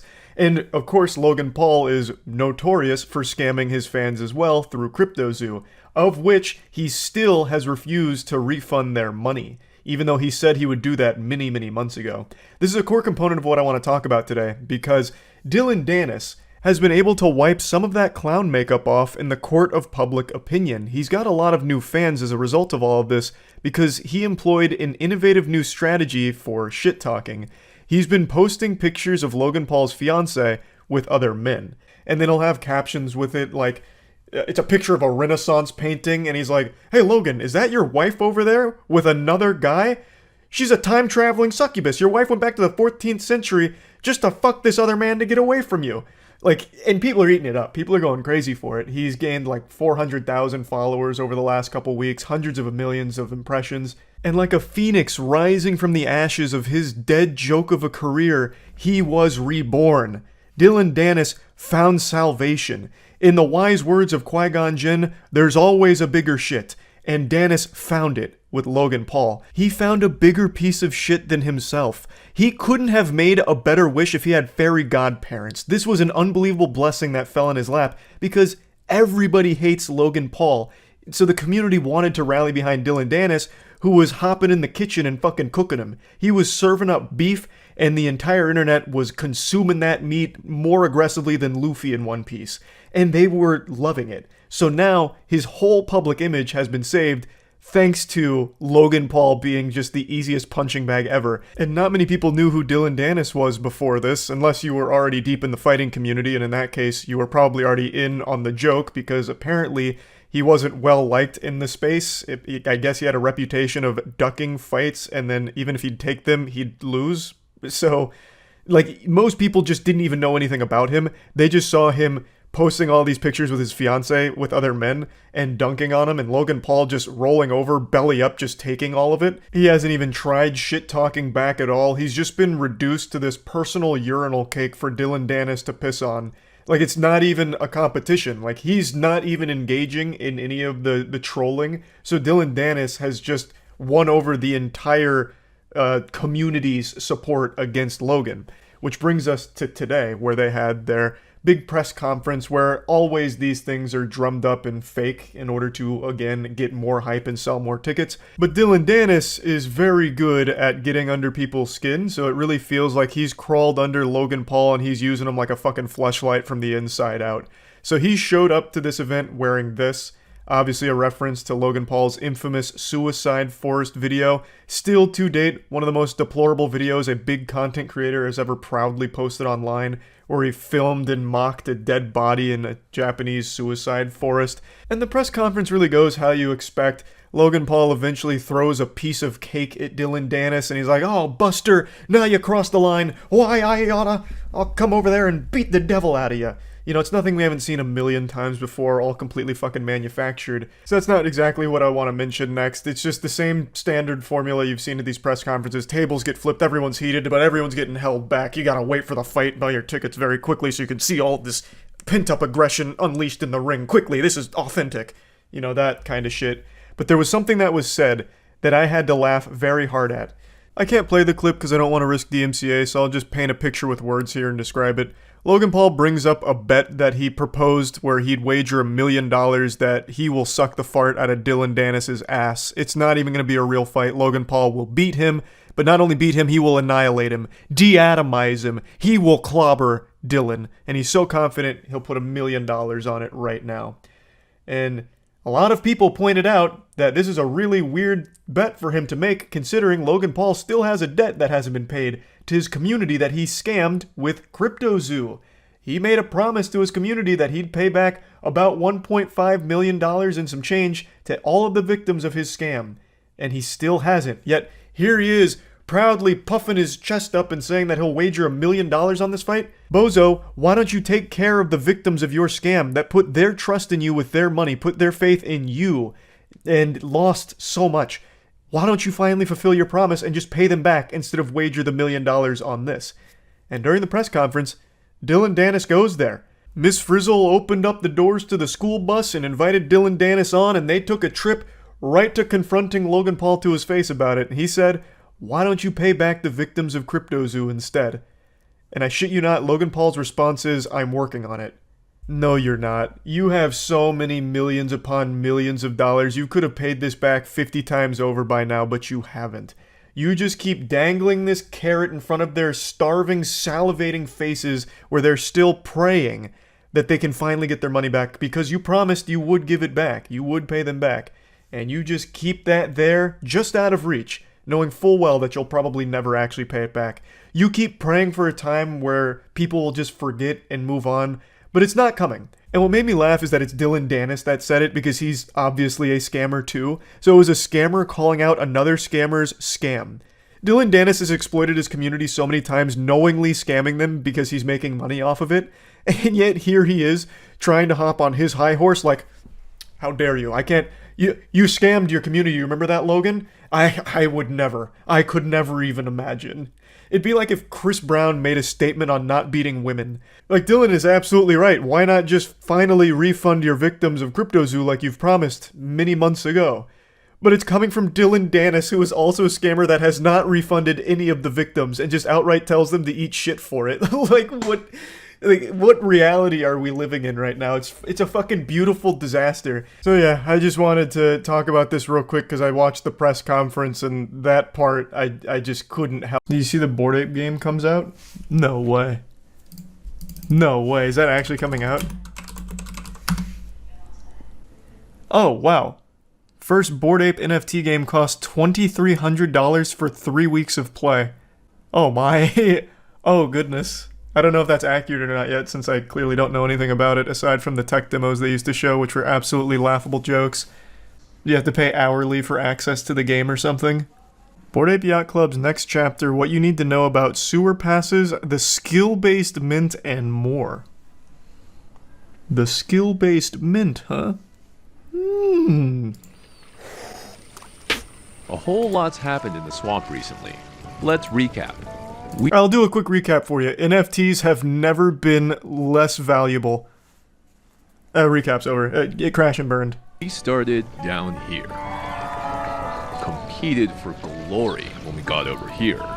And a whole bunch of other really cool stuff took place in between then and now. And it's all gone. It all started when Jimmy took a shit so atomic, he ripped a damn hole in the space-time continuum. Curtis was handed a mysterious box and a key from another universe, but instead of opening it, they partied. And now is this where Justin Roiland went after the whole domestic violence stuff? His You write this? Chocolate pocket through the sewer. Starting January 17th, each ape and mutant can claim a sewer pass that grants access to the bowels of the yacht club for a skill-based mint called Dookie Dash that begins January 18th. Like, how there has to be some level of shame when you're Bored Apes were very expensive. Now they're probably worth less than a pack of cigarettes, but at one point they were very expensive. How can there not be that level of embarrassment where, like, I spent thousands of dollars for my Dookie Dash? Like, you're telling your friends about, like, your investments, like, guys, you guys really need to get the sewer pass from the latest Bored Apes. It allows you for 5 Dookie Dashes in the skill-based mint through the glorb hole. Like, that's wild to me. Like, you actually have to be fucking stupid and shameless to think this is a good idea. It just sounds embarrassing.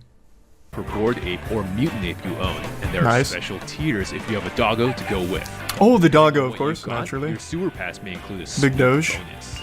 What about a Wild Chungus? Apes are the only ones who can claim a sewer. On January 18th, the sewer will open. Woo! Can't wait to go in the sewer, see the Ninja Turtles. Fragments from another universe. Wow. You want to collect these fragments, and some are worth more points than others. Watch out for obstacles and survive as long as you can to rack up more points. It's so beautiful. This is the game. This is not what I saw originally. They tried to do a Bored Apes MMO. I thought that's the game that was coming out. This is legitimately a flash game from Addicting Games, pretty much. But this is one that you have to put a lot of money into. It's a fucking NFT game. And not only an NFT game, a Bored Ape one, which was the most expensive NFTs.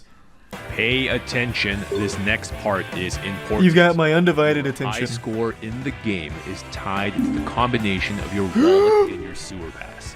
If you give away your pass or get to another wallet, the score does not go with it. Oh my god. It's now after scores are validated, your sewer passes will be eligible for the most exciting part yet. No more excitement. It's too much.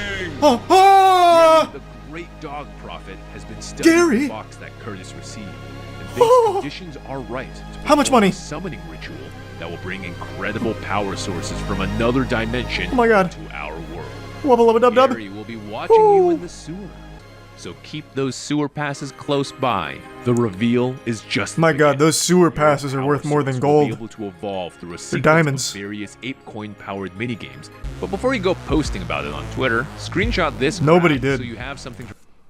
Just to illustrate the massive fall off on NFTs, this flew so far under the radar, none of the like crypto bro brainwashed NFT drone bots even bothered posting about it. I never heard about it, and I am glued to these kind of goofy NFT fumbles. And this video would have been something that would have been dunked on by like half of the people on YouTube, and no one even bothered talking about it.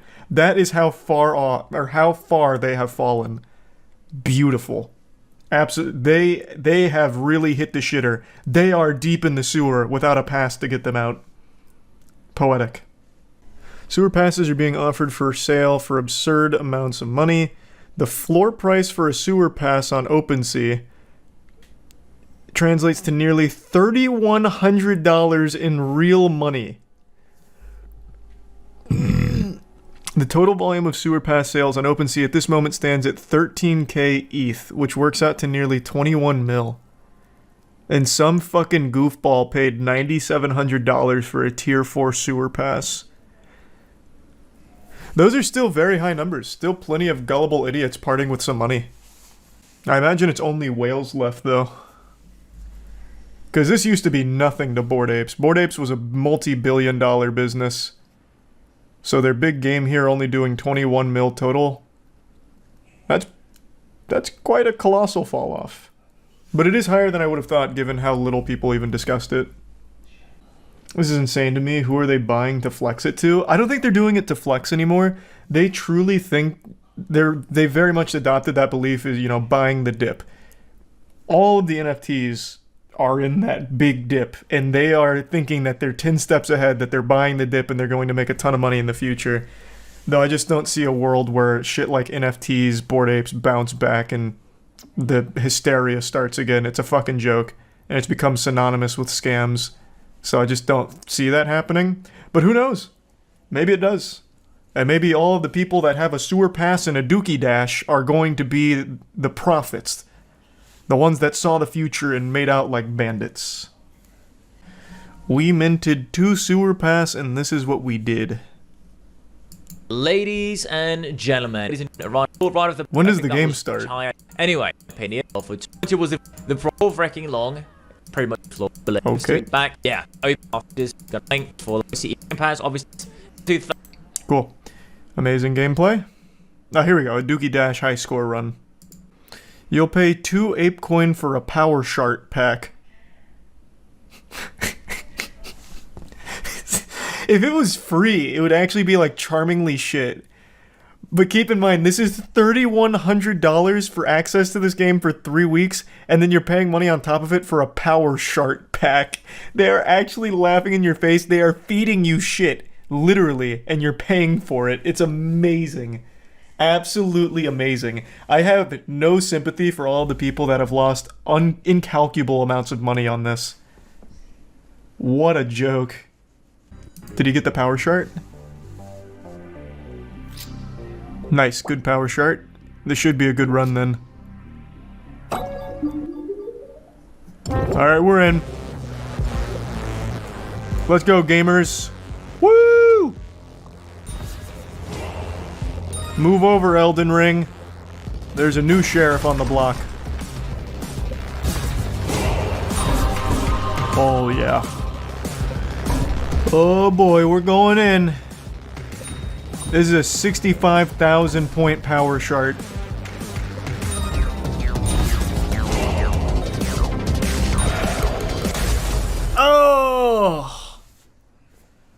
And there goes $3,100.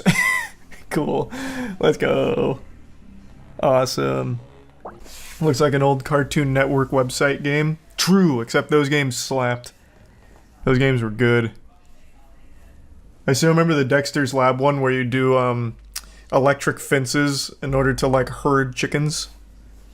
My favorite was the Ed, Edd n Eddy Cart Bash game.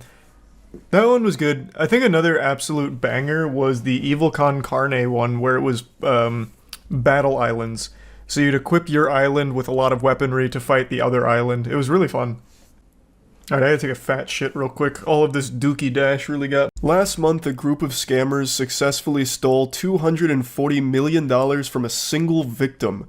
But their success was short-lived. This group of dweebs lasted about as long as Concord did because within a month, they were caught and assets frozen, 2 of them already being indicted, and it's all thanks to Zach XBT. This is someone I've talked about before. This guy is like Jason Bourne. If he's on your tail, your goose is cooked.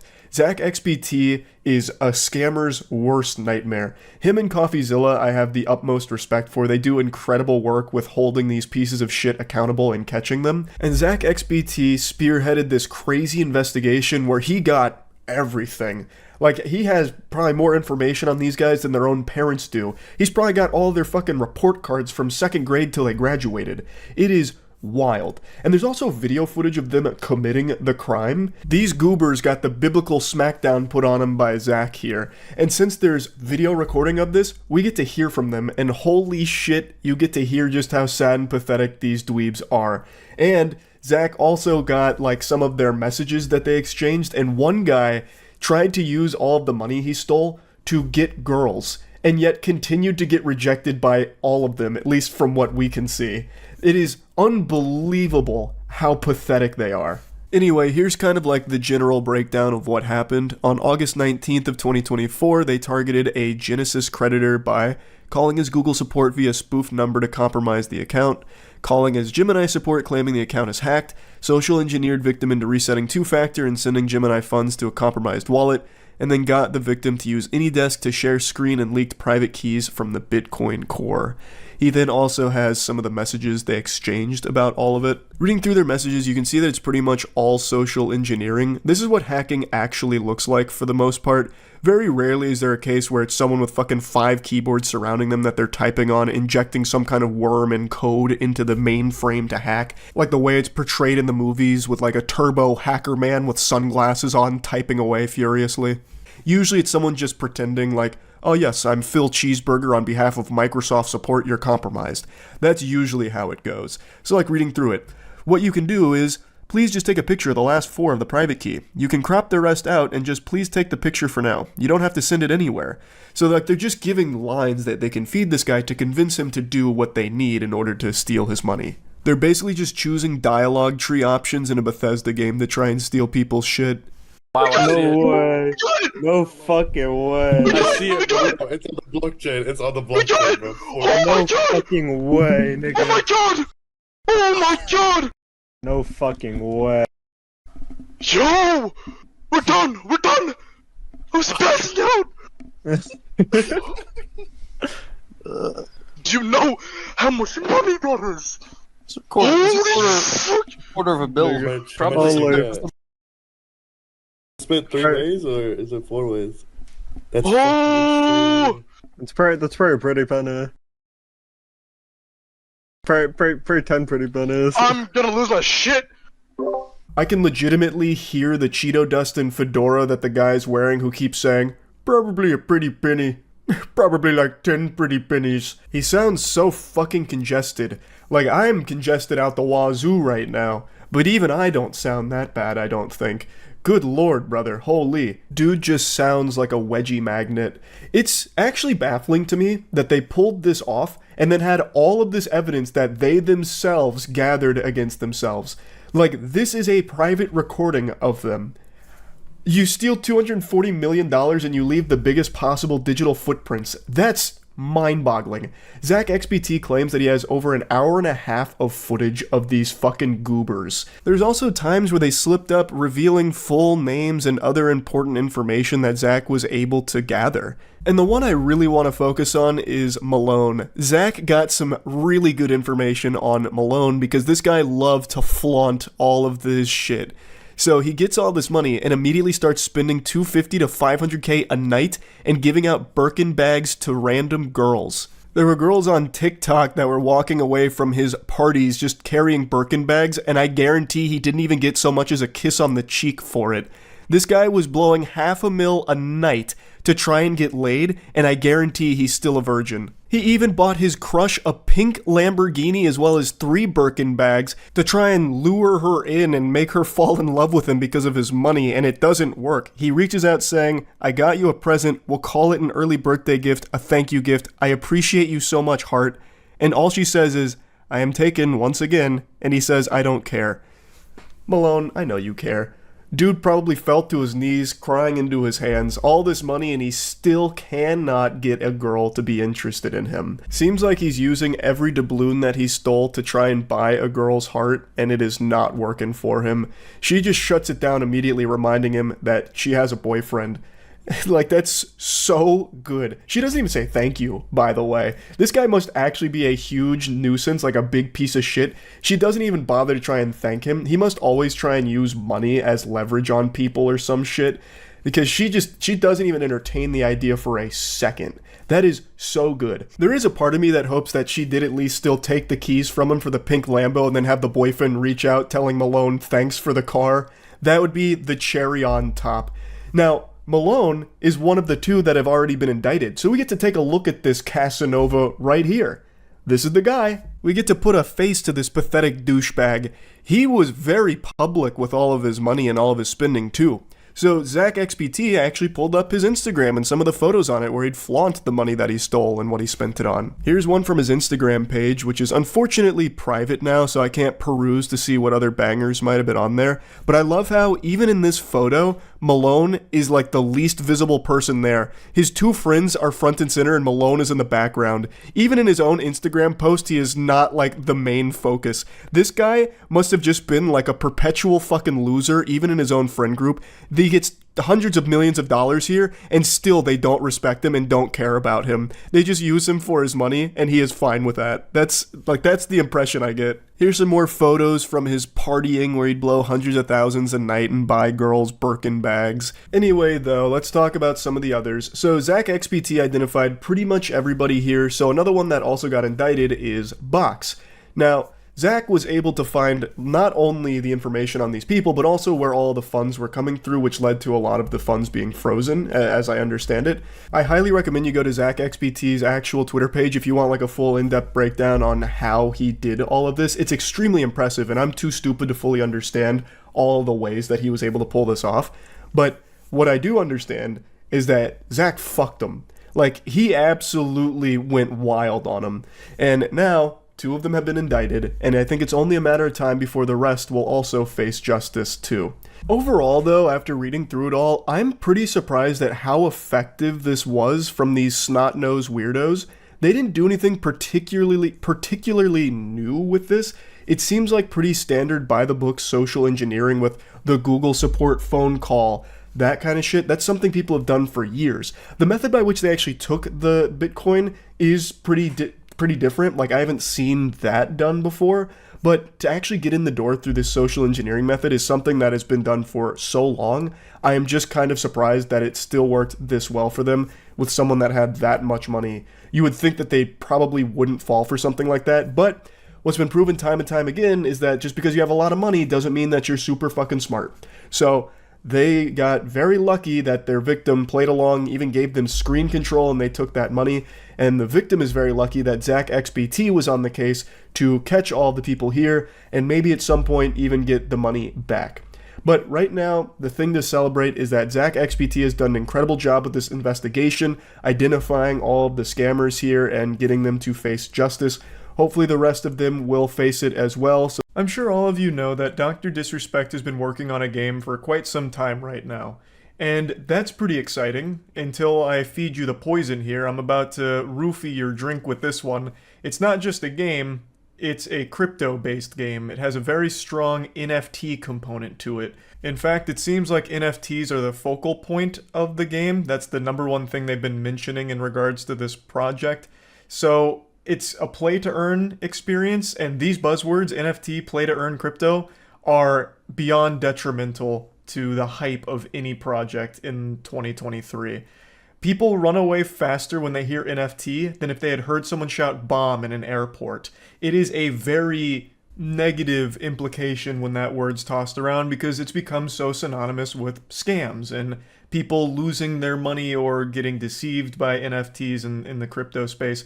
So people have been dunking on Dr. Disrespect for his inclusion of NFTs in the game. And there's a lot I'd like to talk about with this. So to quickly give you a brief lore recap, the game is called Dead Drop. Dr. Disrespect is spearheading the operation, and fundamentally it is a Tarkov-style shooter, as I understand it, where when you drop into the game, you can find NFTs in the world, and if you extract with those NFTs, you can then turn around and sell them on the blockchain, so you can make legitimate money through playing the game. It's a free-to-play game, and you don't have to use it as like a money-making thing, but you can. The concept is cool, but I'm sure a lot of you that have your thinking caps on may have already identified a glaring issue with the entire core idea of it.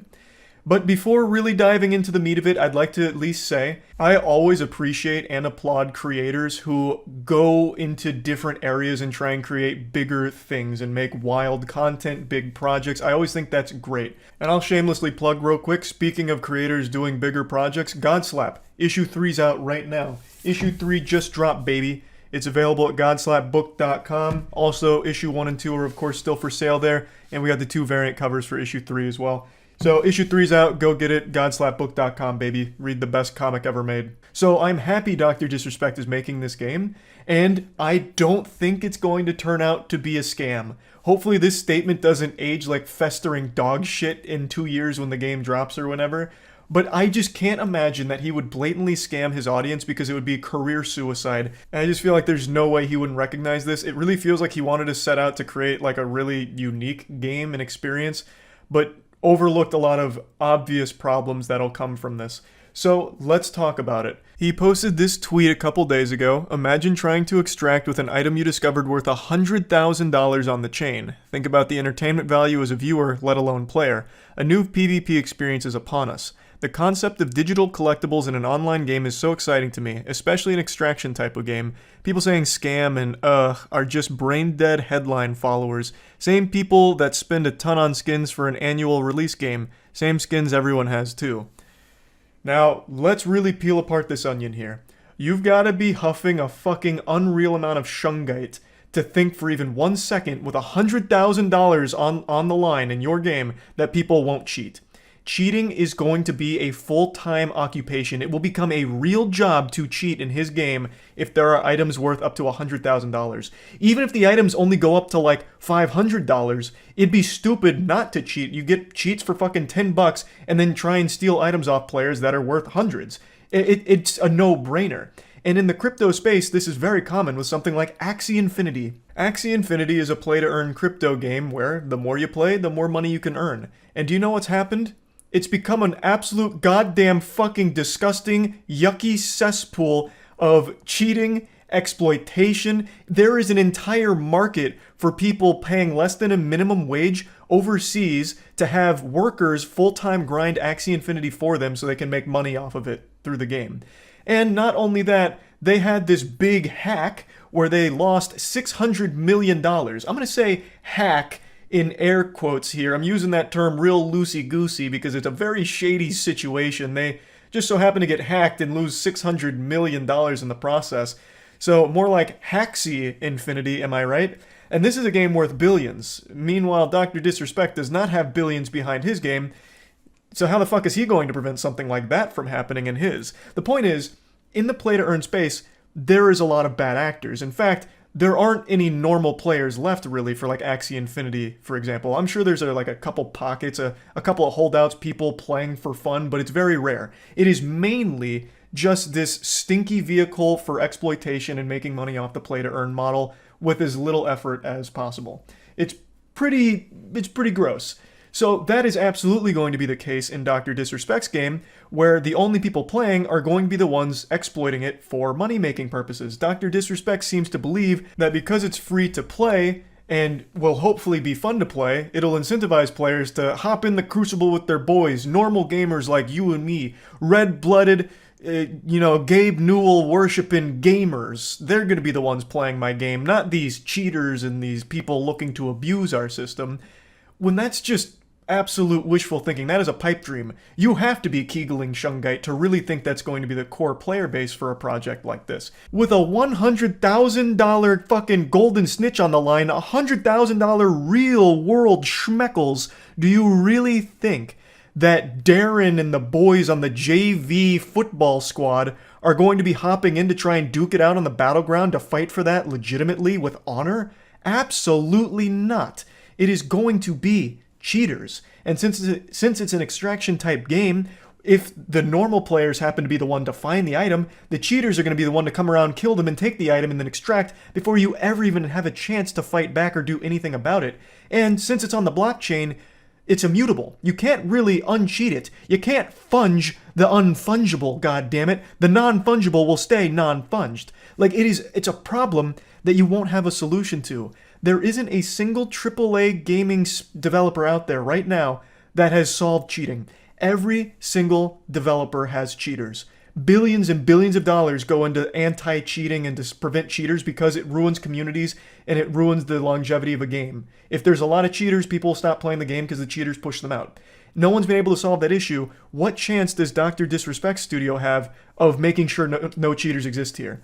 And with this kind of money on the line, can you imagine the frustration, the misery, and the unbearable sinking feeling of finding an expensive item only to have it taken from you by someone that's playing unfair? It's an experience that is going to be completely new here. He's not wrong. This will be a new PvP experience, but it's the worst possible one because you won't be able to combat cheaters. It just can't happen. People are cheating all the time in every game where it doesn't even matter. Games that don't even have like a ranking system or a leaderboard or anything, people still cheat in. Can you imagine how many people are going to cheat in a game where you're literally incentivized to do so monetarily? It's going to be non-stop. You won't have normal players because they're going to be pushed out by the bad actors that are playing the game for nefarious purposes and just greed, playing it to make that money, so they're doing everything possible to cheat and get those items to sell for money. Now let's take for example a game like Counter-Strike, where you can make like an actual full-time living through selling skins in that game. But the difference is, you're not actually earning the skins in-game. You're not competing over the same skin in a match, right? So you're not having to worry about cheaters, which there are a ton of cheaters in Counter-Strike, obviously, but they're not cheating in order to get skins through playing the game. Whereas here, the thing you're competing for is literally real-world money. So it's completely different. The way you make money in Counter-Strike is you're getting cases, you're getting keys, and you're hoping that you get good rolls on your skin, or you're doing some other shady shit under the table for skins, but you're never actually earning them in the game itself through playing against other players, whereas here, you're going head-to-head for those NFTs that are worth the money. It's a completely different landscape. And when asked why he's chosen to have it be blockchain-stored digital items as opposed to a server-side storage like CSGO, he replied saying that he likes the idea of having the digital collectibles have functionality in a different game that comes out 7 years later. That is a cool idea, long-term functionality of the things that you've collected, albeit it is a little unrealistic to assume that whatever you collect in Dead Drop right now will somehow still be able to be implemented in future projects without knowing what those projects are. The developers are going to have to program those things in. It's not just going to be able to slide over. Like, let's say you collect a gun in Dead Drop 2, or in Dead Drop, but the next game they make is a fucking hack-and-slash folk rhythm game.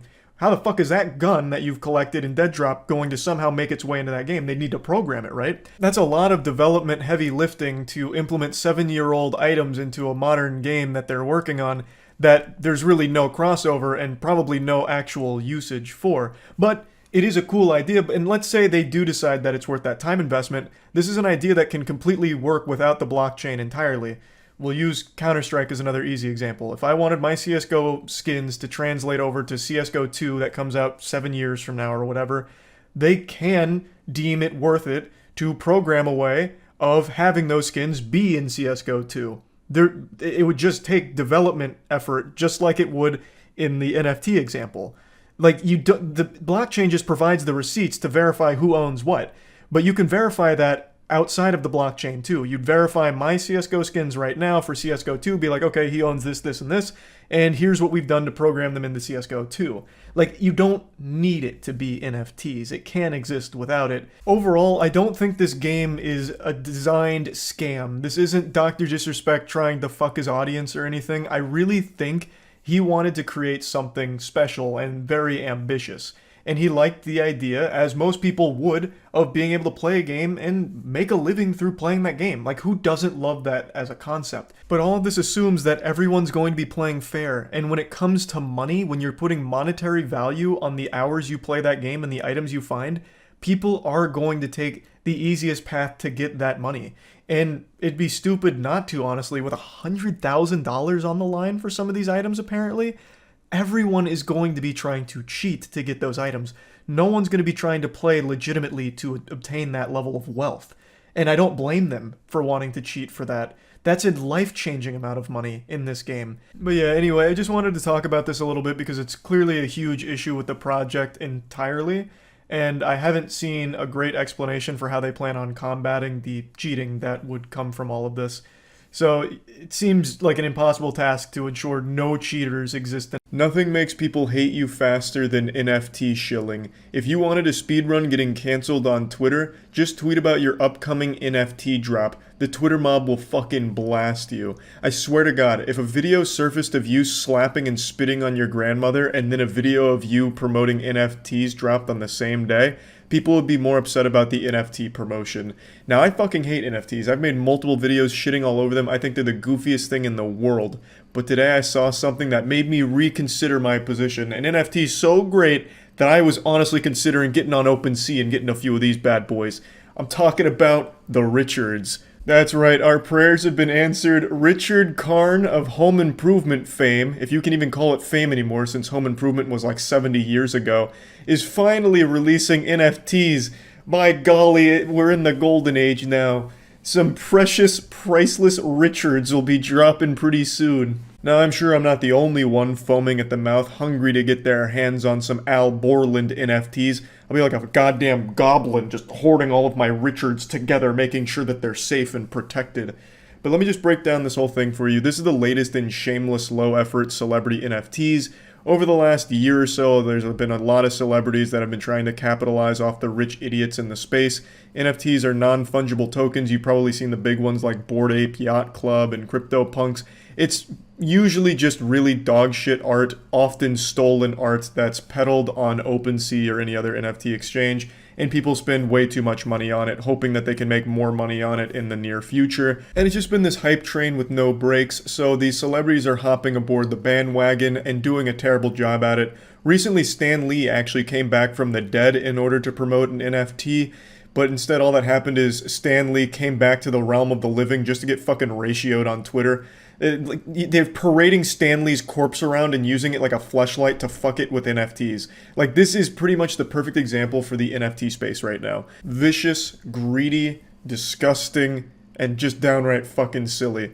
Obviously, it's beyond disrespectful to bring Stan Lee's legacy into all of this. I made a whole video talking about it, and there's a good reason why everyone was so upset, because it is just disrespectful. It's super, super dumb. But this is just one of many shameless NFT promotions, like the Richard Karn one that we're talking about today.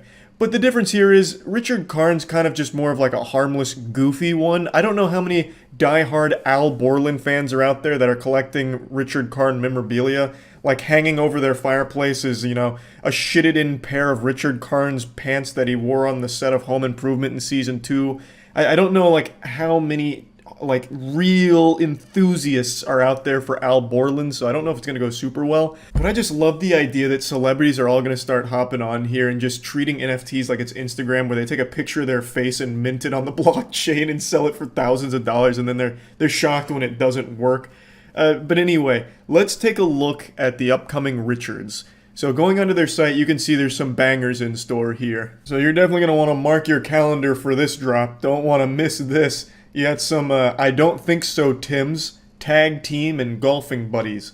So it's a little more than most NFTs offer, admittedly. Like, you know, Richard Karn's going the extra mile. It's more than just dog shit art, which we don't even get to see, unfortunately. I'm sure there is going to be some awful art here.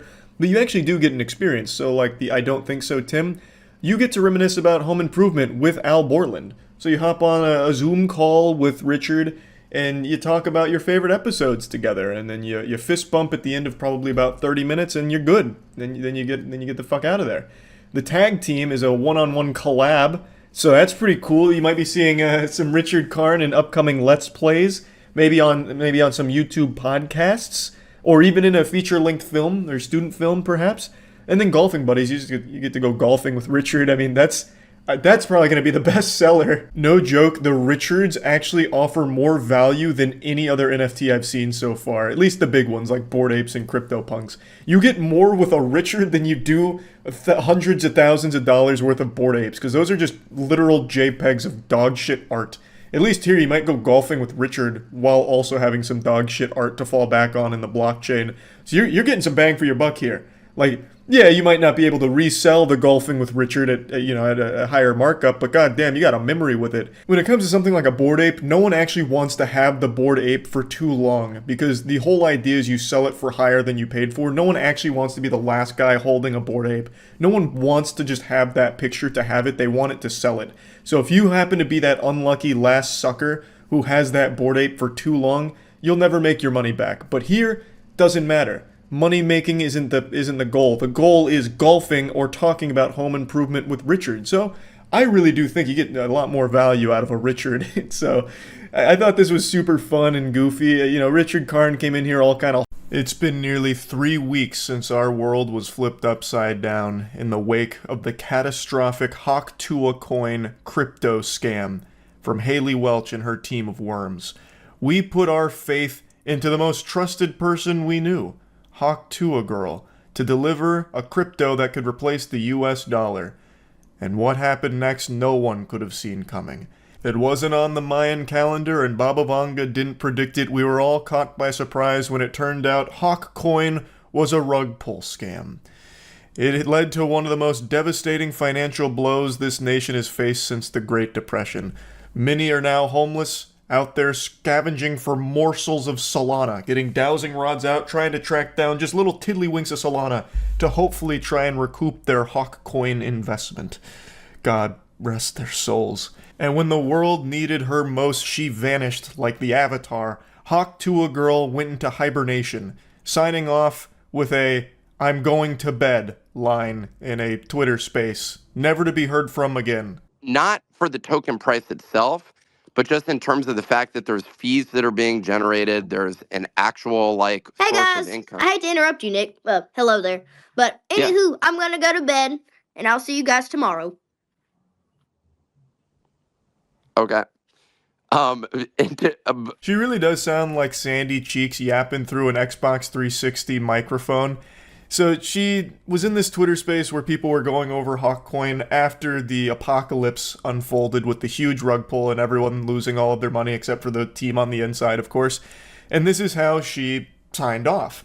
And it's been 3 weeks since she powered down. So she's been slumbering for a while now. But friends, what if I told you, just like Smog, awakening on that pile of gold, Tuah Girl has also awakened. 3 weeks later, she has finally received that kiss from a prince, that prince being a lawyer, most likely, that has made her eyes shoot open and immediately go to Twitter to let everyone know how seriously she's taking this whole situation. She's gonna get to the bottom of what happened here, because it's a mystery to all of us. Do you think Tuah Girl's response is good? Man, absolutely not. She finally woke up after 3 weeks or whatever, And she just drops this.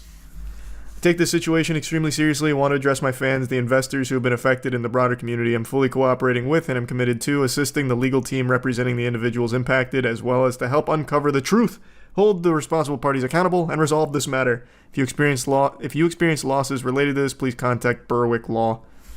What do you mean uncover the truth? I'm sure you were too stupid to know what a rug pull was, but I mean, it's still, at the end of the day, your fault.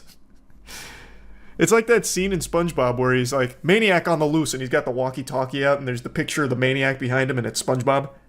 That is literally Haley Welch right now. You saw that Twitter response too? Did someone already make that joke? God damn it. SpongeBob's too hot right now, I can't even get the references out first. That's right, Hawk Tuah Girl is on the case. We're gonna get to the Hawk Trutha about this crypto scam. And Haley Welch is just the intellectual beacon of hope that we needed to figure it out. It's painfully obvious Haley Welch is not the one that wrote this statement. You can tell by the use of commas. Hawk Tuah Girl would never. This is someone on her PR team that's spearheading this effort to try and do damage control. There's been a lawsuit filed as a result of the Hawk meme coin rug pull. So she is now definitely in a crisis mode. I also imagine all the parasites around Haley that actually control her, because she has become so big to the point where she now has a whole PR team and an entire agency behind her. So they are working her like a puppet. It's like fucking Weekend at Bernie's out there with Haley Welch's body. And I'm guessing they're telling her to shut the fuck up and not do what she did when this first happened, going into a Twitter space and making herself look even worse and this whole thing look even more shady. So that's why she's been so quiet and will probably stay quiet until they resolve this behind the scenes, or hope that people just forget about it. It still blows my mind how she got extremely lucky, up there with winning the lottery, where she was able to spin an entire career off a fucking 5-second meme clip of her talking about spitting on a wiener. That doesn't happen all that often. It happened with the Costco guys as well. They also got super lucky just from one meme. But think of all of the people who didn't. Some of the biggest memes for their time, like Damn Daniel. He didn't become an internet superstar sensation with his own podcast. You know, the fucking Damn Daniel every Tuesday. There's nothing like that. She got so lucky, and she's already cashed in all of that shit for one crypto rug pull. Now, I don't think it's going to ruin her career. She's probably still going to be fine. People will ironically still support Talk Tuah and the Hawk Tuah Girl ventures because she's a clown that people like to make fun of, and she makes a lot of money off being that clown. But it's crazy she got so lucky and then so quickly did the scummiest shit you could do by scamming her whole audience. Now, most people saw this coming, but not everybody. There were some actual delusional idiots that put money into this that definitely deserve to have their money lost. I'll go ahead and say it. I've said it multiple times. If you actually put money into Hawk Coin thinking that it was somehow going to be a good financial investment, you definitely deserve to have her come out there and fucking spit on that thing. Imagine getting this lucky and having the easiest path in life laid out before you. You need only walk it, and you don't even have to walk it that hard. And yet, you still fuck it up in the most avoidable way possible. She had an extremely successful and lucrative career spin out of actually nothing, and she still managed to wipe her ass with it. All she had to do was clock in once a week for Talk Tuah Tuesday, where she sits there like a lobotomite saying nothing or being extremely clueless when a topic comes up, and she'd have tons and tons of people still continue to support it till the cows fucking come home, and she could have rode that horse for years. She could have continued to milk that cow, and the milk would have never ran dry. She didn't have to do anything special. She didn't even have to be all that careful, because people would support her no matter what, whether it's ironically or unironically, because now it's a blend of both. So all she had to do was just stay the course. But she couldn't. She saw too many dollar signs in her eyes. She got a little too greedy and couldn't resist putting her hand in the cookie jar to squeeze a little bit extra juice out of the lemon here. So she pulled a huge scam on her audience, not realizing that that's a bad thing. Though I also don't think she even realized what she was doing in the first place, because all she cares about is what her team tells her to care about. That's the impression I get. And someone on her team connected her to Doc Hollywood and the Goof Troop and whatever, and they all said, we're going to make a meme coin, people are going to love it, and we're going to make a ton of money. And she just said yes, off rip. I am sure she gave it no more thought than that. I am confident she has never even heard the word crypto until her team told her about it. If you asked her right now what Solana is, she'd probably be trying to relate it to some species of bird or something. She has no clue what any of this shit means. All she knew is that she was told that she'd make a lot of money off it and said, sign me up. At least that's my best guess of what went on behind the scenes, but maybe I'm downplaying Haley Welch's nefarious galaxy brain. Maybe she was the one that put all of the puzzle pieces together here and said, let's run a crypto scam. Maybe she's only playing the fool, but is actually a turbo genius. Food for thought. Don't think that's the case. I think it's pretty clear from the Twitter space, she does not know what is even going on. At all. Not even close. But it is her fault. And her team's fault. So, we'll see what happens here. Like I said, I don't think she's gonna go to jail or anything, because they don't actually prosecute for financial crimes like this in the crypto space. And I don't think she's going to have her entire internet career ruined from it, because people, regardless, are just going to keep championing Hawk Tuah Girl as like this silly meme that they ironically love, which leads to it being more than ironic at that point. So she'll probably end up being just fine. But I think for now she's going back to bed. Posted that yesterday, hasn't posted since, so she's probably... There's a scam game on Steam right now called Banana that has over 630,000 players as of me making this video right now. And it is by all definitions a scam. And that player count is pretty misleading because the majority of it is either bots or people that just have the game pulled up in the background as they wait for drops. The Spiffing Brit just made a great video going over this entire scam, and now 3 days after that video came out, it's even more popular than it was when he covered it back then. Which is so interesting to me because he fully explained how the scam works, and yet people are still just flooding in to enthusiastically buy into it. It's like if you had read the headlines about Sam Bankman-Fried like scamming billions of dollars away from just your average Joe, and then you're like, alright, I'm gonna do my business with Sam Bankman-Fried, I can't wait to get on this, and then you throw your arms up in the air like, oh, how did I lose money? Where did I go so wrong? It's more pathetic than anything, honestly. The Spiffing Brit took the scam, spanked it around, threw it on the bed, bare ass, butt cheeks in the air, and still people dove in to give it a rim job and are wondering why they have shit on their mouths now and lost money from it. You have only yourself to blame, and you absolutely deserve to be made fun of, which is what I'm here to do. Heroes, not a word I like to use often, but I think what I'm doing here today is very heroic and brave. Someone has got to insult you for what you have done. If you are one of these people that are buying the fucking bananas in this game. It's not a game, it's actually just a PNG of a banana that you click and the number will go up, and every few hours you'll get a random drop. If you play anything on Steam, you know what this is, like CSGO cases, that kind of thing. But in the banana game, you get banana skins, which aren't even usable in the game. There's actually no functionality to even take that skin and use it in the game. The developer says he's going to do that at some point, but I highly doubt it because he doesn't need to. He's still just printing money from this dog shit from the absolute imbeciles, the fucking idiot buffoons that are buying into it. So why would he even bother doing that bare minimum? So what you do is you get these drops of these banana skins, and they just go into your inventory and they sit there collecting dust. And then you get out all your religious relics, light some candles, and start fucking praying that someone is going to pay you real-world money for those useless banana images in your inventory. That's it. This should ring some bells here because it's very similar in concept to the NFT craze from a few years ago, where basically you buy this image and you hope that someone comes along down the line and buys that image from you for more than what you spent on it. You don't want to be left holding the bag. It's the same concept in the banana game, except this one's working significantly better because they found much more vulnerable goobers here. Gamers.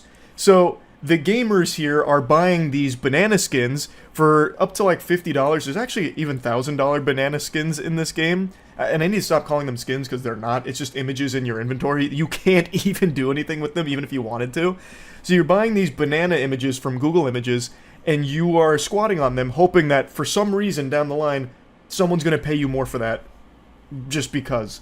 That's the entire scam in a nutshell, and the creator is the one making tons and tons of money from it. The banana market is immense. There are nearly 8 full pages of deep banana lore. Some of things are definitely slightly legally dubious, but the idea is very simple. As you play the game, Steam has an automatic drop system. The Icy Nana is special because it doesn't drop anymore. Wow! So logically, by it not dropping anymore, that actually increases the value of the product, because there's scarcity. However, no one has managed to sell an Icy Banana for more than 3 pence on the Steam market. Now, one of the reasons that makes me a little bit more concerned that this is a scam is because the creator of this game has set their inventory to private when it was previously public.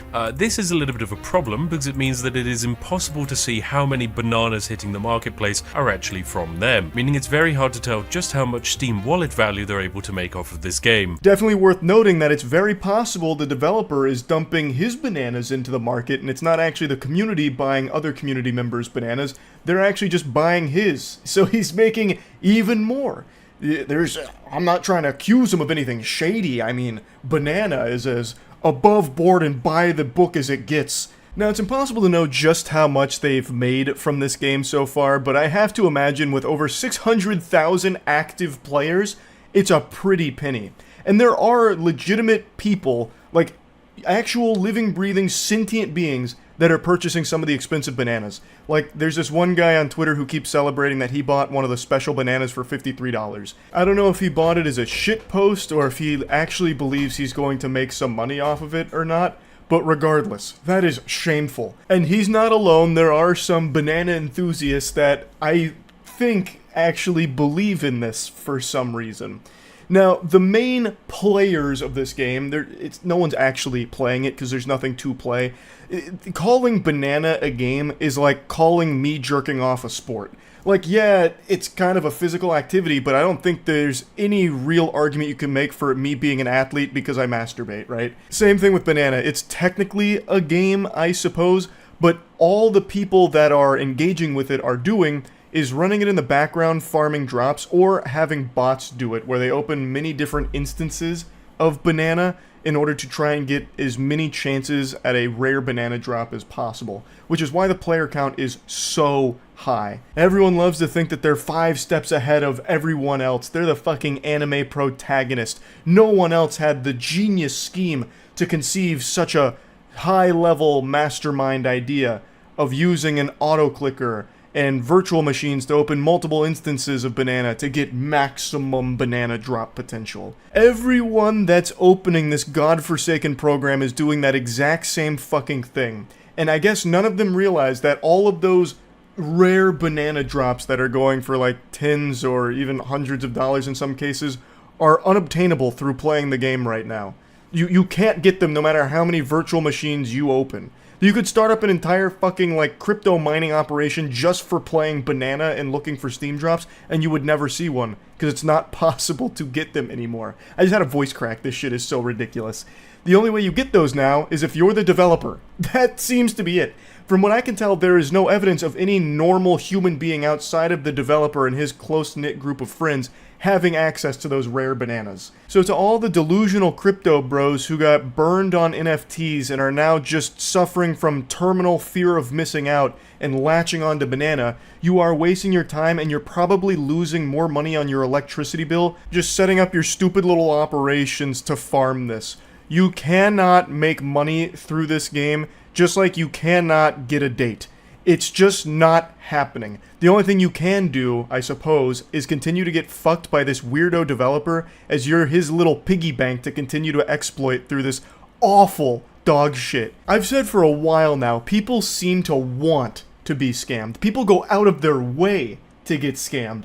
This is so blatant. And Spiffing Brit did an incredible video showcasing it, and yet it's more popular now than ever, and it only continues to get more popular. That's craziness. You know it's a scam, you're still buying into it. Now, I have seen a lot of discussion about how this game may be being used by other countries whose economies aren't doing so well, and I do suppose that's possible. We've seen that happen in the past with Venezuela and RuneScape, for example.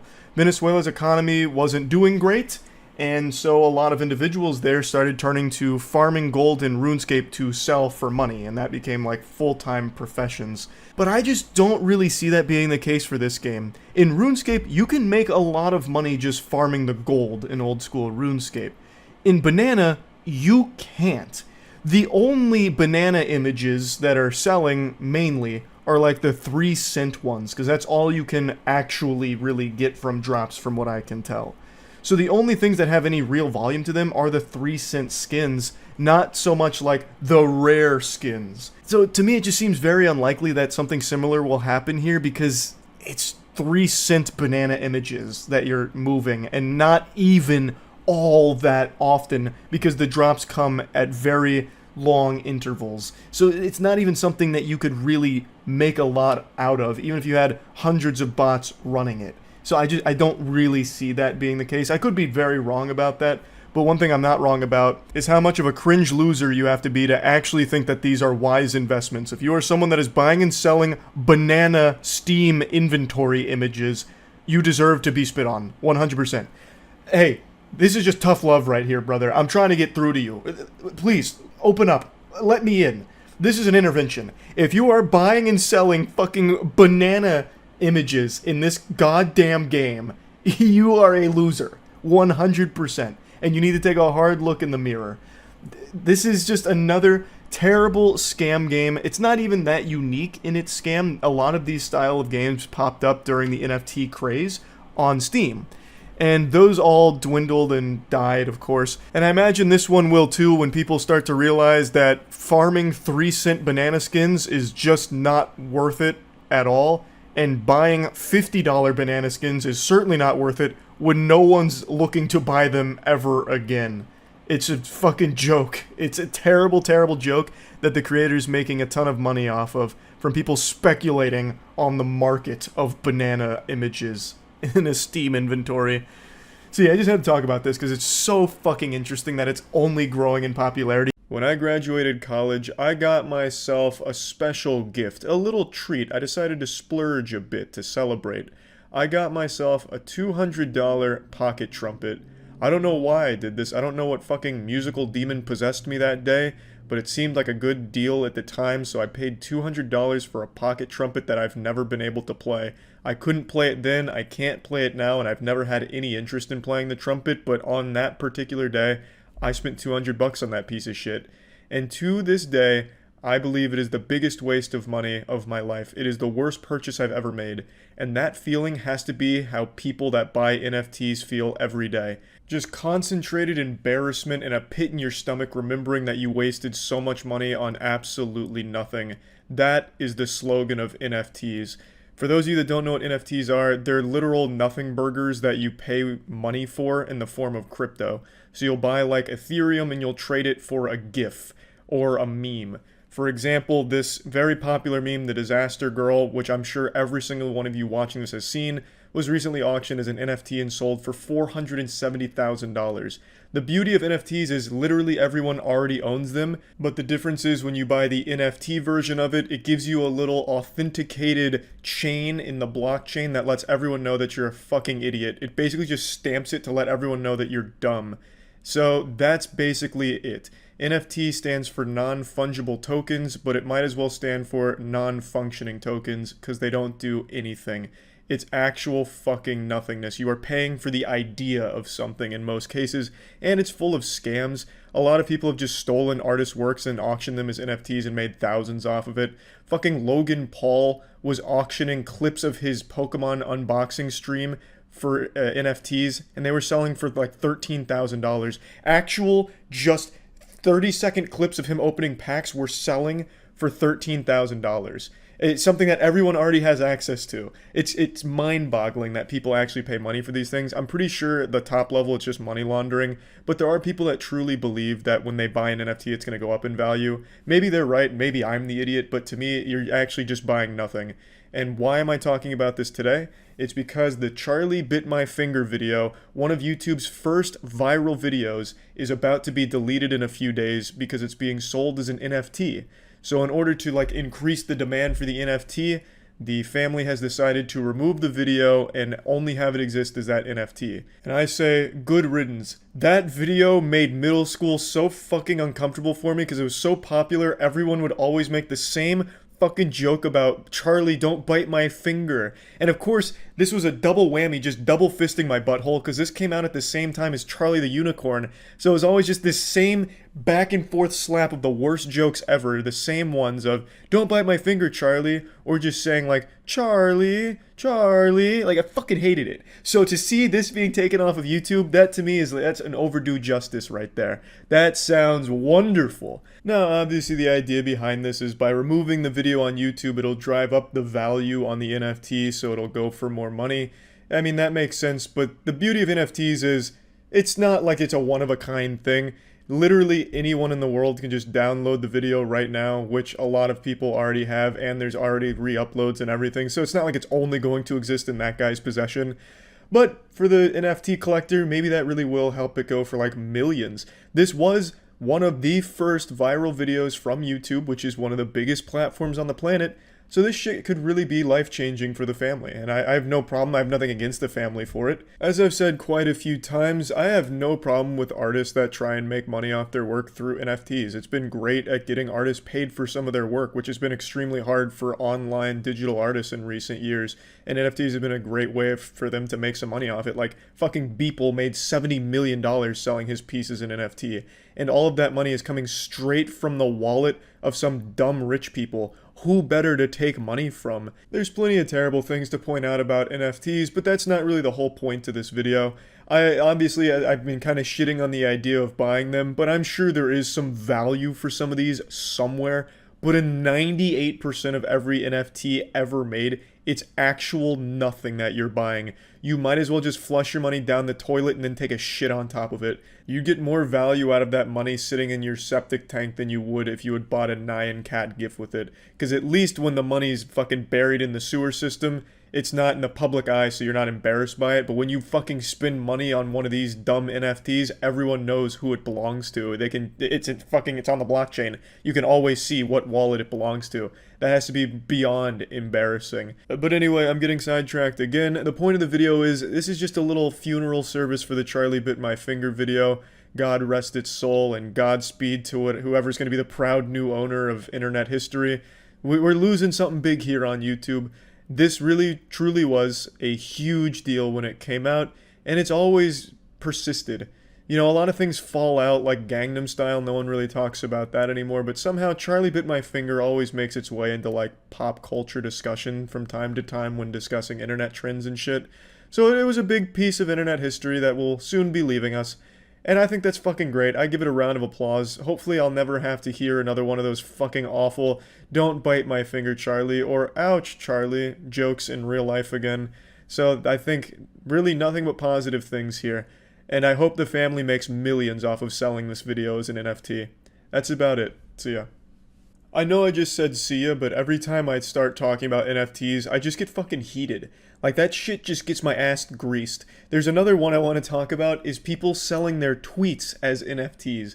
Fucking Jack Dorsey's tweet, his first tweet, sold for $2.9 million as an NFT. And you're probably scratching your head asking yourself, what does that even mean? Basically, a screenshot of his first tweet sold for $2.9 million. I could go right now and just look at his first tweet myself for free. I could even right-click and save the image if I wanted to, and I basically own exactly what this guy owns for free. But he paid $2.9 million for it. This fucking pretentious douchebag compared Jack's first tweet to the Mona Lisa to defend, or to justify, his $2.9 million purchase. And it's not just him, there's been other tweets that have sold for tons of money for absolutely no reason. It's fucking dumb. Anyway, if a tweet can sell for this much money, surely the Charlie Bit My Finger video will be going for hundreds of millions, if that's anything to go by. It was $145,000 per character in Jack's tweet. Wild. Why do I look like a Tony Hawk American Wasteland character? Well, it's because when we were doing our Twilight movie marathon like a year ago, a buddy of mine named Ridley had this shirt and he gave it to me and I thought it was cool. And then today, a friend of mine let me have this Shadow the Hedgehog chain. And I thought the two of these together was one of the most diabolical fits I could put together, so that's why I'm in this ensemble. But it's also like perfectly matching today's video because the vibe is right on the money for crypto bro degeneracy. So the big story today is about the 13-year-old that rugged people with his quant shitcoin. CoffeeZilla posted a video going in depth on it into the nitty gritty. I'm here just to point and laugh at the whole thing. So if you want like actual smart discussion on it, definitely check out Voidzilla for his coverage. Meme coins, Gen Z in particular has gotten interested with one called Gen Z Quant rug pulling a token recently, and well, it kind of went viral for all the wrong reasons.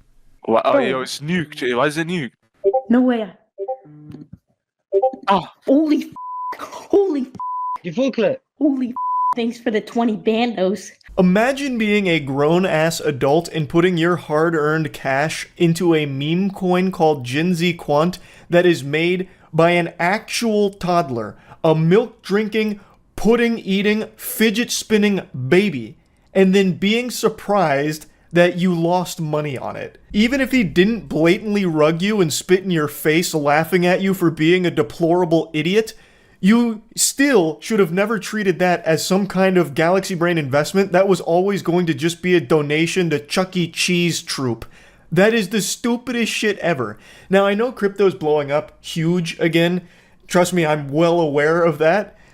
But this is not how you get ahead of the curve.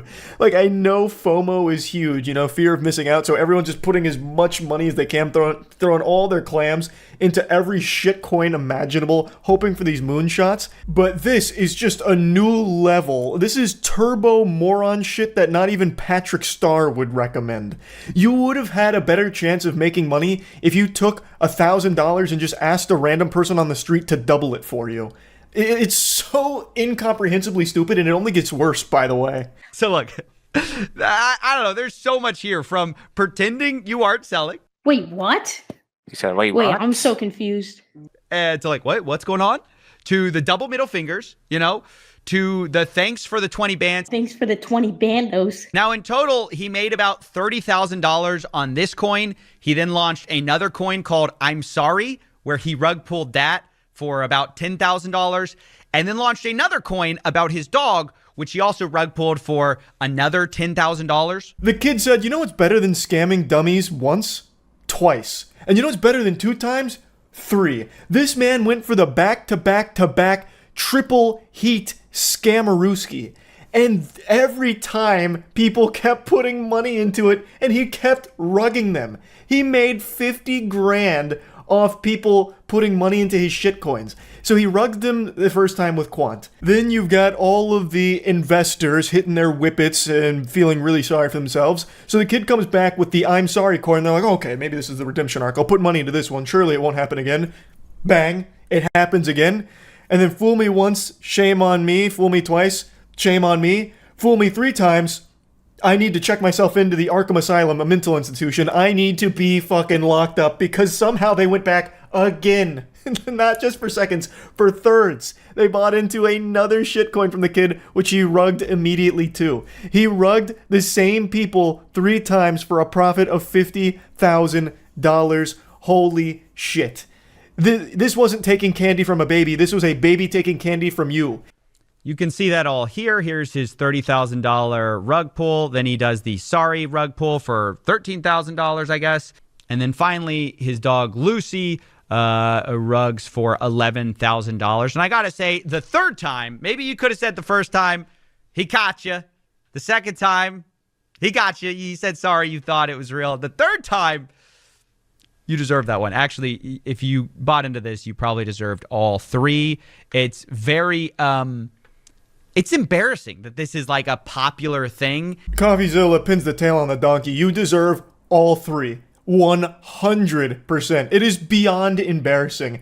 Being an adult with money and investing in a 13-year-old's meme coin on a fucking service called Pump.Fun, which, by the way, CoffeeZilla brings it up in his video, so I recommend you check that out if you want more insight on it. Pump.fun is the one that makes all of the money from these, and your odds of actually making money from it are unbelievably low, to the point where you almost have the same odds of just winning the lottery straight up. Like, people go in there with the assumption that, oh, I'm here early, yes, it's probably a scam, but I will be the one that capitalizes off the scam. The data actually suggests, and CoffeeZilla goes over it, that is so rare because you fail to take into account the insider trading. You're not the one that's in on the scam, you are the victim, no matter how much you think you're not. So, you will likely never be the one that benefits from the rug that inevitably comes with these shitcoins. Now, the story is still not over because the kid that created Quant, well, it actually didn't die with the rug pull. You see, some of the people that put money into it were so salty that they decided to run it up, and they brought the market cap to a crazy number. I don't remember exactly what the number is, but they drove the value through the fucking roof. Tens of millions of dollars of market cap. The kid's supply, they say, would have supposedly been worth, like $2 million or $1.2 million. You can see that here. His original holdings worth $1.28 million. And then they doxed the kid, which, is really bad. But I think it's funny. Like, people are like, ooh, we got you because you rugged us and then we made it worth a lot of money. But you would have never done that if he didn't rug pull you. I don't know. It's just so, it doesn't make any sense. And honestly, it sounds like cope from people who are trying to do a secondary scam where they got scammed and then they need people to buy in so they can get out of the token. Apparently the logic was they wanted to make the kid feel bad, like, you got 30 grand, but your supply could have actually been worth millions, That was the thought process there, like, make him feel like a fucking idiot for it.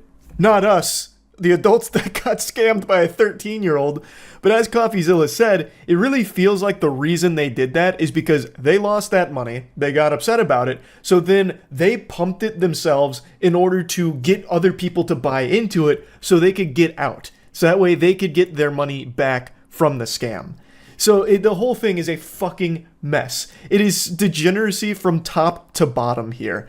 And they doxed the 13-year-old as well. It's just craziness that grown adults that are capable of using a computer are not capable of recognizing that giving money to a 13-year-old's shitcoin is a bad idea. And then not only that, they do it again. And then they do it again. That is literally putting your hand on a hot stove 3 times before you realize that it's hot. And in fact, I don't even know if they came to that conclusion because he stopped at 3 shitcoins as far as I could tell. If he launched a 4th shitcoin, he could have probably kept doing this and continuously farming them forever. An infinite money glitch off of the same people that he initially scammed. Like, that's mind-boggling. So yeah, last night I had an urge that I was fighting off a demon for which I was battling internally. And I swore to myself I wouldn't make a video covering this topic. I looked at myself in the mirror, I said, Charles, look at you. Strikingly handsome, 5'6". You could suck a titty standing up. You don't need to talk about this. It's beneath you. Don't do it, Charlie. Unfortunately, I'm failing myself. I can't stop myself. It's like SpongeBob when he has the water and he's drying out. He's like, I don't need it. I don't need it. I need it. That's me right now with this topic. It's too goofy to not talk about. But the reason I was going to avoid it is because I do actually feel bad for the victims in this case because it's not their fault per se. And I've already made so many videos making fun of NFTs and NFT bros, the entire community. There's no reason to just come in and fucking slam and jam fucking windmill dunking on NFT bros again. But goodness gracious, heavens to Betsy, I can't help it when you do stuff like this. Yesterday, there was a Bored Ape Yacht Club convention, Ape Fest, where it's just supposed to celebrate your bad investments because NFTs are down like 99% value, it's collapsing, they're going extinct faster than silly bands and fidget spinners. NFTs are eating more shit than pinworms right now, and yet they still had the gall, the chutzpah, to throw an event to try and convince people that it wasn't all worthless, that there's still value here. And not only were the attendees experiencing financial ruin from buying Bored Apes because they got fucking brainwashed into it, they then experienced eyesight ruin because the event coordinators didn't take any precautions with their lighting and ended up causing photokeratitis, which is basically UV burns to the patrons' eyes. So a lot of people that went there to party at the Ape Fest experienced temporary blindness, eye damage out the wazoo. Tons and tons of people were reportedly going to like, you know, the ER or experiencing all kinds of discomfort in their eyes because the lighting they used were UV lights, unprotected UV lights that they were just blasting into the eyeballs of everyone who went to the fucking event. There were so many tweets like this from concerned attendees wondering if what they were experiencing was an isolated incident or if there were a lot of other people that had this problem. So there were tweets like this popping up everywhere. I woke up at 4 and I couldn't see anymore, had so much pain and my whole skin is burned, needed to go to the hospital. The doctor told me the UV of the lightning of the stage, I believe they meant lighting, though I can't hold this against them since I can't fucking see their phone anymore because Ape Fest damaged their eyes.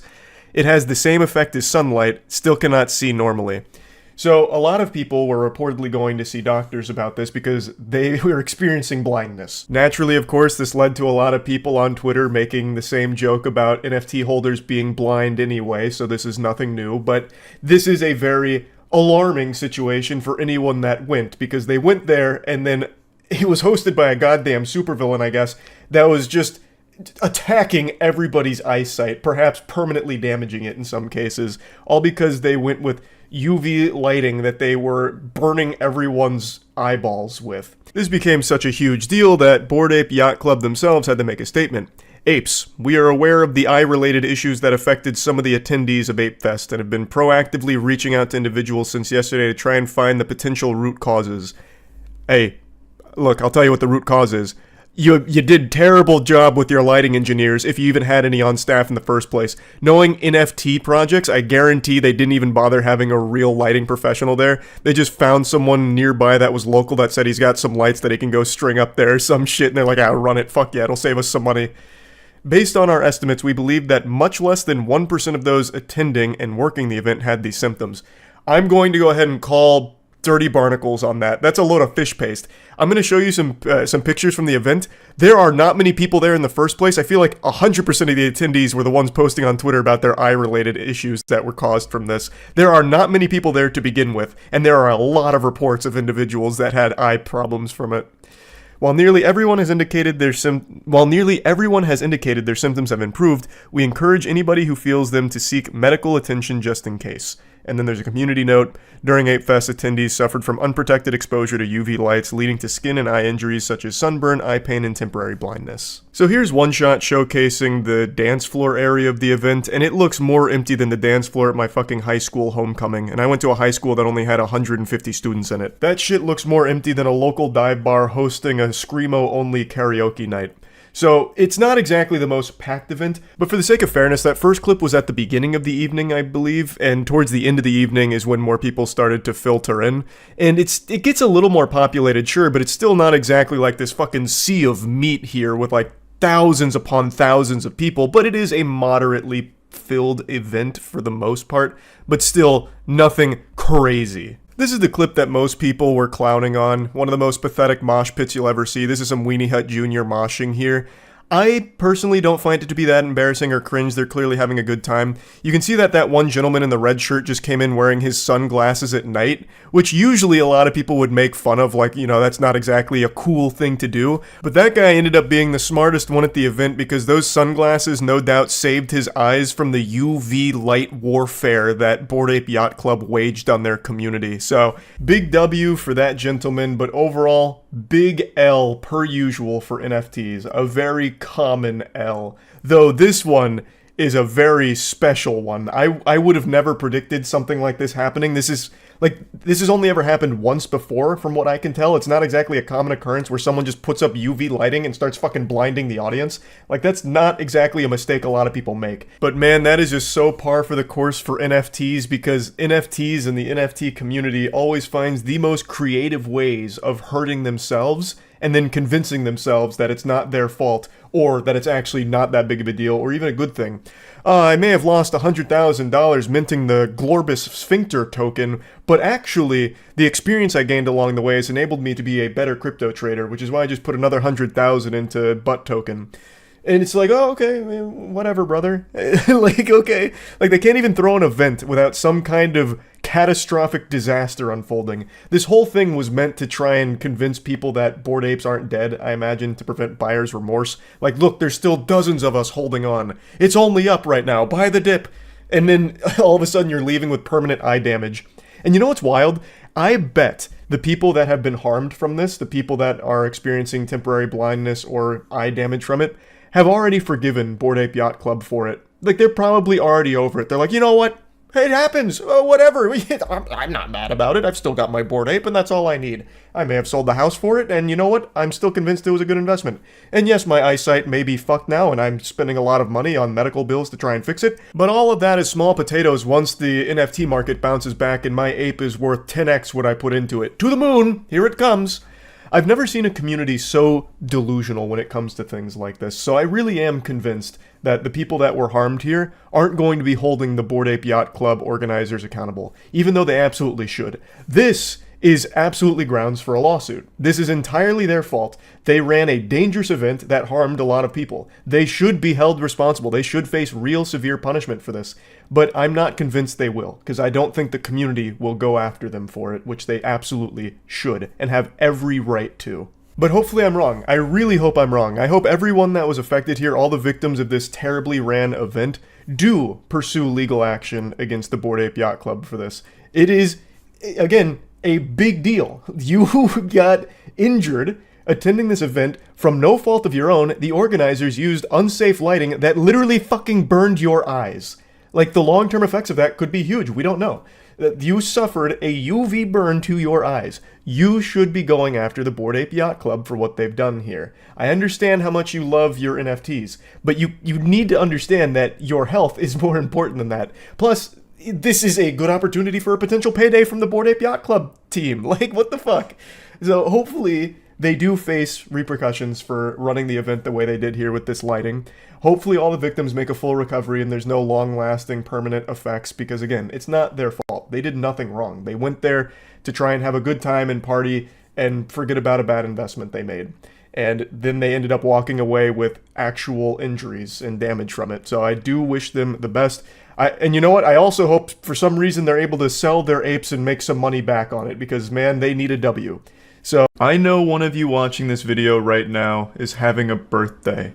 And to celebrate, I brought you a clown that we can all laugh at together and really make your special day that much better. So please allow me to introduce you to Bozo. His name is BitBoy Crypto. He's a YouTube crypto influencer who's currently suing another YouTuber named Atozy. BitBoy is seeking $75,000 due to defamation and emotional distress that he experienced when Atozy made a mean YouTube video about him, saying less than pleasant things. And I personally am mortified to learn that someone was being rude to another YouTuber. That just makes my blood boil. That's just fucking unacceptable. So this lawsuit is one that's really hitting close to home here. Atozy was not playing by standard Weenie Hut Jr. rules, clearly. He made a video talking about BitBoy's past with shady crypto and just the general history of sketchy shit, which made BitBoy upset enough to file a lawsuit against him for the video. Now, I'm not here to opine on whether or not BitBoy is a scammer or anything. I'm not here to make any claims against him or any allegations. I'm just here to make fun of him. So don't worry, BitBoy. Don't blow a gasket here. I'm not going to defame you. I'm just here to laugh at you. Every now and then, some pathetic, stinky worm decides it's a good idea to try and legally strong-arm a YouTuber they don't like with some lawsuit to scare them, or get money out of them, or get the video taken down, or something like that. And I always can't help but find it comical, because it never works out in their favor. This whole thing was about him being, upset and riddled with anxiety, worrying that Atozy's video ruined his reputation, even though BitBoy's lawsuit has done significantly more damage than Atozy could have ever done. Angrily filing a frivolous lawsuit on the internet is like publicly guillotining yourself. It's reputational suicide. I promise you, Atozy's video did negligible damage to your brand. However, you have just completely wiped your ass with it. You've done the equivalent of going to the mall and shitting your pants and then trying to blame someone else for those shattered-in britches.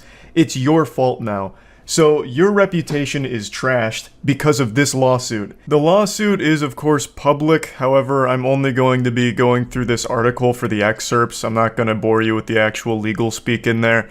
So to break down the important bits, Armstrong, BitBoy, is claiming that his livelihood was attacked by Atozy by saying he's not someone you should be looking up to for any advice whatsoever and cannot be trusted with financial advice because you don't know whether he's trying to enrich you or himself. Maybe I'm biased here because I don't think anyone should be looking up to any YouTubers as their sole source of advice or information, but to me this doesn't seem like an attack on his livelihood at all. It just seems like a word of caution to anyone that finds his channel and like takes it as the end-all be-all for financial advice or anything. It's just like a boilerplate, hey, you'd never really know someone's true intention, so just take it with a grain of salt. This doesn't seem like a malicious attempt by Atozy to fucking burn down BitBoy's empire. The article then makes a great point by highlighting a contradiction between what BitBoy's lawsuit says versus what he presents online. BitBoy's business model relies on his reputation and his status as an influencer. Side note, influencer is still to date the cringiest term ever made. That shit is vomit-inducing. That is such a yucky word. I.e., a well-known online personality who influences others' decisions, such as to buy or sell cryptocurrency as investments. The complaint reads, introducing as fact that he is an industry-leading source of reliable commentary with respect to investments in cryptocurrency. Further, the lawsuit asks, can there be a more damaging assertion for someone like BitBoy Crypto who engages in the business of providing advice and commentary on cryptocurrency investments? Basically summarizing that the lawsuit portrays BitBoy Crypto as like an actual leading authority in the field of crypto investments and advice. However, it's a different song and dance when it comes to his online presence and what he himself identifies as. But on BitBoy's YouTube channel, he says his content is for general information purposes only, and cautions, please be advised that I am not a professional advisor in business areas involving finance, cryptocurrency, taxation, securities and commodities, trading, or the practice of law. Nothing written or discussed is intended to be construed or relied upon as investment, financial, legal, regulatory, accounting, tax, or similar advice, nor should it be. You can see a big disconnect here. He's living a double life, a Jekyll and Hyde situation. In the lawsuit, BitBoy's described as like a leading expert in cryptocurrency advice and investment opportunities and shit like that. Fucking Giga Chad crypto god. So to say otherwise is blasphemous. You can't use the Lord's name in vain here, so it's super damaging to claim that he's not the, preeminent expert on crypto.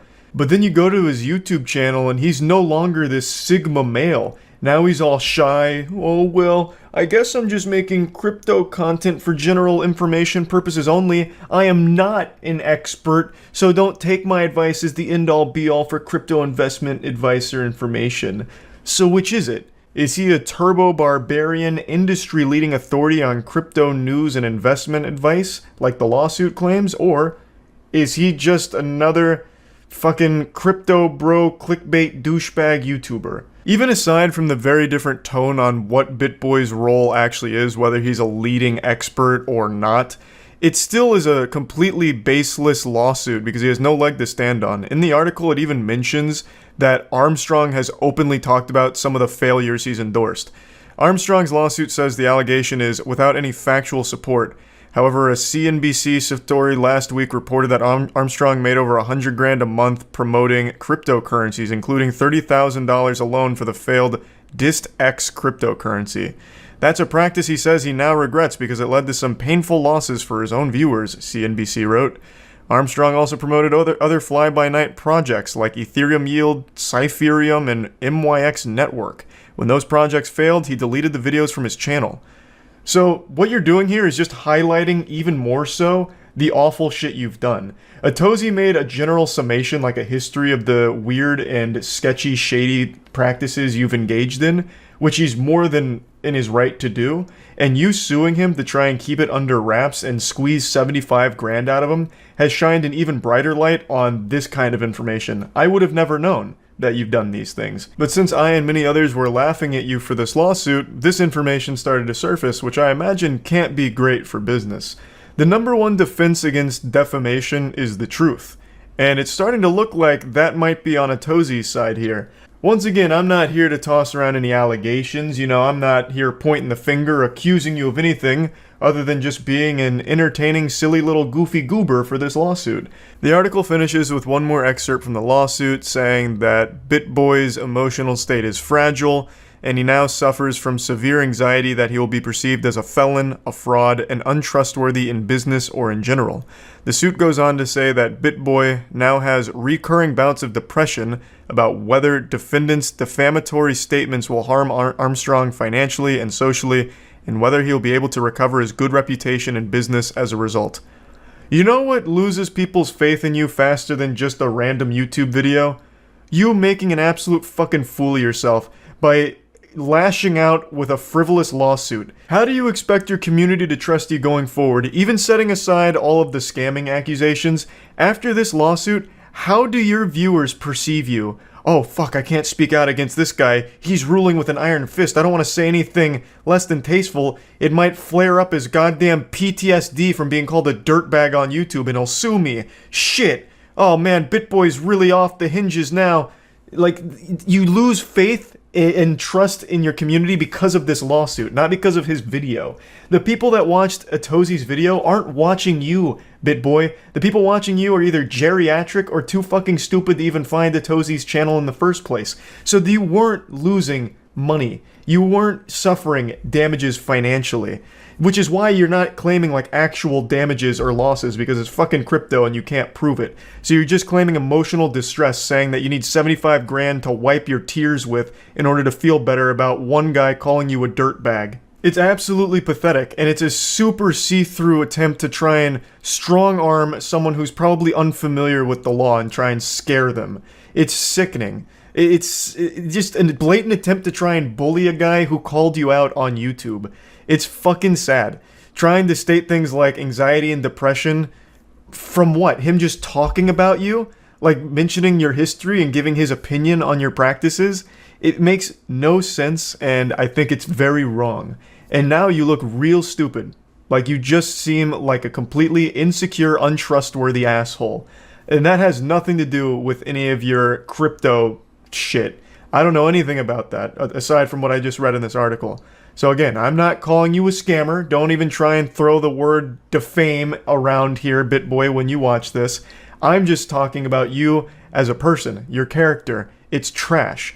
This is dumb. And I can't stand it when people like BitBoy do this kind of shit, where they try and sue someone over absolute nonsense.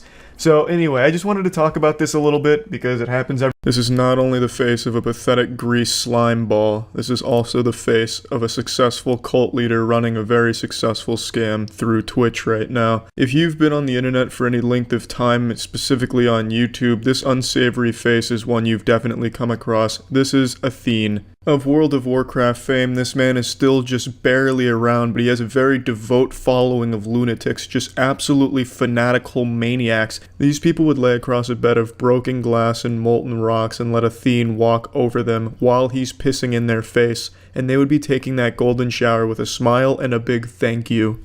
If someone threw a live grenade at Athene, there'd be 100 people scrambling to jump on top of it to protect him. But why am I talking about him? It's not just because I can actually smell him through the computer, it's because I recently talked about cryptocurrency with BitConnect going down and people losing a lot of money, and what Athene is doing is a cryptocurrency scam. It's a Ponzi scheme, and it's even more transparent with how big of a scam it is than BitConnect was. And he plays around with it being a scam with the scam levels on his stream. I guess he does it ironically, I'm not sure. I'm not stupid enough to actually watch his streams. I just look at the clips and I've looked at all the information. So I thought I'd share some of those clips just to piggyback off my cryptocurrency talk. I almost think you actually believe your own bullshit at this point. You and your greedy friend deserve a shallow grave for everyone to be able to defecate on. Stop trying to scam people. Your cryptocurrency is useless and all you are scheming is classic pump and dump. I feel horrible for any of you subs stupid enough to buy into this bullshit. Real person, I think, I've been scamming a lot. And I would love people, once I die, to take a dump on my grave. Looks like somebody didn't wait for him to be in the grave. It looks like somebody already took a dump on this man's face. Now, let's back up a little bit. So what he's doing is he's got this bullshit cryptocurrency called Purpose. He's got another one that he just kind of pulled out of his asshole called Doobie. It was created by him and his friend Reese. Reese looks like Danny Sexbang if he was on a heroin bender that never ended and he also never showered. And this dynamic duo of expressed dog anal glands has come together to create this Ponzi scheme. And they're very open and very proud about scamming the dumb people that follow them. They even blatantly say, "We are scamming you," in some of their titles, like this one, "Could all be a scam, lol." They make it very clear, and even if it is all done ironically, would you really want to invest in something that plays around with the idea that they're scamming you, especially when it's run by someone with a reputation like Athene's? And an even bigger red flag, when you invest in it, it says you'll feel euphoric? Come on, euphoric is a dead giveaway to just run far, far away. You can't actually believe that investing in Purpose and Doobie is going to somehow quantumly beam millions of dollars into your bloodstream. Unbelievable. So I'm going to play the next clip here. This one comes from Reese's Feces, just actually talking about taking advantage of the poor suckers that watch him. See the extent to which we are able to squeeze these poor suckers. You wouldn't believe it, and you're having trouble believing it right now. You're having trouble grasping it right now. But I would just say stick around in the chat for a few days and you will start to see what's really going on. But it takes a while for you to understand that this is exactly what's going on. We really built up this community. We took many years of slowly building up a hardcore base of dumb suckers that happen to have quite some money from rich mummies and daddies or something, and now we're finally cashing in on it. Most of 620k is faked anyway, just to bait radards into donating. You can interpret the scam in many ways. That's another interpretation of it. If you're still not convinced that your Purpose pencil shavings and your Doobie fart fumes aren't going to be able to buy you a mansion in 2 years, then I'm sorry, there's really no helping you. But if you're hungry for just more insight into exactly what's going on with this scam, there's a beautiful write-up that I'll link to in the comments. I'll play one more short clip from Reese the Grease real quick. Need proof you make money. I cannot provide proof because it's all fake. It's all a scam. It's all a very multi-layered show. It's like the Truman Show in a way. And you guys are Truman. Where do I sign up? Now let's toss in one more just to really bring it home, where Athene tries very hard to make it clear it is a scam. It's all a show in a Fugazi. We promote it that way. Nobody's telling you this is fucking real. Okay, it's a show. Okay, let's say you get scammed. Even if you do get scammed, okay, whatever. You got scammed, okay. I fucking told you guys. It's all a fucking scam. So it's not even an argument. If I go to my viewers, right, and I say, get fucking Purpose and Doobie, you're gonna get scammed, and you get on it, then nobody else, you can't go afterwards to people and say, like, I got scammed. No, it's part of the fucking show, man. And what a great show it is, Athene, just watching two human catheters talk about a stupid fucking cryptocurrency. However, I do 100% agree with him when he says, you can't be surprised if you get on here when they're telling you it's a scam and you lose your money. No one's gonna have any sympathy for the guy who supports Athene, listens to Athene saying it's a scam, listen to Reese saying it's a scam, and then still says, you know what? I'm throwing $2,000 in there. Bam, kablammy, whammo, blammo, blammo, I'm in it now, baby. You can't fool me. I'm too damn smart. I was able to click all the pictures with a sign in them when I signed up for the Reddit account to confirm I wasn't a robot. I'm overqualified. Where are my millions? If you're gonna do that, it's your fault. I wouldn't blame Athene or Reese either. If you're going to listen to them say it's a scam and still invest, that is on you. But the point is, Twitch shouldn't be allowing this kind of thing to happen on their fucking platform. It's disgusting. Now, what's even more insulting than these two goobers taking advantage of their smegma spelling audience is the fact that Twitch is okay with this. This man's stream has been reported numerous times for scamming the viewers, and Twitch has done nothing. They have done nothing about Athene doing this, so I guess it's okay with Twitch terms of service that you actually scam all of your viewers, are very transparent that you are taking their money, they are getting nothing in return, and the sad Twitch mods will stand by and let it all unfold because they're too busy watching all of their titty streams. Also, just as a little side note, I made 2 videos on why I don't like Twitch, one being a tit streaming montage, the other being a rant on why I don't stream there, and now I have a man on the inside who has fed me some insider information that the sad, pathetic Twitch mods watched both of those videos, and now I'm basically blacklisted from Twitch. So that's kind of interesting, and I hope they watch this one, and maybe they'll take action, because this man's not even tit streaming. He's not even a popular streamer. I don't know why they would bend the knee to Athene, whose biggest claim to fame was being the best paladin in World of Warcraft. That's not exactly a fearsome foe or a titan on Twitch. This is a man they really should act against. But given Twitch's track record, that is 100% not going to happen. So he'll keep scamming his sad viewers, and this really wasn't a call to arms for anyone that's supporting Athene, because chances are if you are watching Athene streams actively and regularly, you're already a lost cause. But this was more just to piggyback off the talk I had with cryptocurrencies and the danger of them and what's going on and how to be careful. This is just something I wanted to follow up. I went golfing for the first time in a long time, which is why I'm dressed like I just got back from church. But trust me, my performance today proved that there is no God. He wouldn't let someone be this talentless at golf. I played awful. It was trash. I ate more ass than a toilet seat. But I had fun, which of course is what everyone says when they do absolutely fucking terrible at something. But anyway, I came home and I was feeling a little down because I was disappointed with my performance. I looked silly in front of my friends, so I just needed something to help me feel better. And what better way of improving your mood than going on Twitter? Nothing as cathartic as pouring gasoline on a fire, I suppose. So I went on Twitter and I saw something pretty disgusting. This is the official Stan Lee Twitter account, and it's being used like a fucking fleshlight to promote NFTs. From championing diversity to embracing new tech, Stan was one step ahead of the curve. To honor his innovative spirit, Stan's first Indian hero, Chakra the Invincible, debuts in his own NFT, digital art collection. If Stan Lee was still alive, this would have killed him. It would have put him in the grave. Regardless of how you feel about NFTs, whether you think they're all scams or if you think a picture of an ape with a cigarette in its mouth is worth millions of dollars, it doesn't really matter. You can at least recognize why this is so shitty. Just using the reputation of Stan Lee to make a quick buck off of his legacy. This isn't the first thing that Stan Lee's Twitter account has been used to promote since his death. It's constantly like selling things from what I can see. So this is just the latest in their money-making scheme. It feels like any day now they're going to make a tweet saying, "We decided to uncover Stan's decaying corpse, you can pay to come visit it." I don't know who runs the Stan Lee Twitter account, but I can make an educated guess. It has to be Mr. Krabs. They are greedy as fuck. I feel like we're only a month away from them just going full Weekend at Bernie's, where they get Stan Lee's carcass up and pretend he's still alive, like, "Hey, Stan Lee was so pleased with the NFT auction, he's come back to life through the power of the blockchain, baby." Or if he's like too decayed and he's just a bunch of bones in the coffin, they'll start auctioning off individual bones as NFTs from Stan Lee. They're just not allowing Stan Lee to rest peacefully.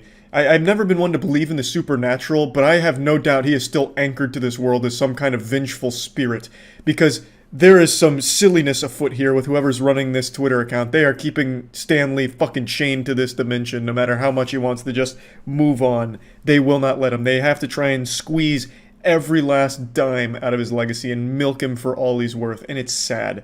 It's fucking gross. Again, I don't really care how you feel about NFTs, if you love them, if you hate them. You can recognize why this is still frowned upon and shitty. Even Crazy Frog left this comment condemning it.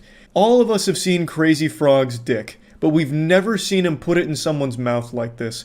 Even Crazy Frog, who is also selling NFTs, is openly saying that this is terrible. Crazy Frog has their own drama going on right now because they're also selling NFTs. I don't really know too much about that. I don't even know what the fuck kind of NFTs Crazy Frog is selling. I guess it's going to be like different variations of his cock, like circumcised versus uncircumcised. I mean, I have no fucking clue what they could possibly be doing, but people are very mad at Crazy Frog, and they still openly condemned how low this was.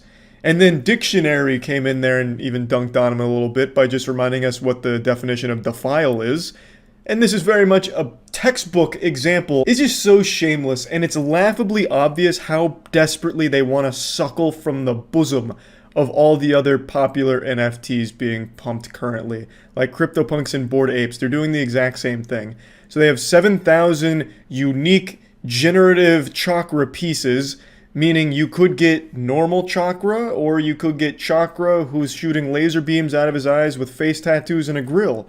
Or you might get Chakra who looks normal but is actually missing a tooth, which means he's a rare permutation. They're just copying the exact same formula as all the other goofy fucking NFTs. They're not even doing the bare minimum to make it something different. They're just doing the exact same shit that every other producer of NFTs is doing because they all have this fear of missing out on easy money. And the only difference here is they're putting Stan Lee as the face of it, despite him being dead. He's the one that's going to promote it for them. So they're just parading his corpse around as just an NFT billboard. It's wild. But who knows, maybe people are just so upset about NFTs in general that we've all convinced ourselves that Stan Lee would never want this. Maybe there's a chance that whoever's running Stan Lee's Twitter account actually asked him if he would support this project, fund it, in fact, like a Kickstarter backer. Like maybe they got a spiritual medium over and they contacted Stan Lee and they asked for his blessing and he gave it. Maybe that's the case. Who knows? All I know is I still think NFTs are fucking stupid. Or at the very least, all of these dumb art NFTs. Our world still bears the scars that we suffered from the Willy Wonka experience. God rest the souls of all who lost their time and money at that event. It is by far the silliest scam event, and it became a massive worldwide phenomenon with people talking about it. It was like Fyre Fest, except for Willy Wonka fans. It was just such a beautiful tragedy that really grabbed the whole world by the tits. Even the victims of the scam couldn't help but recognize how fucking wacky it was. And since then, there's been a couple of other big scam events that have come out, but not to the level we're about to see here. I'd argue this is almost to the same silliness level as the Willy Wonka experience. It just happened recently with a fraudulent Bridgerton ball. So Bridgerton is a massive show, I'm sure you've all heard of it, and there was an event organizer who was putting on a big Bridgerton event, charging 300 clams to attend, promising to deliver a wet dream, an absolute fantasy of an event, but when you got there, it was a nightmare. Who say they're now out hundreds of dollars and have no regal experience to show for it.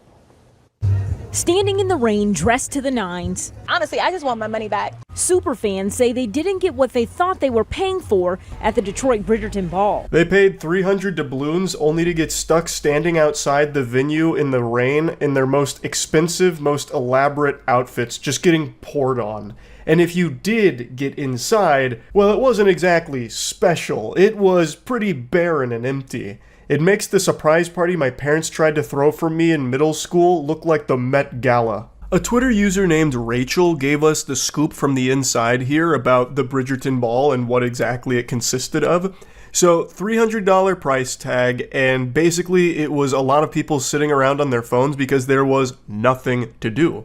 There was no ball. There was no anything. It was like the fucking void that Squidward goes to be all alone, except you're not alone, you're just surrounded by multiple hundreds of other people that also got scammed and paid to be there. There's also some hoopla before the event even took place because of a rescheduling that didn't make a lot of sense. So originally the event was supposed to happen in August, but then there was hoopla, they pushed it to September, and then there was even accusations that the reason that they had to push the date is because they weren't paying the previous venue, which is why they got, kicked out of using the venue or something to that effect.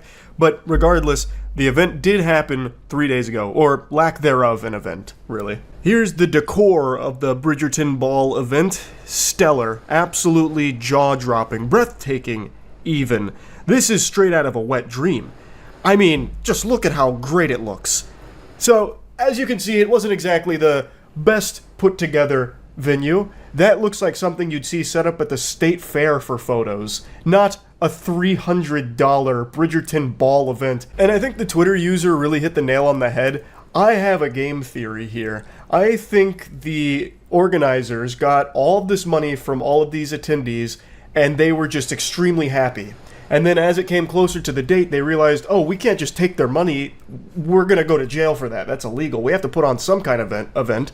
So they panicked and then went to Party City, grabbed this furniture, and just set it down haphazardly there. It really feels like this whole event was put on like the actual day before. And even less, perhaps. Like maybe a few hours before people got there, they had like a couple of friends and family scrambling to get like some chairs and, hire someone to play the violin. Because one of the advertisements was like live music. Well, here's the live music. A single violin player, like probably playing the saddest song you've ever heard too. Like that must feel awful. You get hired for a gig and it turns out to be this. That's gotta feel like shit. So you just sit there forced to play for people that are miserable after having been scammed, after having been stood out in the rain for God knows how long, and you have to sit there as the only source of sound in the venue, aside from like tears from people who realized how much money they just wasted. But don't worry, the event wasn't without entertainment. The organizers hired a stripper for some reason. They hired one stripper for the Bridgerton Ball.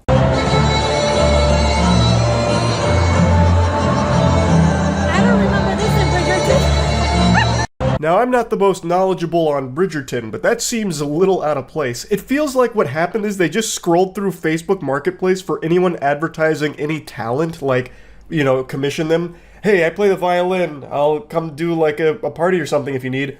Book it. Hey, I'm an exotic dancer. Book it. You probably could have advertised anything, and if you were on the marketplace at the time before this event happened, they probably would have grabbed your services. Like, hey, I'm a professional soup slurper. Oh, you're coming to the Bridgerton Ball. Hey, I juggle and spread my butt cheeks. To the Bridgerton Ball with you. Like, it looks like they just desperately, at the last minute, just hired some people to come in here just to, like, hang out to make it look like the event was happening. Like, it looks like they were trying to do the bare minimum where they could make a legal argument that they did fulfill their event obligation. But yeah, they promised a cash prize, which that didn't happen. They promised a diamond of the season thing, which didn't happen, and a lot of other like nonsense that didn't happen. And overall, most people want a refund, which is very reasonable. They got scammed. They 100% got schmeckeldorfed. They also got potentially food poisoned as well. Apparently they ran out of food after an hour, and some of the food they were serving was raw.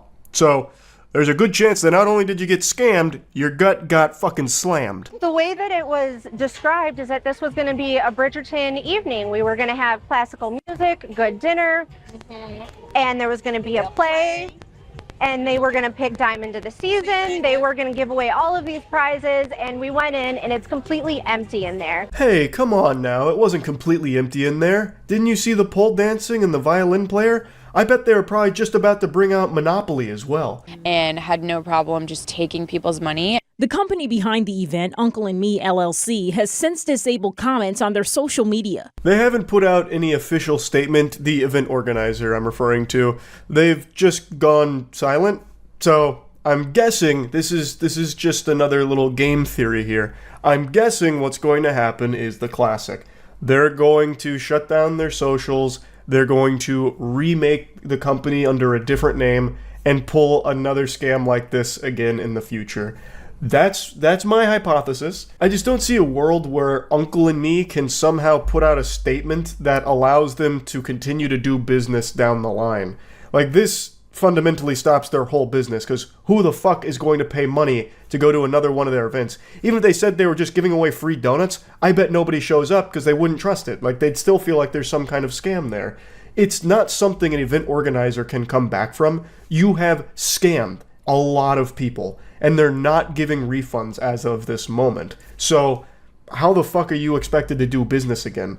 And I don't think they're going to try. I think they're going to rebrand. That's my guess. I am hoping for a happy ending, though, for the people that lost their money in this. I'm hoping they get a refund. Also, this scam, like this event, is probably the only one so far where people probably lost a lot more than just that money in that time. Because of the scale of it, like a Bridgerton ball where it was all about like elegance and dressing up and all of this, I have no doubt there's people that spent like an entire week picking out their outfit, buying accessories, buying other things, buying outfits, buying dresses, all just to prepare for this event, which turned out to be a big fucking fraud, a big scam.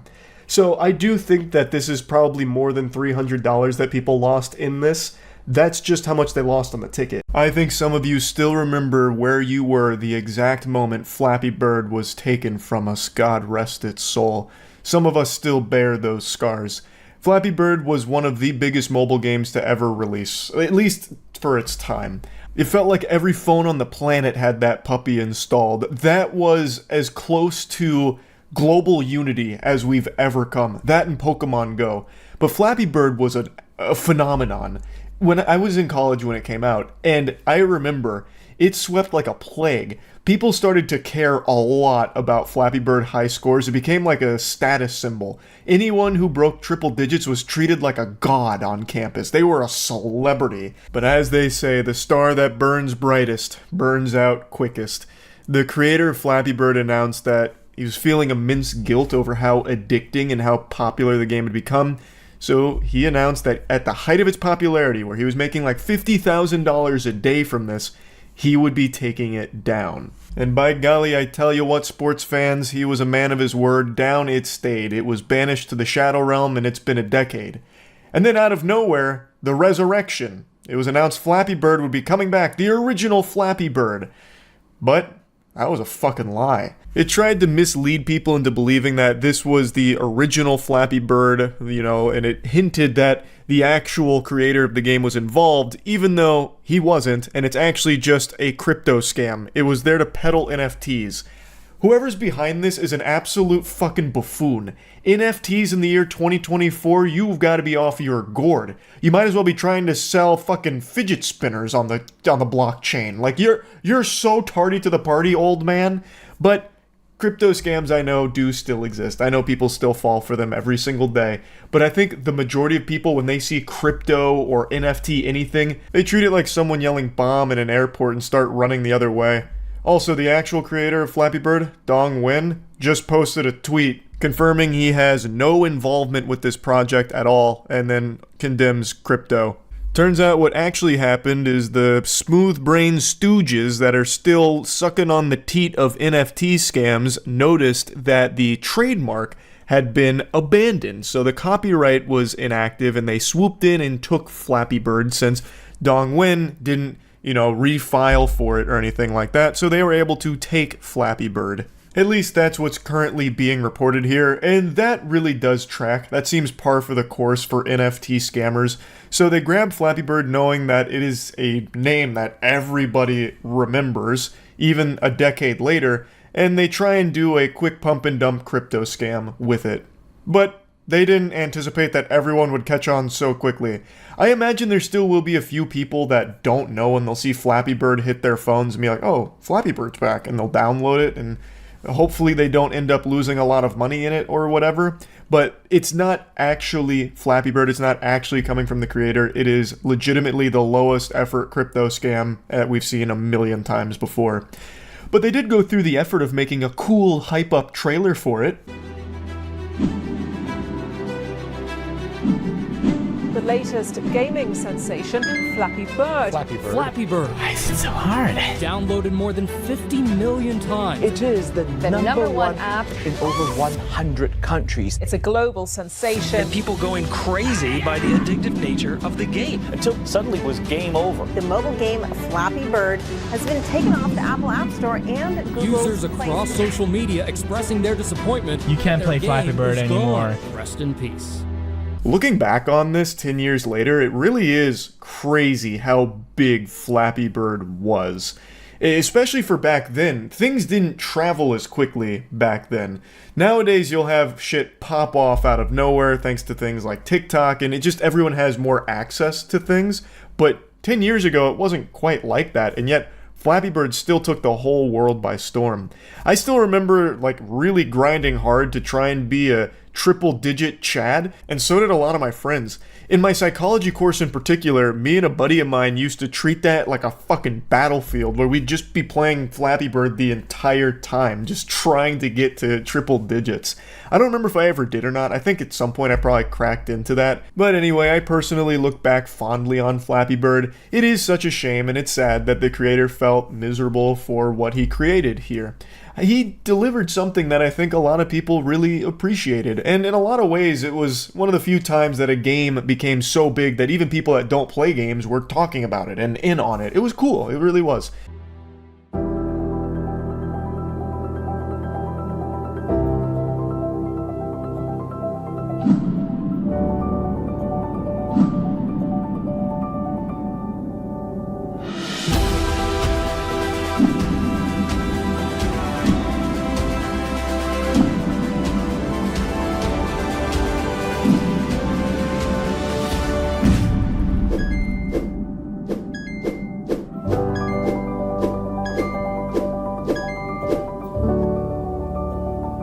So interesting how there's no mention of crypto or NFTs in this trailer here. Trying to keep that as under the radar as possible, flying real low with that information, because they know if people sniff that out, they would hate this, and they would rightfully avoid it. But it is indeed a crypto NFT dog shit product that they are going to try and just use the goodwill of the old Flappy Bird name to try and get a few suckers to buy into it.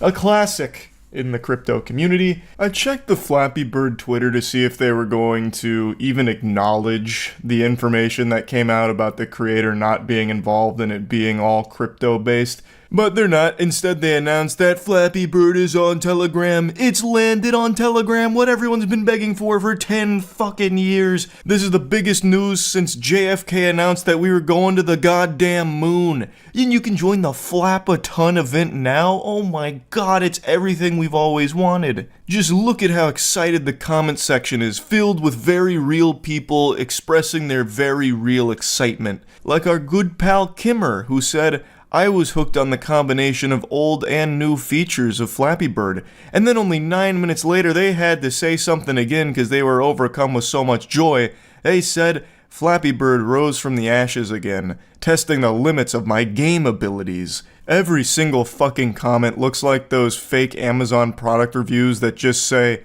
good product, did like. Especially Kimmer. Kimmer just can't stop fucking yapping about it. Here's another one from Kimmer only 6 minutes later.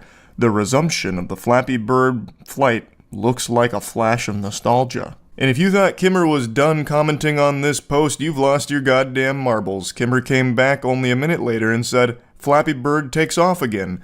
Once again surrounded by other glowing reviews from Flappy Bird enthusiasts, all of which seem to curiously have crypto ties in their profile. And they all kind of read like bots, but when it comes to crypto, it's always really hard to know what's a bot and what's a person who's just been brainwashed. There's not really a difference, they basically just become a crypto bot in the end anyway, but every single comment's kind of the same shit about Flappy Bird. I'm so glad it's back, and the Web3 features make it even better. I'm all in for this new Web3 edition. Can't stop flapping on Telegram. Adam, that sounds like a threat. That sounds like you're up to something nefarious. And don't worry, Kimmer is back. If you thought Kimmer was done posting on this thread here, you're a fucking idiot, because Kimmer had a lot more to say. Who would have thought that clapping could be so fun? I think they meant flapping, unless they're just sitting there at their computer just giving this game a huge round of applause. It's so weird how, out of the 400-something comments on this post that's only an hour old, almost none of them mention any level of distrust with the product. No one's mentioning the information about the creator not being involved, despite misleading people into thinking that he was. That's odd how it's only people that are really excited about all the Web3 capabilities, and especially Kimmer, who hasn't been this excited since the day of their birth. It's weird, I don't know. Something smells a little fishy there. But I'm not here to insinuate that the Flappy Bird team might be using bots to promote the game. No, that's way too low for crypto scammers. They wouldn't do something like that. It must purely be a coincidence that so many accounts are posting so many times saying almost identical things in the comment section here. That's all it is. But yeah, one cryptocurrency has a worse reputation than chlamydia. Rightfully so, because it's almost exclusively used for scams. But crypto is a far more potent disease. It was a plague that swept through the world back in 2021. A ton of people FOMO'd, fear of missing out is what that stands for, a bunch of their money into a lot of gobbledygook that started popping up because everyone was blinded by this idea of becoming a multi-millionaire through meme coins. They were basically just putting money into imagination. They would have been better off if they just put it in the toilet and prayed that when they flushed it, more money would shoot out of it. And while crypto has largely died out in the public eye, there are still those that swear by it. And that brings us to what I want to show and talk about today. I just found it through CoffeeZilla's second channel where he was making fun of it. There was a Sheeb commercial where they were advertising some of their new upcoming features, and I'm using features lightly. And man, it's one hell of a ride. So let me take you on this journey here.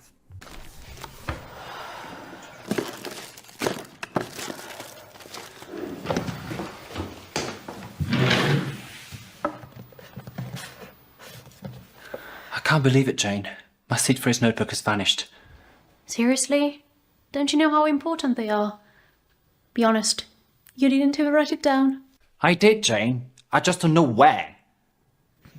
I couldn't find just the raw commercial itself. I could only find CoffeeZilla's reaction to it, so I don't know where he even dug this puppy up from because it is nowhere to be found. He must have been in the actual conference itself, like fucking boots on the ground, waiting for this to drop like a trailer at E3 or something.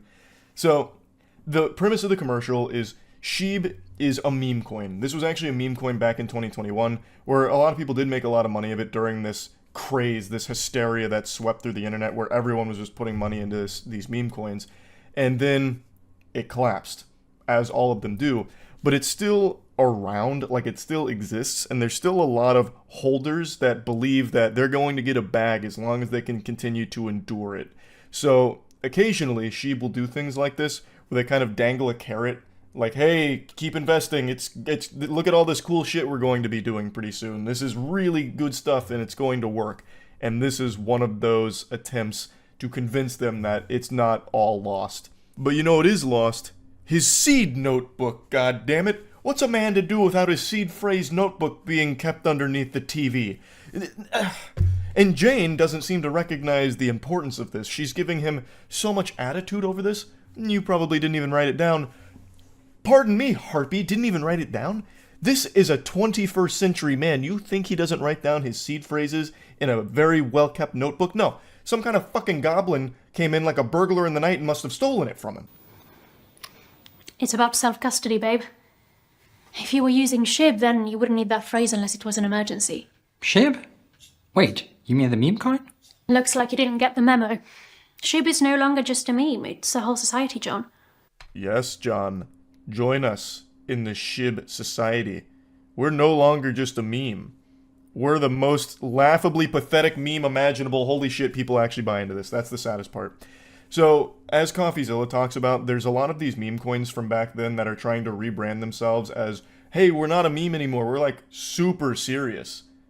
When they're fucking not. It's still just as pathetic today, right now, as it was back then. Now, I actually was one of those dumb goobers who FOMO'd into like every big meme coin back then, so I actually still have a ton of SHIB sitting somewhere, losing value by the day. And if somehow, miraculously, this thing does ever hit 1 cent, hey, I'll be pumping my fist and say, thanks, weirdos, and sell that instantly. But I don't see that happening because there's no reason for anyone to ever own shit like SHIB. It doesn't do anything. It's literally worthless. None of these projects ever had any real use. 99% of them resulted in just being full-blown rug pulls. And collectively, most people lost a ton of money. And everyone learned their lesson. Except for those that didn't. There are still those suffering from this disease, which I'm calling blockchain derangement syndrome, where they put all this money in, and they refuse to come to terms that it's gone, and they're never going to actually make anything off these investments. They're not fucking investments. You're basically just giving a donation to the people that made these coins, where they just artificially pump up these prices through synthetic hype, and there's nothing really there, and the number goes up sometimes, they pull out, and you lose your money again. But there's people that are still letting their mind be poisoned by hopium that one day they'll be able to turn a profit on it, so they continue to just raise their flag in support of these scam coins and try their best to convince each other, just regurgitating, puking into each other's mouth, these ideas that it's shooting to the moon really soon. And this is just another one of those desperate attempts here from SHIB to keep the investors hooked on their drug. And that drug is just losing money. It's like the worst drug imaginable. Jane? Gets a notification. The notification, it's something about your dad. What? Let me see that. Twist. It can't be. Impossible. It can't be. What's happening? I don't understand. Hold on, let's read that. With our condolences, death certificate. Welcome to the future, bozo. Now your meme coins can tell you when your loved ones die.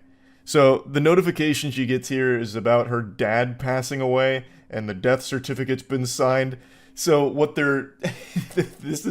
the feature they're advertising with this is that with Sheeb, you can now do digital wills. So when someone dies, it can instantaneously send out their Sheeb to the loved ones in their will, which is a fate so much worse than death. So Jane's father dies probably of cringe and a broken heart from owning Sheeb, and the death certificate gets signed, so now she's getting a notification that, hey, Pop's passed away. He bought the farm. Tough luck.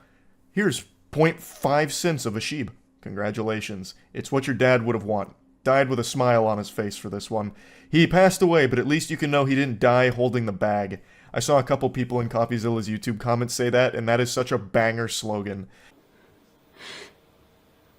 My dad used to have a Sheeb digital will. So the only way I could get this message, this inheritance instantaneously, is if somebody verified it. This is such a compelling performance here from the actors, and the writing is top-notch. I felt so moved during this that I almost forgot that this whole thing is just a fucking scam meme coin. I was lost in the narrative that they were so intricately crafting. Now go ahead and wipe the tears from your eyes and join me as we break this down. A digital will for Sheeb, where there's no lawyers or anything involved, there's just some kind of confirmation that someone's dead through like a signature, I believe. So in the advertisement here, she said the only way I could get this inheritance instantaneously is if someone verified he's dead. Who?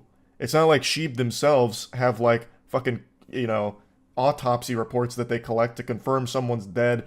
They don't go out there and actually send agents to make sure the person is really deceased.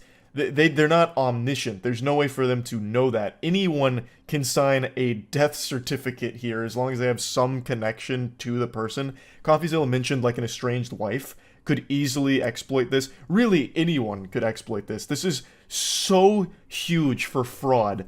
Like, this is a very easily exploitable feature they're trying to advertise here because, again, when it comes to something like this, there's a reason why it's so complicated in real life, not in fucking fantasy land with meme coins.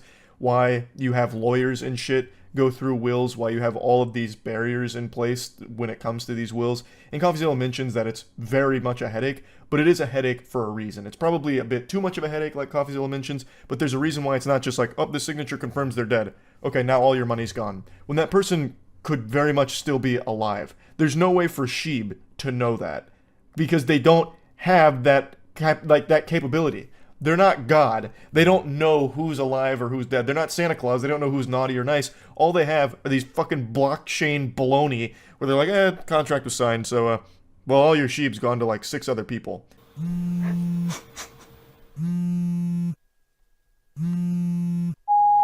Jane, it's Mum. The hospital just called. Your father. This is Please so call me creepy. back. It's so weird to do this whole commercial. Mom, please, calm down. Listen, you're tardy to the party. You know that I'm one of those highly intellectual individuals that join the Sheeb Society, and Sheeb is so efficient, so effective, that they were able to notify me of Dad's passing way before you even contacted me. In fact, I wouldn't be surprised if Sheeb knew Dad died even before you did. So, take your time to grieve. I already know. Thank you for calling. I'm going to go buy some more Sheeb now, because it's what Father would want.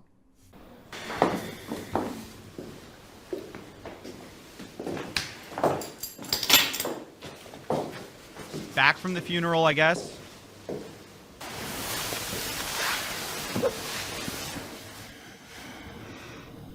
It feels like life couldn't get any darker. Don't say that, Jane. I understand it's a hard time, but don't put that evil out there. You are a Sheeb holder. You've been through so much worse. The loss of your father is nothing compared to the apocalyptic crash of Sheeb from 2021 to 2022 to current day. You've been through worse. You're strong. Hold on, Jane. Dawn follows in the darkest of night. I can't take away your pain, but perhaps I can offer you a hint of joy. Who wrote this? You always I've got to know meet the how to lift author. my spirits.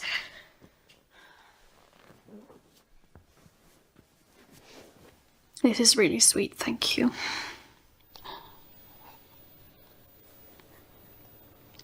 Now, astute observers will notice that there's not any liquid in the cup. I'm almost 100% certain there's nothing in that cup. And that's by design. That's not like an overlook or anything like that. It's because that fluid, the tea that he was going to serve her, is actually an NFT on the blockchain. You're kidding. They demonetize my yoga channel, while those bigger channels get away with the same thing. It's not fair. That's why we contrast with centralized platforms. That's why What? SHIB matters. What? Ship? You're turning into a Ryoshi. The subtitles are messed up here. They're saying you're turning into a Ryoshi, who's like the founder of SHIB. Being written up, Jane. Now John has fully drank the Kool-Aid. He has been fully indoctrinated into the SHIB cult. The brainwashing protocol was successful. And now he's the puppet master, and he's got Jane by the strings. This is why SHIB matters. SHIB can bring your father back. The ways of the SHIB are mysterious. It's not something the Jedi would want you to know. They have powers that are deemed unnatural, Jane. Your demonetized yoga channel? Well, that won't happen on a decentralized platform like SHIB, which doesn't exist yet, but it might.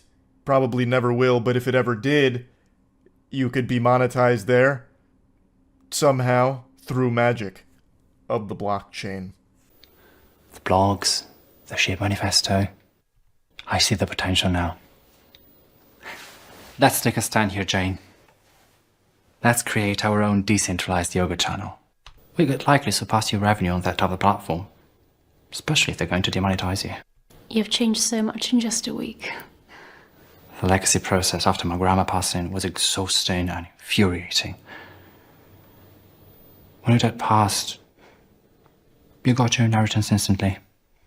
And that's what I cared about. We've lost him. He's become a fully autonomous SHIB android now.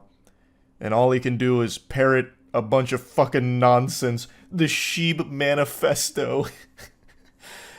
I don't know what they're trying to pitch here. Some kind of platform for fucking content creators, I guess. But decentralized, because that's the number one buzzword you have to have here in order to get people hooked on it. When it means nothing anymore, it's absolute just ass wipage.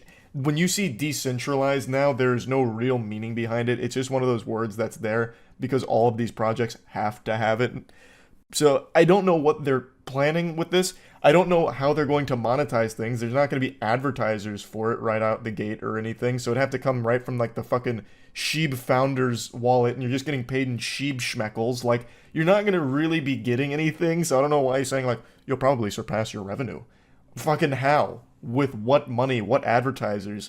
The video hosting, if that's the direction they're going, is an impossible field to compete in because of how expensive it is. And no one's going to choose to be a SHIB creator over just posting on YouTube or something. But I love the delusion of it. It is impressive. Thanks to Dad. And SHIB. Exactly. That's the power of what SHIB is building. That's what your dad wanted us to see. It's what he died for, Jane. He died so we could understand SHIB. I'm with him. Hail SHIB. I think that's the end of I the love commercial. you, John. Oh my gosh. Hail SHIB indeed. And God rest the soul of Jane's father. He sacrificed himself to open our eyes to the beauty and the power of SHIB. Powerful. A moving story, honestly. It's very rare for a commercial to tug on your heartstrings as effectively as this has, but again, that's the power of SHIB. Now, I imagine most of you are probably asking yourself, who the fuck would buy into this?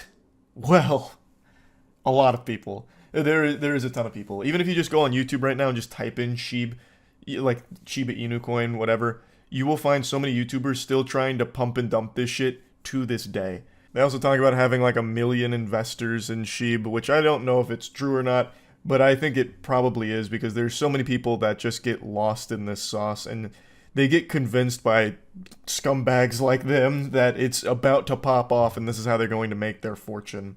It's pretty sad, but not much you can do about it. It really is just kind of this groupthink where they're all in it together, so they all buy into the same fantasy, and refuse to accept that it's not going to happen most likely. But hey, if it does, I'll be right on your side, Sheep, because I got a lot of that worthless shit sitting around somewhere. So if it ever actually does do well, that's cool for me too, I guess. But it shouldn't. It really shouldn't. It's worthless. It's trash. Whoa there, Buster. You just wandered across a smile checkpoint. Let me see those pearly whites. Alright, you pass. Now go ahead and take both fingers, put them up like this, and give them a little wag and give yourself a little body wiggle, because we're celebrating today. Sam Bankman-Fried, one of the largest fraudsters in history responsible for FTX and its collapse, is now been found guilty on all charges and could face a maximum of 115 years in jail. Ooh, God, that just felt buttery coming out of my lips right there. The way those words danced across my tongue, letting you know that SBF has been found guilty on all charges, facing serious time. Oh, wow, that felt good. That's a pretty long time to spend in the slammer. There's very few people that could survive that. Maybe Gandalf at the top of that list. And unless Sam Bankman-Fried is a vampire, which I can't rule out with 100% confidence because he looks like someone that sleeps in a coffin and drinks blood, then he has no shot here. So I guess we'll see in 115 years. Mark your calendars. Now, even though SBF was slapped by all of the charges brought against him, I do think they missed out on a very important one that wasn't even brought here in front of the court. I think he should have also been facing criminal punishment for being so incomprehensibly dogshit at League of Legends. If you're unfamiliar with the Sam Bankman-Fried lore, this turbo weenie would go on and on about how much he loves League of Legends, yet he was still hard-stuck bronze 50. This fucking goober was somehow like bronze 3-locked forever. I don't know what he mained. Maybe AP Tryndamere on Butt Patrol or something, like he's not even laning with a character, because I feel like if you put in enough hours like he claimed to, you'd accidentally at least hit silver. It's almost more impressive that he stayed bronze and stayed that bad, refusing to get better. So they should really look at criminal charges for just how trash he is at gaming. But yeah, I'm getting a little carried away here. We're celebrating, damn it. This is a great day. This is truly fantastic. There was a part of me that was worried he was somehow going to squeak his way out of here without a serious, harsh sentence. And he hasn't been sentenced yet, but the fact that he is now being found guilty on all that he's charged with is a great thing. And special shout out to the courtroom sketch artist here who was pouring their heart and soul into this. You can feel the passion with each stroke on the canvas here. Look at this beautiful sketch of Sam Bankman-Fried looking like something out of Tolkien's work right now. Like just some kind of evil presence that's being foiled in real time. Like, I feel like I'm there with him. It's a beautiful creation here, up there with some of Picasso's masterworks. I love these, especially this one. You know, pictures truly are worth 1,000 words, and all 1,000 words I'm feeling from this one are, wow. This is something special here. Sam Bankman-Fried, I guess his head got hit with a shrink ray or something. But I mean, overall, this could be the next American Gothic here. It is a fantastic piece. And also, we're going to get a little off topic here, but there's more we have to celebrate today. Another group of scammers was also just blasted. And I'm talking about SafeMoon founders. If you follow CoffeeZilla's work, and I'm sure a lot of you do, you'll know about SafeMoon. He's made a ton of videos covering the topic. I highly recommend you check them out if you're at all interested in big scams and wild fucking stories. And today, there's been huge news on that, but I want you to get it from CoffeeZilla. So check out his most recent upload about that.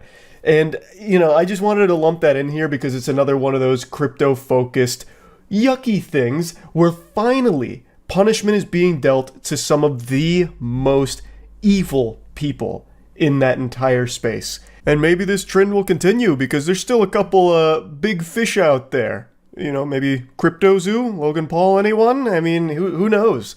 This is a great day, honestly, for some justice, you know, starting to take shape and really pop off here. So SBF found guilty on all charges. Huge news with SafeMoon. And yeah, I just wanted to talk about this a little bit. Give you something. Yeah, I missed it again. Call me your mother because I just got fucked raw again. So, I'm sure a lot of you know what I'm going to be talking about. Yesterday, Dogecoin exploded, going up to like 47 cents. Some of you watching are probably already millionaires because you cashed out on your Dogecoin. I am not one of those people. For the last few months, I've had this overwhelming fear of missing out on anything. Ever since the whole GME GameStop stock explosion, I scratch at my neck like a goddamn meth addict waiting for my fix on things to make sure I'm in early on. And yet still, somehow, I fucking miss Dogecoin. And that's an understatement. I didn't miss Dogecoin. I made the conscious decision to not invest in Dogecoin.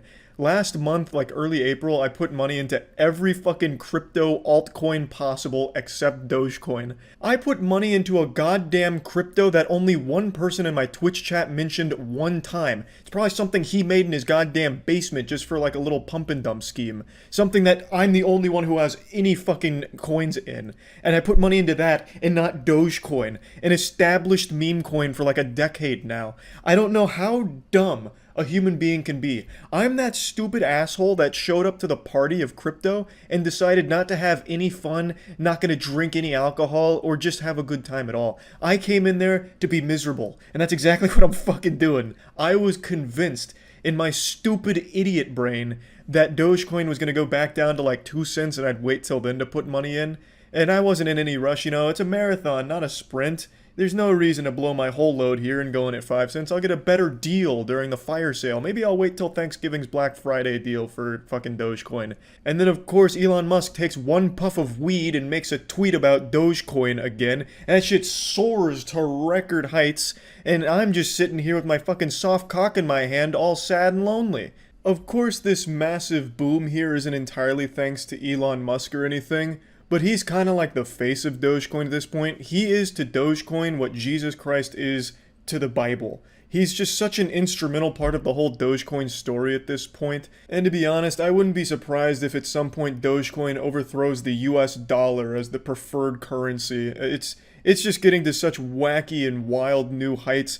And I'm still just over here playing with my little action figures in the bathtub of awful altcoins that aren't moving. So when that day does come, I hope you Dogecoin enjoyers, the Dogecoin overlords, will accept my humble schmoobles. I'm extremely happy for everyone who did make huge fat stacks from the Dogecoin boom. A lot of people from Twitch chat last night were talking and flexing their earnings from it, and I really am happy for those people. It's great to see people winning like this, especially today, but I'd be lying if I said I didn't feel a little shitty sitting on the bench while the Dogecoin team celebrates the national championship victory here. And this is really just like the whole story with me in crypto. Some of you know this, but like in 2015, early 2016, I first got into crypto. Andrew and I actually both got into it at the same time, and we put money into like the big ones. At the time, Litecoin was like $10, Bitcoin was just a little over 1,000, Ethereum was like 100, and we put money into those and we sat on them for a while. I got kind of into it, like I was experiencing that early frat douchebag crypto mania. So I was buying like some Ripple, some Monero, Tether, a couple others, and I just sat on it for a long time and completely lost interest. And as time progressed and these things started blowing up, last year I realized I no longer had access to all of those coins. And by last year I mean like 5 months ago.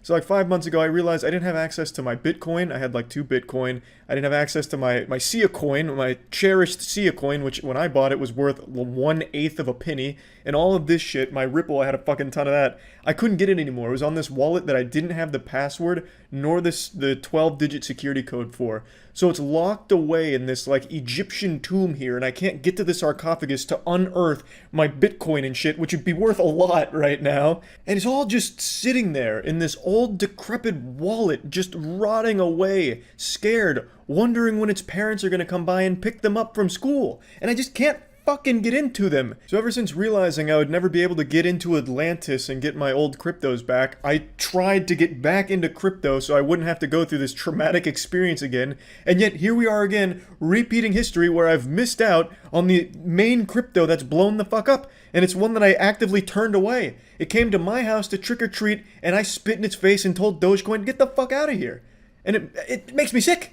It's incredible how I can constantly make the worst possible decisions when it comes to cryptos. It's almost more impressive to actively fuck up this many times than it would be to even accidentally get it right once.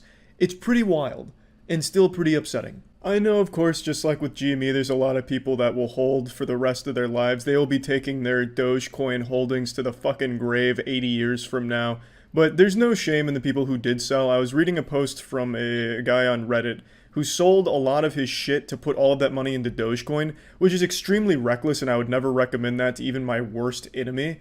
But he did that, and when Dogecoin exploded, he sold and was able to make over like $1 million, which is more money than he'd ever seen in his life, which was really able to help him out in a really tough time. It was a really touching story to read. I don't think there's anything wrong with that. Reddit didn't either. It's not like they were doing standard Reddit shit where if you post a picture of an animal, they tell you why the animal's actually miserable and dying. They didn't do that here. They weren't like insulting the guy for selling. They were just cheering him on, happy to see someone succeed like that. But there is, of course, a lot of people that think if you sell, you're weak, paper hands, diamond hands for life. And it's all a fun meme and everything, but just know if you sell, you're not like a weaker person for it. Or maybe you are, maybe you're just a cowardly bitch who just couldn't hold on because you didn't have the strength to. I don't know, I don't have any Dogecoin. I'm just sitting here on the fucking sideline speculating at all the fun everyone else is having.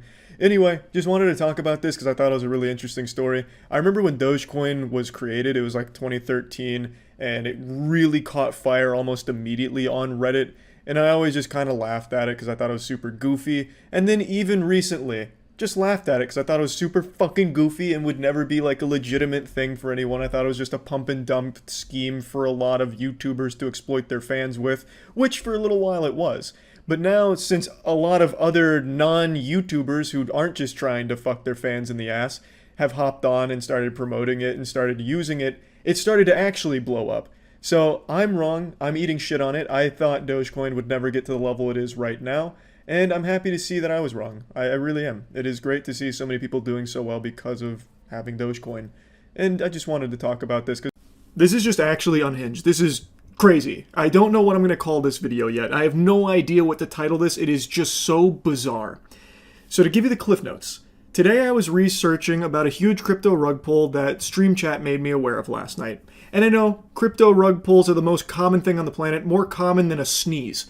Did the sun rise somewhere in the world? If the answer to that question is yes, then that means fucking 50,000 people lost tons and tons of money in a crypto scam, probably on pump.fun. That's the main hub for it, the main cesspool. And last night, Stream was telling me that there was a disabled man who was doing a crypto coin on pump.fun called 120 hours because he claimed he had 120 hours to live. And when it reached about a $500,000 market cap, he rugged it and went offline and hasn't been seen since.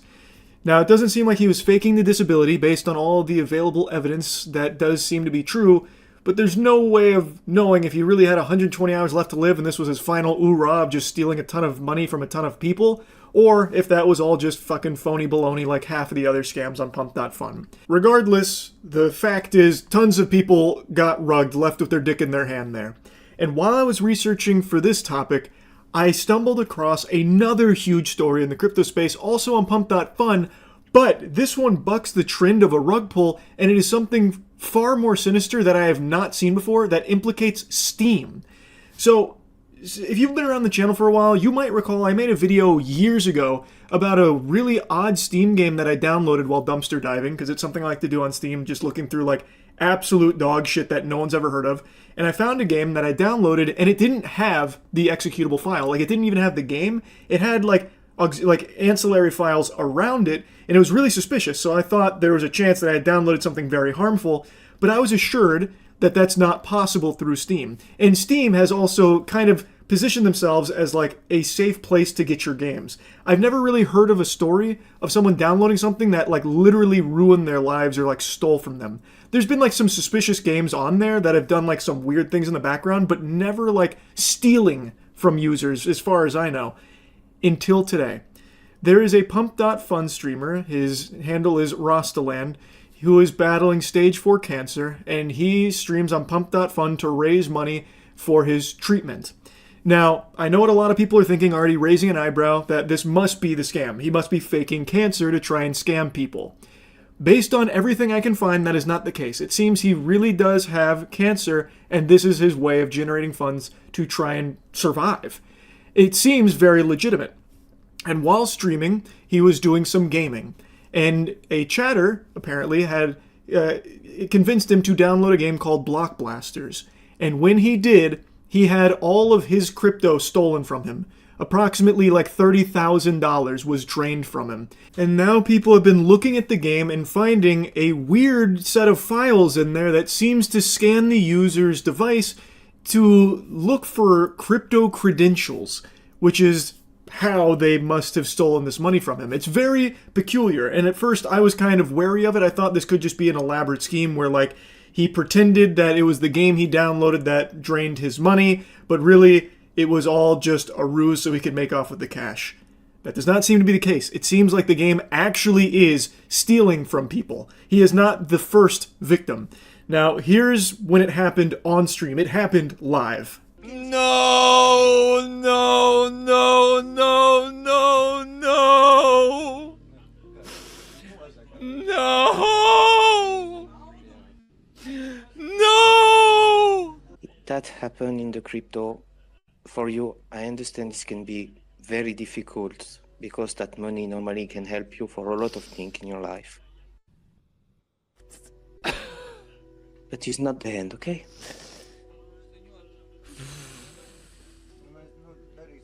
You're such a brave person. I'm broken. No, No. I'm sorry, guys. That is brutal. Now, there is no one more harsh of a critic on Pump.Fun than me. I shoot spitballs at that platform all night and day because it is 99.9% scams. I would have said 100% scams if not for this story. I really think that this is real. He's provided, like, receipts. He has proven that he is not faking the cancer diagnosis or anything like that. And when it comes to, like, the money being stolen here, it seems like it really did get stolen by this game. I don't think he has any involvement with the game. And someone I trust more than anybody else in the crypto space when it comes to scams, Zach XBT, has made a post about this, seemingly confirming that the Steam game is the culprit that stole this money from him as well as others. So Zach XBT kind of coming in here really solidified this to me as like a legitimate, like the real deal. That's fucking terrifying. I truly didn't think Steam games could have this kind of vulnerability. I've made jokes in the past about like a terrible game being a crypto miner, and apparently there are actually some games that do kind of do that to a certain extent, but I've never seen something to this level. This is a huge security like flaw, a huge danger on the platform. As someone who buys games that have like 0 reviews and 0 players, sometimes I am literally the first one to play a game that no one's ever heard of, planting my flag on the moon.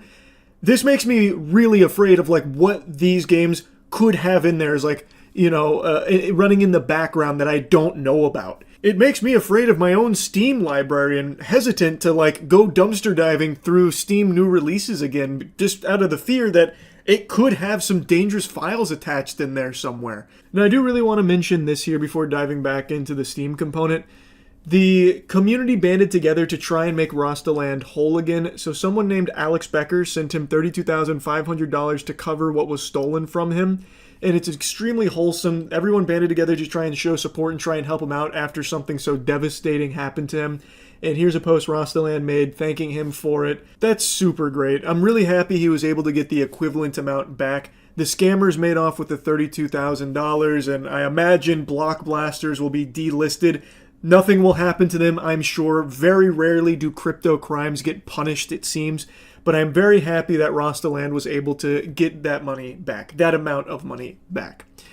I am still just kind of stunned that this kind of thing can happen with a Steam game. And I know some of the games through Steam are vulnerable. Like I remember Dark Souls had an exploit where hackers could literally remote access your computer through the multiplayer.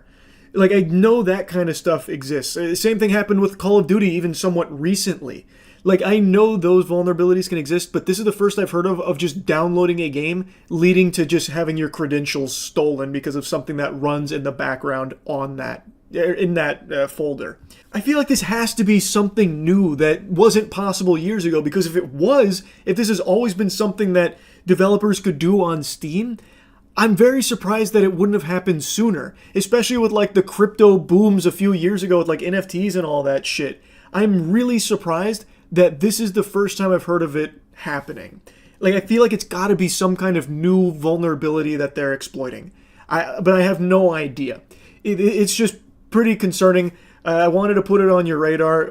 Crazy shit across the board.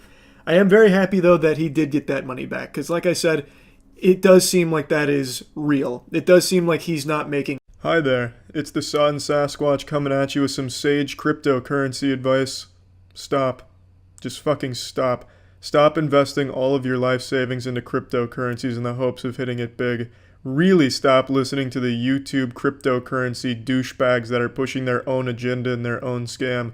Stop going to the back alleys of the internet and snatching up a fucking $1,000 worth of Scrody coin and being devastated when it doesn't pan out. Stop. Take a step back, collect yourself, stop becoming this rabid animal that your family doesn't even recognize anymore because all you do is talk about cryptos and you scratch your neck as you buy a new cryptocurrency you don't even know, like you're fucking collecting all of them like it's a Pokemon trading card game, and then you lose a lot of money and you get upset. Stop. Just fucking stop. Why am I bringing this up? Well, BitConnect, that Ponzi scheme finally crumbled yesterday. They sealed their ass cheeks shut and entombed 1 million people's money in their filthy asshole. And I've been inundated with emails about it, and a lot of people blame me. And not because I talked about BitConnect or anything. I never talked about BitConnect. There were red flags all over the place. That was very clearly going to end up happening exactly how it happened yesterday. But why they blame me is because I opened their eyes to this horrible world of cryptocurrency, and genuinely for that, I am sorry. I've been joking around about cryptocurrencies for quite a while now, and I need to make it very clear, when I talk about cryptocurrencies, I am joking, but a lot of people out there don't take them as jokes, they take it as me actually lending actual investment advice, which is not the case. 8 or 9 months ago, I sold off a very old stock I had since I was a kid. It was a useless stock that wasn't worth shit anymore. It was basically like owning a share of Blockbuster in 2017. I sold that off and I put all of that into the cryptocurrency market across a lot of different cryptocurrencies. And since it was 8 or 9 months ago, everything was dirt cheap. I could have got 1,000 of everything for a jar of spit.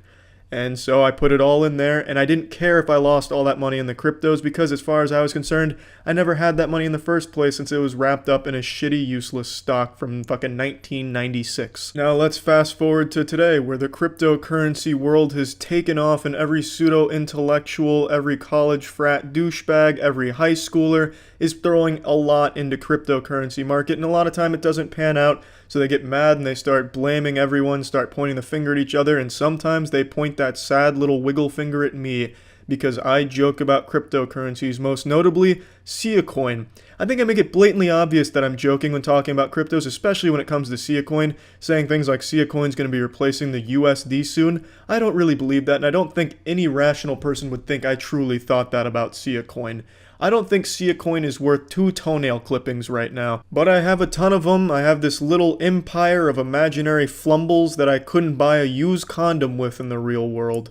I think everyone that's getting into the crypto market needs to understand you don't make money when it goes up. So what? The price on all the cryptos went up after you put in. You haven't made any money. You haven't made money until you've sold your shit. And selling your shit is a Herculean task because all the exchanges are so poorly run. They're all so goddamn shady. It's very fucking difficult if you want to sell your shit at a certain time. You're at their mercy. They will tell you to bend over and you will bend over. You fucking have to in the cryptocurrency world. It's not perfect and it's all very, very sketchy shit. You need to accept that. I think everyone needs to accept that. Like take Mt. Gox for example. That's a great example. And now we have BitConnect. The crypto world is far, far, far from perfect. So please stop preaching the good word like an evangelist of cryptocurrencies, of how it's the next coming of Jesus. In fact, I think it's important you remember one of Jesus' most famous lines, the wisdom he bestowed upon us mortals. Never invest that which you're not willing to lose. And that is integral to cryptocurrencies because everyone, once BitConnect went down, was like, you know what, I just lost everything, fuck. And then there's, suicide hotline comes up everywhere because now there's people genuinely suicidal because they lost everything because they bought into this hype, and then BitConnect turned out to be a Ponzi scheme. Never invest that which you're not willing to lose. That's very important. It's rule number 1 of investment. I don't know fuck all about investing anything, by the way. The stock I had as a kid was a gift from a family friend. I don't know what kind of fucking gift they thought that was. What kind of sick monster gives a child for his 2nd birthday a fucking stock in a useless company? The only bigger slap in the face for a birthday gift they could have given me as a 2-year-old is a lump of coal that exploded into mustard gas in my fucking face. But anyway, the point being, don't invest what you can't afford to lose. It's very important. It's common sense, really, but a lot of people have been blinded by all this hype. They've thrown common sense out the window, and now they've all lost a lot of money. And yeah, it sucks, and I'm sorry if you're among the people that lost a lot of money on cryptos so far. But the point of me making this video is to just let you know that when I talk about cryptos, I do it as a joke. Please